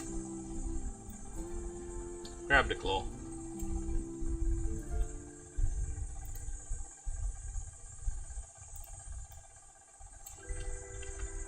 Ah! You massive idiot! Alright, now I got the claw. Okay, so we need to move the claw. Because I need 4 of them. You can see the idea is he's like a praying mantis dragon. Right? Because he is. I just came to tell you that we're talking about how much we don't want to watch your stream in secret Discord that doesn't exist. What? Wow. Some friend you are. Actually, is that what we were talking about?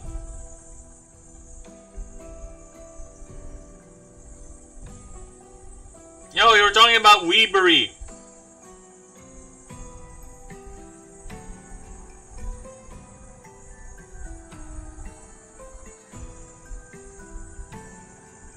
Oh my god, Snakes, you're an idiot.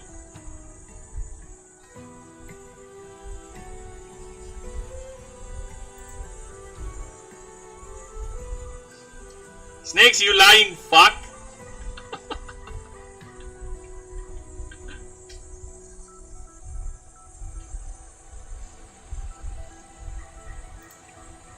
Lies. That is not something to lie about, Snakes.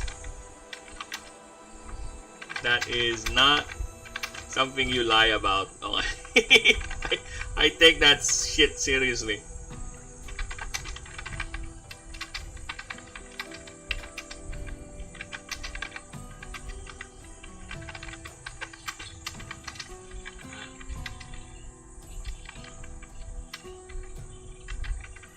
Money is sacred.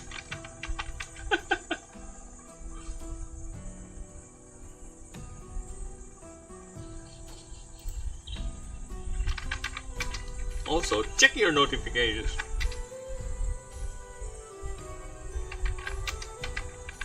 Notifications before complaining I'm not streaming.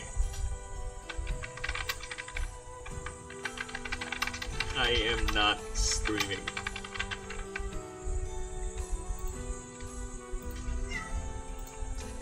I would slap you. I would slap you. But I like you enough. I like you enough.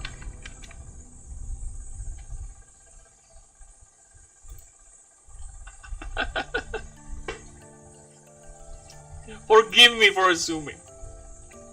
Call it hope. A fool's hope.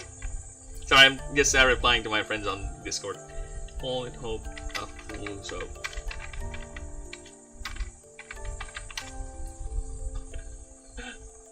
Alright, we're done. I had a hard time playing online games, and those that need experience and skill. Dude, the closest thing, or the last game I played like that, is Marvel Rivals. And I only played it because a friend of mine wanted to play with me. But, it's not something I really like playing nowadays. Get wrecked, son. He's lying! He's lying! I also have a hard time in online games too. I'm competitive and waste too much time on online games trying to be better. Dude, that is the one drive that I do not have nowadays. The competitive nature of the burb is dead. You fucks still have it. I don't.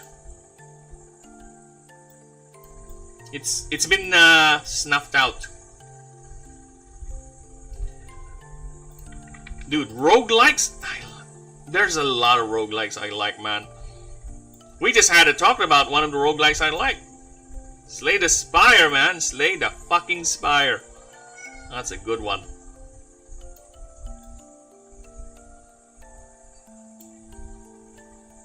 Balatro is said to be very good as well.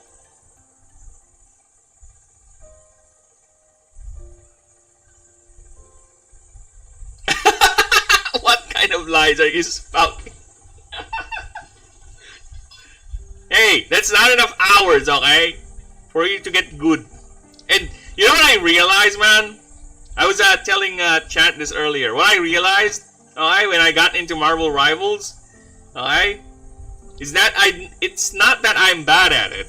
No, I'm actually decent at it. I'm actually so decent that I still get MVP.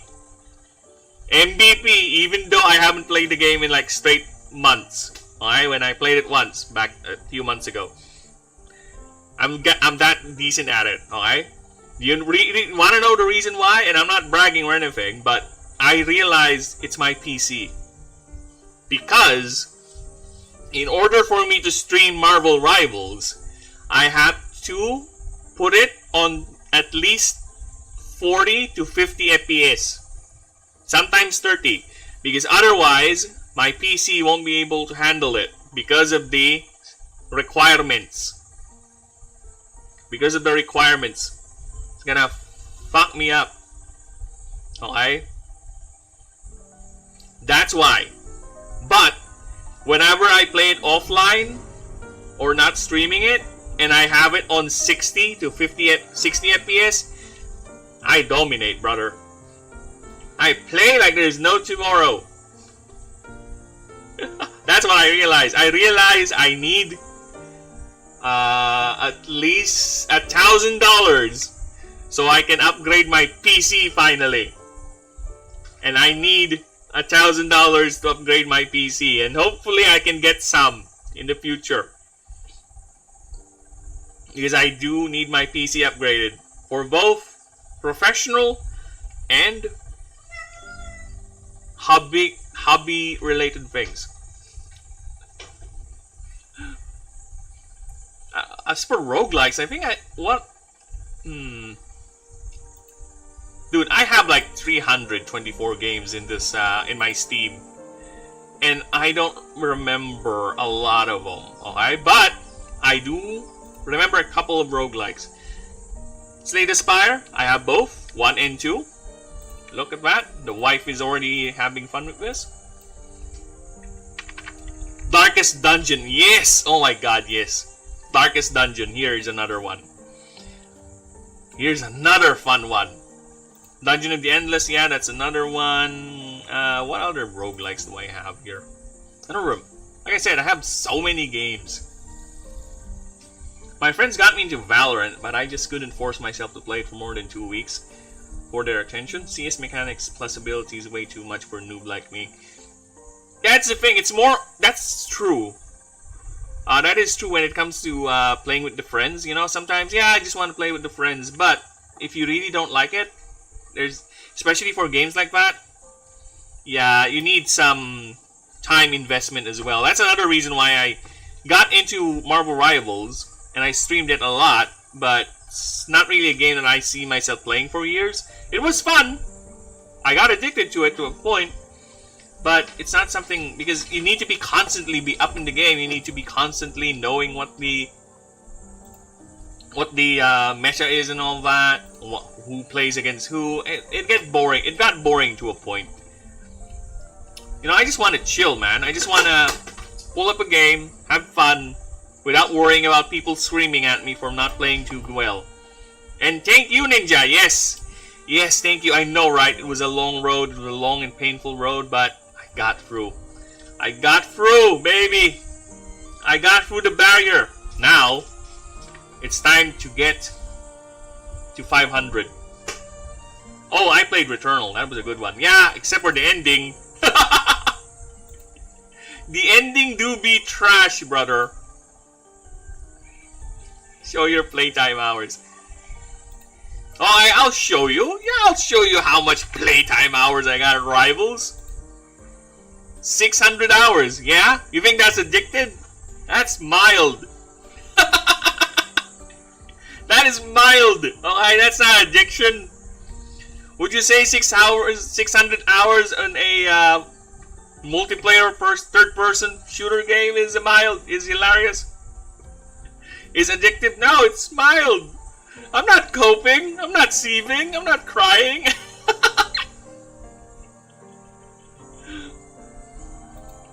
Darkest Dungeon was too intimidating. The fear of losing everything, even though I only played for an hour. Well, to be fair, I get your point. But to be fair with Darkest Dungeon, you have options to get away from dungeons whenever you want. You can save people. There is always a retreat button on Darkest Dungeon. You can always go back to the town.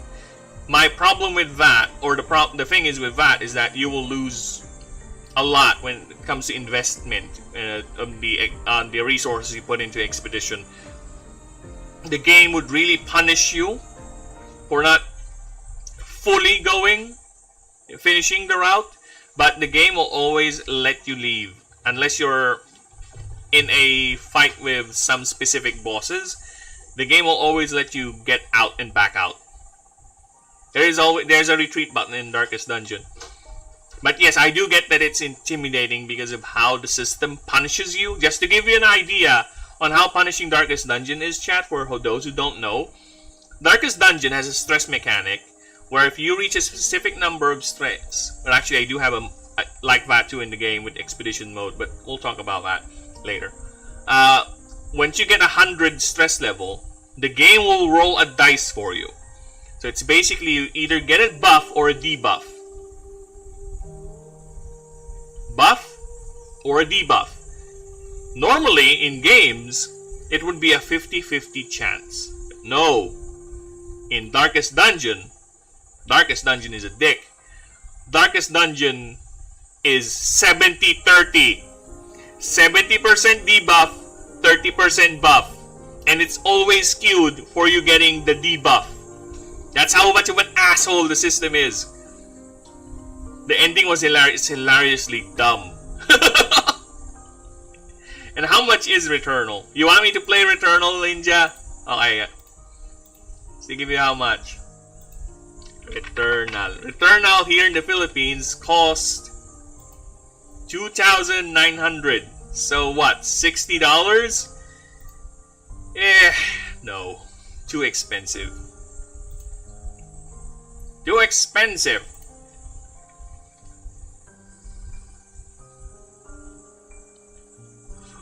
300 hours in 3 months. Yeah, I'm not addicted to it. That 2 times more than my 300 dude, Witcher free. That's another name we got into. Okay, since you're exposing me for how much of an addictive gamer I can be, this is my Witcher free hours. 690. Just to give you guys an idea. This is my 2 playthroughs. One for the wife and one from me. But what if I tell you I was playing this game before I got a job? I played so much of this game during my younger years that I would say the more reasonable number for this should be at least around 2,000 hours. And for people who are aware, yeah, you know how I got that copy. Don't play Returnal. You know what's the game I had the most hours on? You have over 1,000 hours on Elden Ring? Yeah, that would be my time for both Skyrim and Witcher. Would be around, I think Skyrim would be a lot more. But that should be around my hours. But you know what the highest game hours I had in any game here? In Steam? This one. This one. My brother and I really got hooked into playing Warframe. I got 2,800 hours playing Warframe. This is the game, I think this is the highest one ever. I don't know if I can see that stat. I haven't explored Steam that much, but yeah, I think this is the highest. Warframe is like a third-person MMO-ish game where you can party up with people, but it has a story. It has a story, but it's mostly you do you sort of thing. It's now devolved into me collecting stuff, the game, which kind of bored me. That's why I haven't played it since March last year. But yeah, this is it. Now this is an addiction right here. Dude, I got into this game so much, I even spent money on it. Believe you me, I bought the in-game currency and I can just grind some of the items for the in-game for the things that I can buy with the in-game currency. But you know what? I love the game so much, I fucking bought their in-game currency. Dude, this is the only game that you would actually see me communicate with Randys on a regular basis and not be annoyed. You know why? Because while I was working on my shift at home, I would have Warframe on, and I'm standing in the in-game marketplace selling my shit. I would just log in alt tab every now and then, so you see if someone wants to buy me, wants to buy some stuff from me, from the stuff I'm selling. That's how much I got into this fucking game, to the point that I'm actually participating in the in-game economy. Fuck me, I hate it and love it.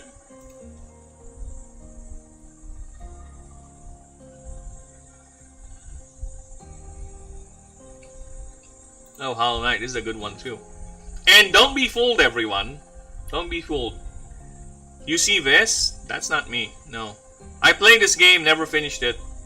Let's just say something happened in my life that's never let me finish it. But that's not me. No, that's not me who 100% did this. That's the wife. Yeah.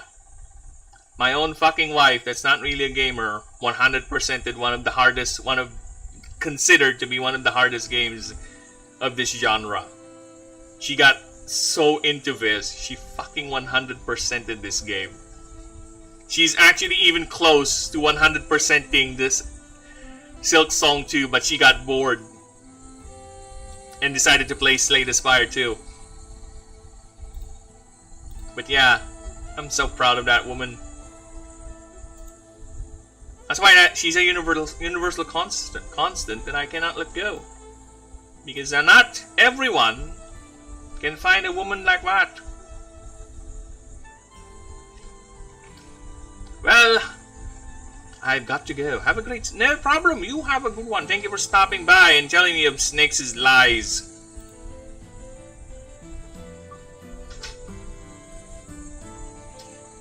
Snake lies. Look.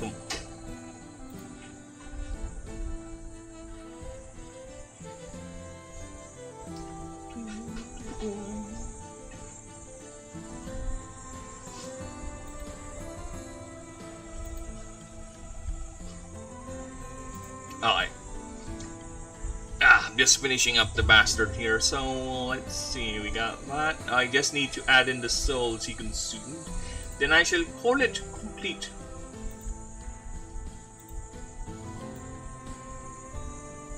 Now this is gonna be a tricky one. Because how can we do that, right?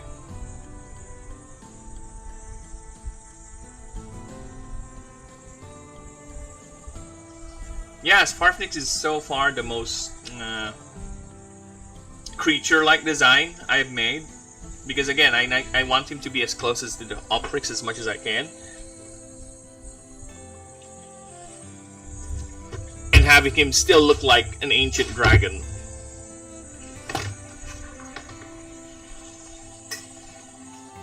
So I need to make the belly thing, right? The 4 souls swimming about. Okay, let's see if I can make it. Let's see how the idea will translate.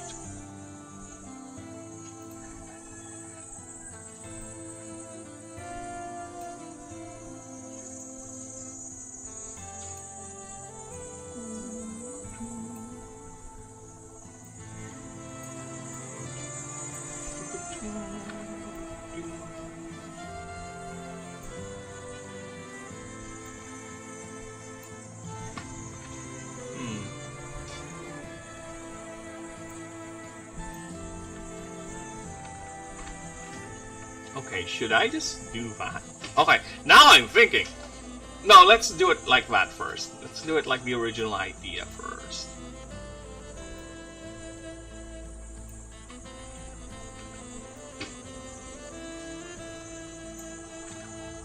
Okay, the original idea is to have them swimming around, visible. Right, so you can see them.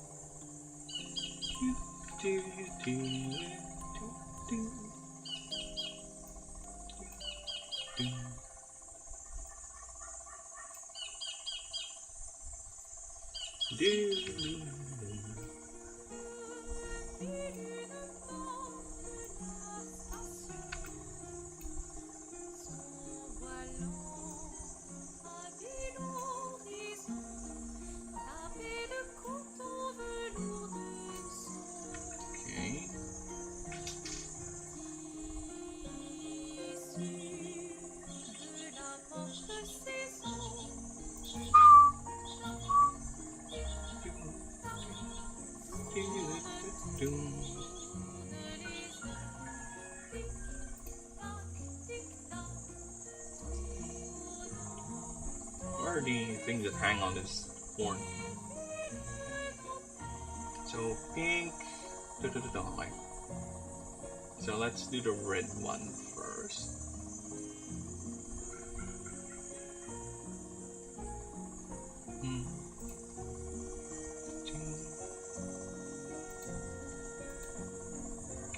Wrong. Okay.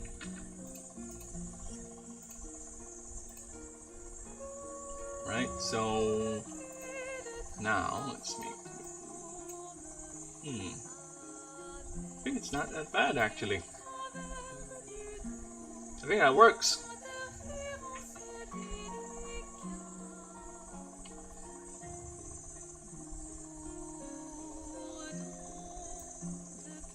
I think that works. Okay, let's draw a pink one then.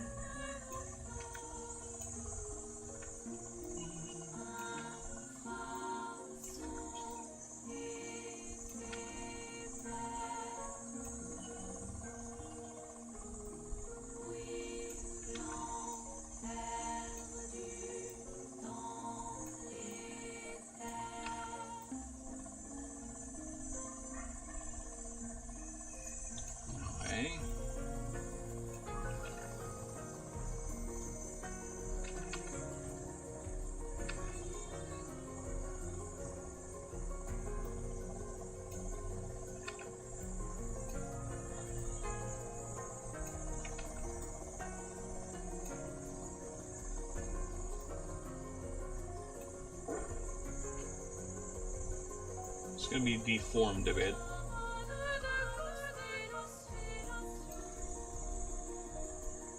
Since they are just essences trapped within. Okay.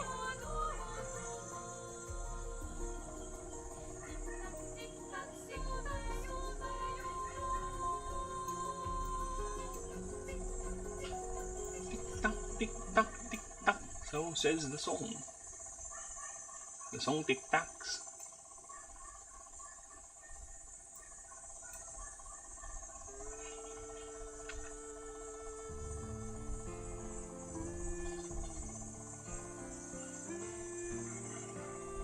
Tick tock, tick tock, tick tock.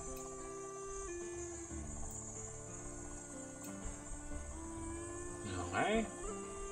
Mouth of the pink one. Visible like that. Then let's grab some pink. Pink! There you go. That's not pink, that's purple.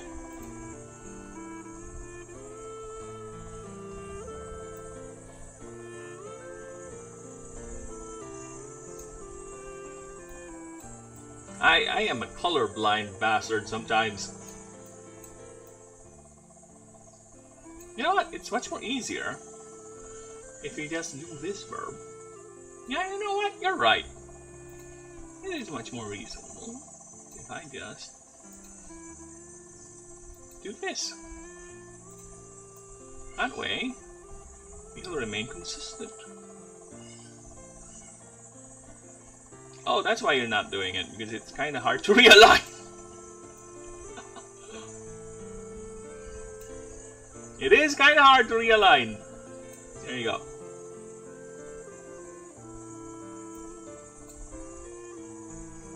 It's kind of not a good idea to do it. What happened?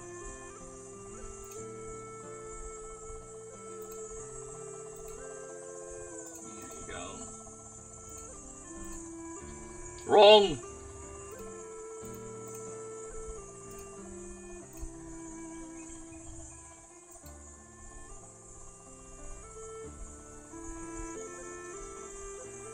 Okay, what are the other colors?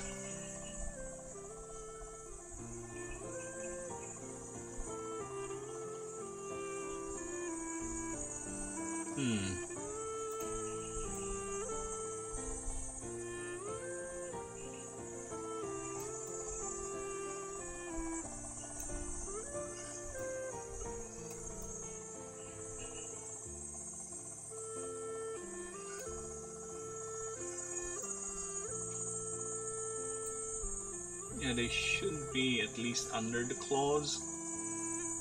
That would be good. Actually.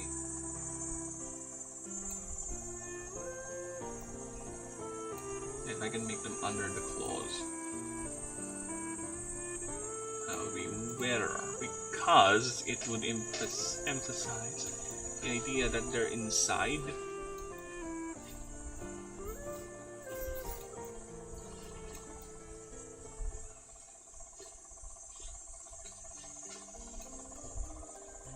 Just like that.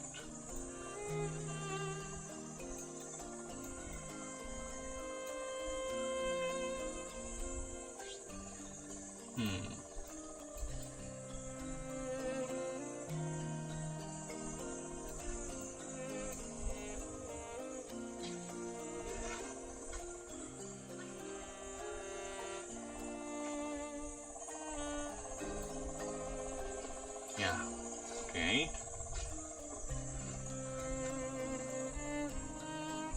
Let's make another one. What's another color? White. Alright. White one.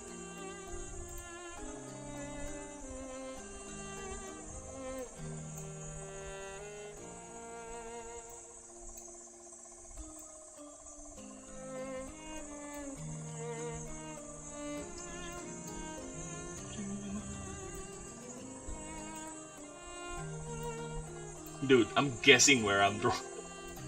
I'm guessing.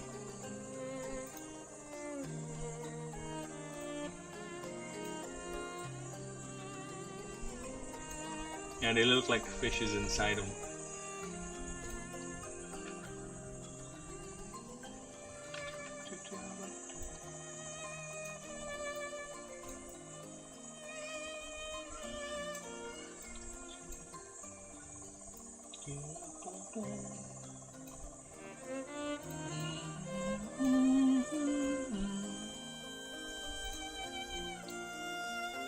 Okay, erase some of that.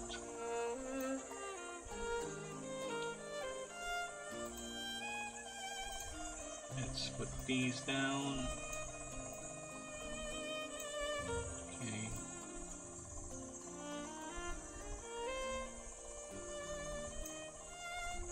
Let's get the white. Walter, get over here. You are the danger, Walter. Not really. The danger is Farfnix. Fucking consume your cell or your essence.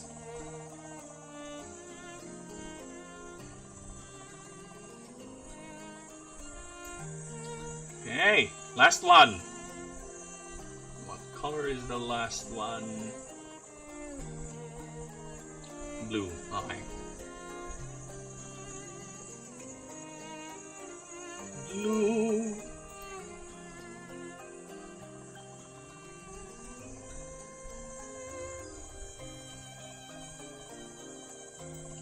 Blue's gonna be looking at you directly with sullen, sad. Oh, fuck off. Layer! Layer! Forgetting about the layer again, you idiot.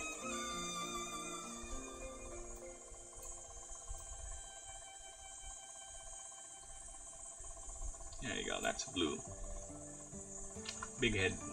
Slow.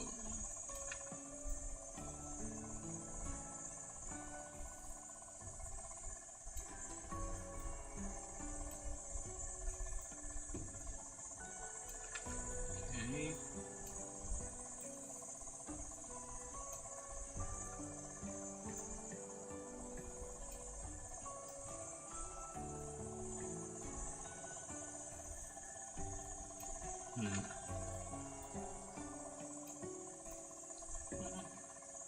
Dum da di dum dum. Do do do. Da di da. Ni di do do. Di di di di do.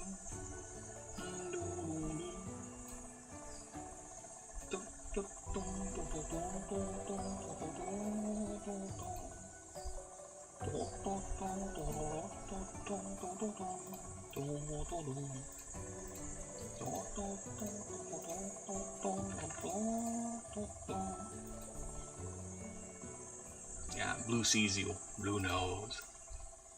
Blue is looking at you from inside.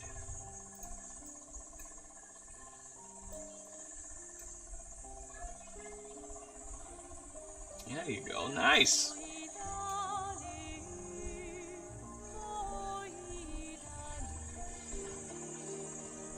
Okay, and the reason why he betrayed Lilith Lex is because he is actually one of the few dragons that is a simulacra. He's not just an ordinary dragon, you see, for he is linked to the immortal Illuminate. He is one of his simulacra, or at least he has the bloodline of one. So he has a simulacra crown, which he wears proudly. Now I'm thinking, if you were a vain asshole and you have a symbol of godhood in you, where would you put it? Right? Would you put it on your crown? Would you put it on your head? Or would you consume it? Right, put it inside you.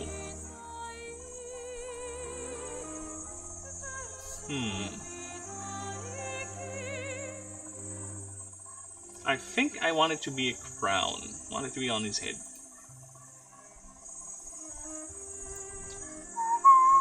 Let's see how it looks like first on his head. No, not transparent. Layer.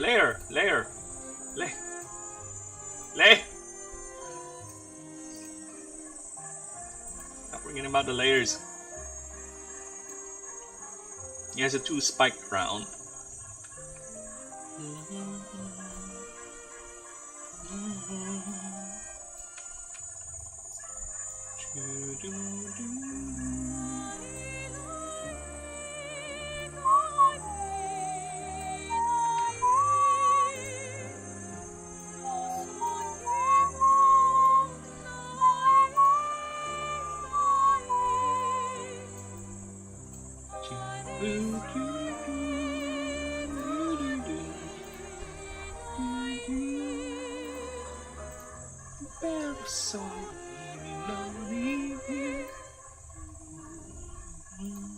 Dude, here's another thing I would say about Expedition 33. As much as I love this game, I wish the soundtrack, especially if you first play it, does not have words.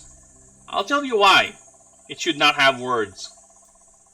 If you understand French and the slightest idea how storytelling works, the songs contain a lot of concepts and ideas that I would actually say they're spoilerish. They're actually spoiling some story beats and reveals with the lyrics of the songs. Yeah, that's the thing.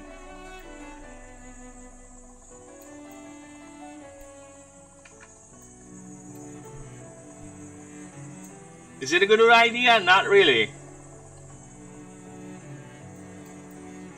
Because especially if you're relying for the reveals later to have impact, if you're gonna spoil everything just by virtue of having the player listen to your soundtrack, well, I think you're gonna fuck up the stakes you're setting up here, game.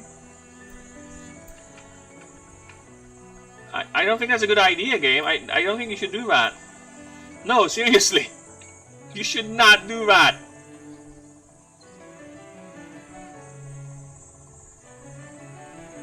You are spoiling your game. Yes, this is why. He thought he can take out the brood mother just because he has a simulacra crown, because he thinks he can ascend. But no, he has not. In fact, he has descended.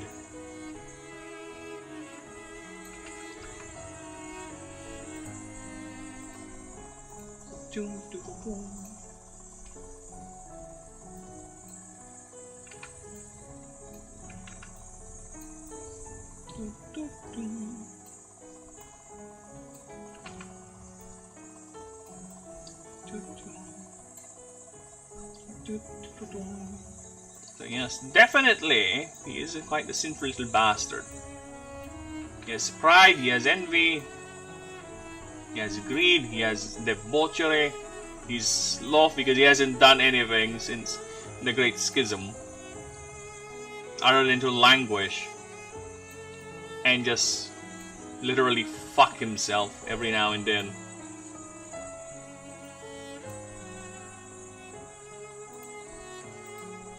Pride, believing that he is justified in doing all that, enslaving. He sees his kin, the offspring, is nothing more than an object to his desire, and they should do whatever he tells them to do because he just wants them to do it. There you go. He has his simulacra crown. Now I'm thinking, should I reduce the simulacra crown size? Like that.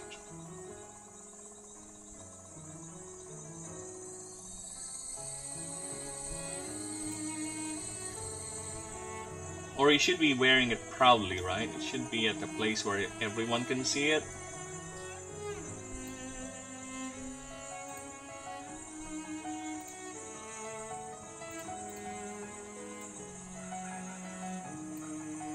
Something like that.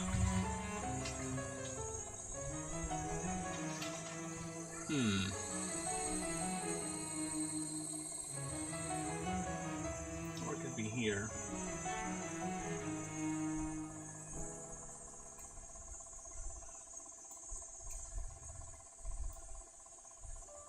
That's why I'm also thinking maybe it's inside him, like he ate it.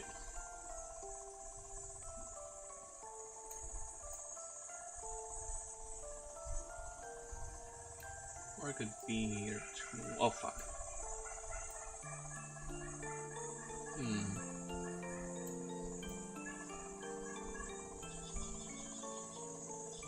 I don't know, I kind of don't like it to be just at the top of his head. Maybe it's something like this. Yeah, maybe something like this. Get back in. God damn it! Get back in there. And maybe he arranges it like a spine like that.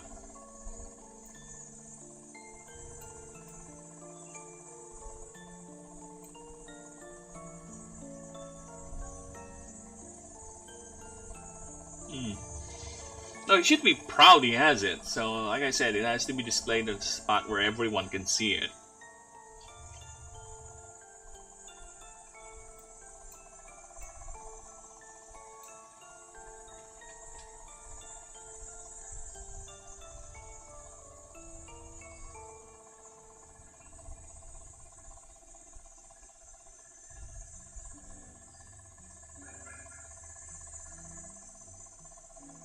What, turn into a nose ring? Da-da.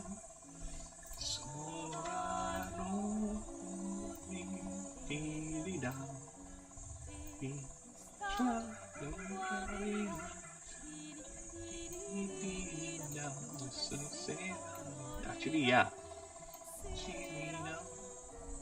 Dim dim da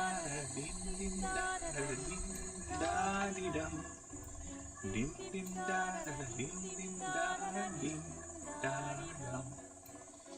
Oh no, suha da bi le toi assurément de na clair obscur de fi viva clair obscur de viva sans Skill.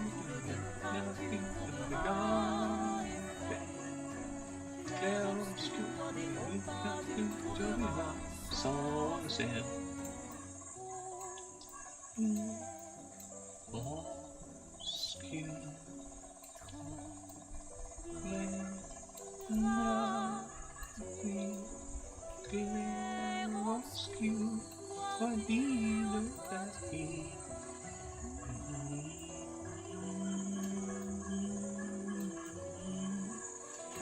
skill.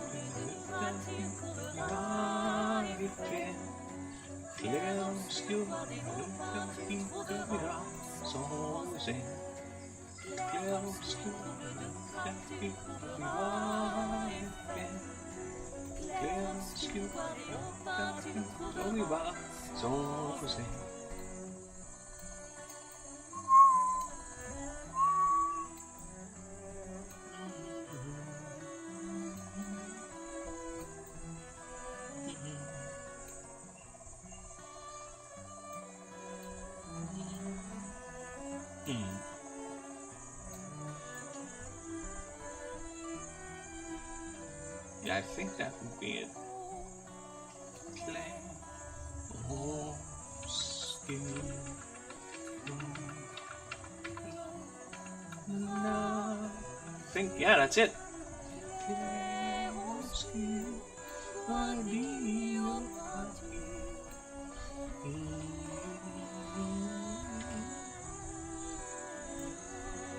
And there you go.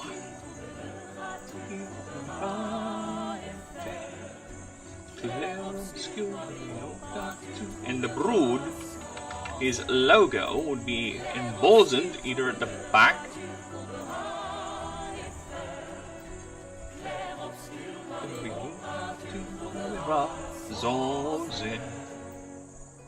right, either the back or it's a massive tattoo on his chest or his throat right here, right?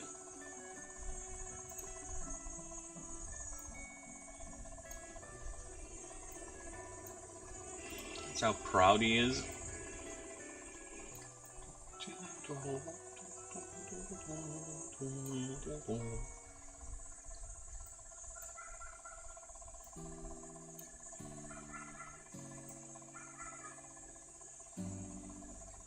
That's the symbol of his brood.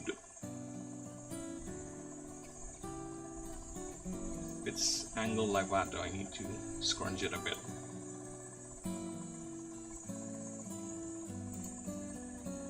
Or I could do it like this.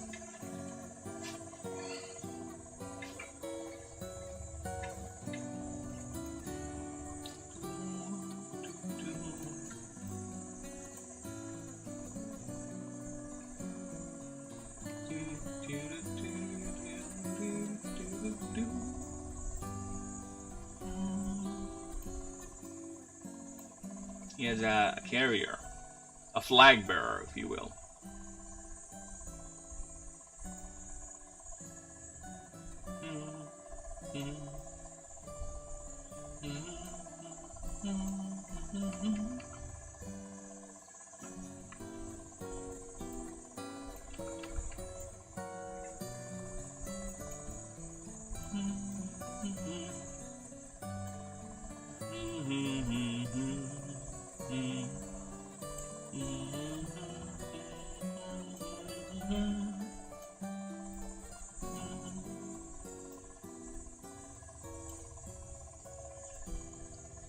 Okay, let's do that.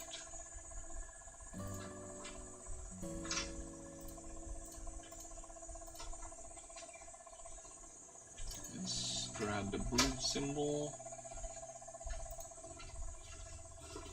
What the hell?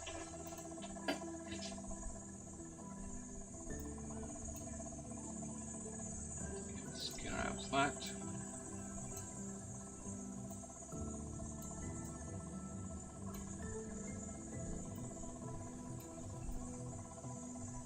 Right, so it's constantly being shown off.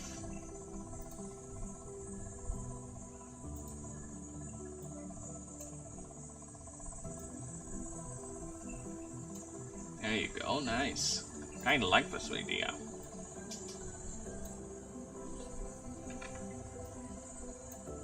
There you go. He has this thing following him around constantly.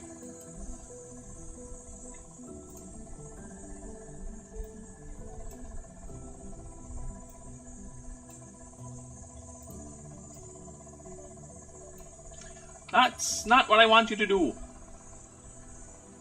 Want you and the platform be one. Thank you.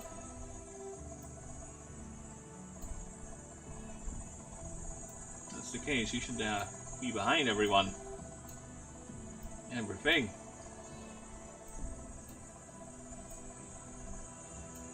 There you go. Constantly announcing his presence.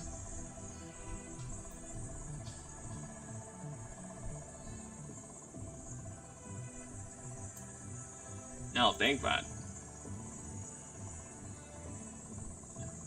That's actually nice. Now let's see. I can do some further adjustments with this body.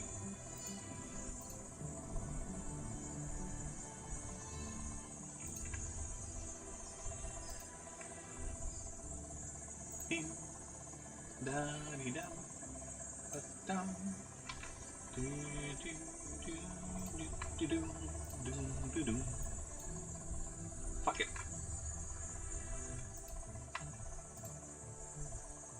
Why?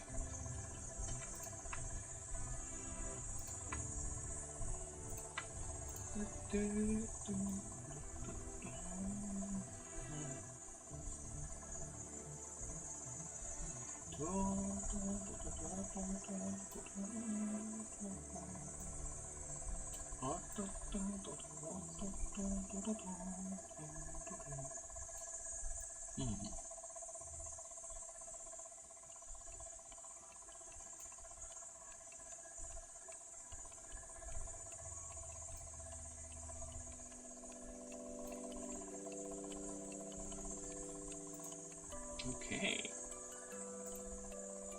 Save. Save as. Excuse me. Down here, creatures, and remove fact. Make that official. There you go. We have the god of sin himself. PNG. Okay, and with that, people, I'm gonna call it a day, if you don't mind. I have things to do. I'll be resting in a bit, and then I'll go ahead and do some editing for my friend's video. Then I'll go ahead and review my design for Farfnix, because so far I think he's complete, but there is something itching at the back of my head, saying there's something missing here. I need to do something else. But in the meantime, yes, I have saved him. He's ready to go, as far as I'm concerned. If I finalize this idea, this design, I might end up changing the tail, how it is. And I think that, yeah, that's the main thing that is somewhat throwing me off. And I am still thinking about the head. Maybe I could reduce the head even more. Yeah, for me, I'm not fully satisfied how girthy his fatness is. So we'll see about that. But we'll see, we'll see. I'll think. I just need to rest my brain. And again, everyone, thank you for stopping by. Denisium, all you lurkers out there, Ninja, thank you for all the subs and the support. You all have a very, very lovely one. And go ahead and like and sub so you'll never miss a beat. In the meantime, have a good one. Goodbye.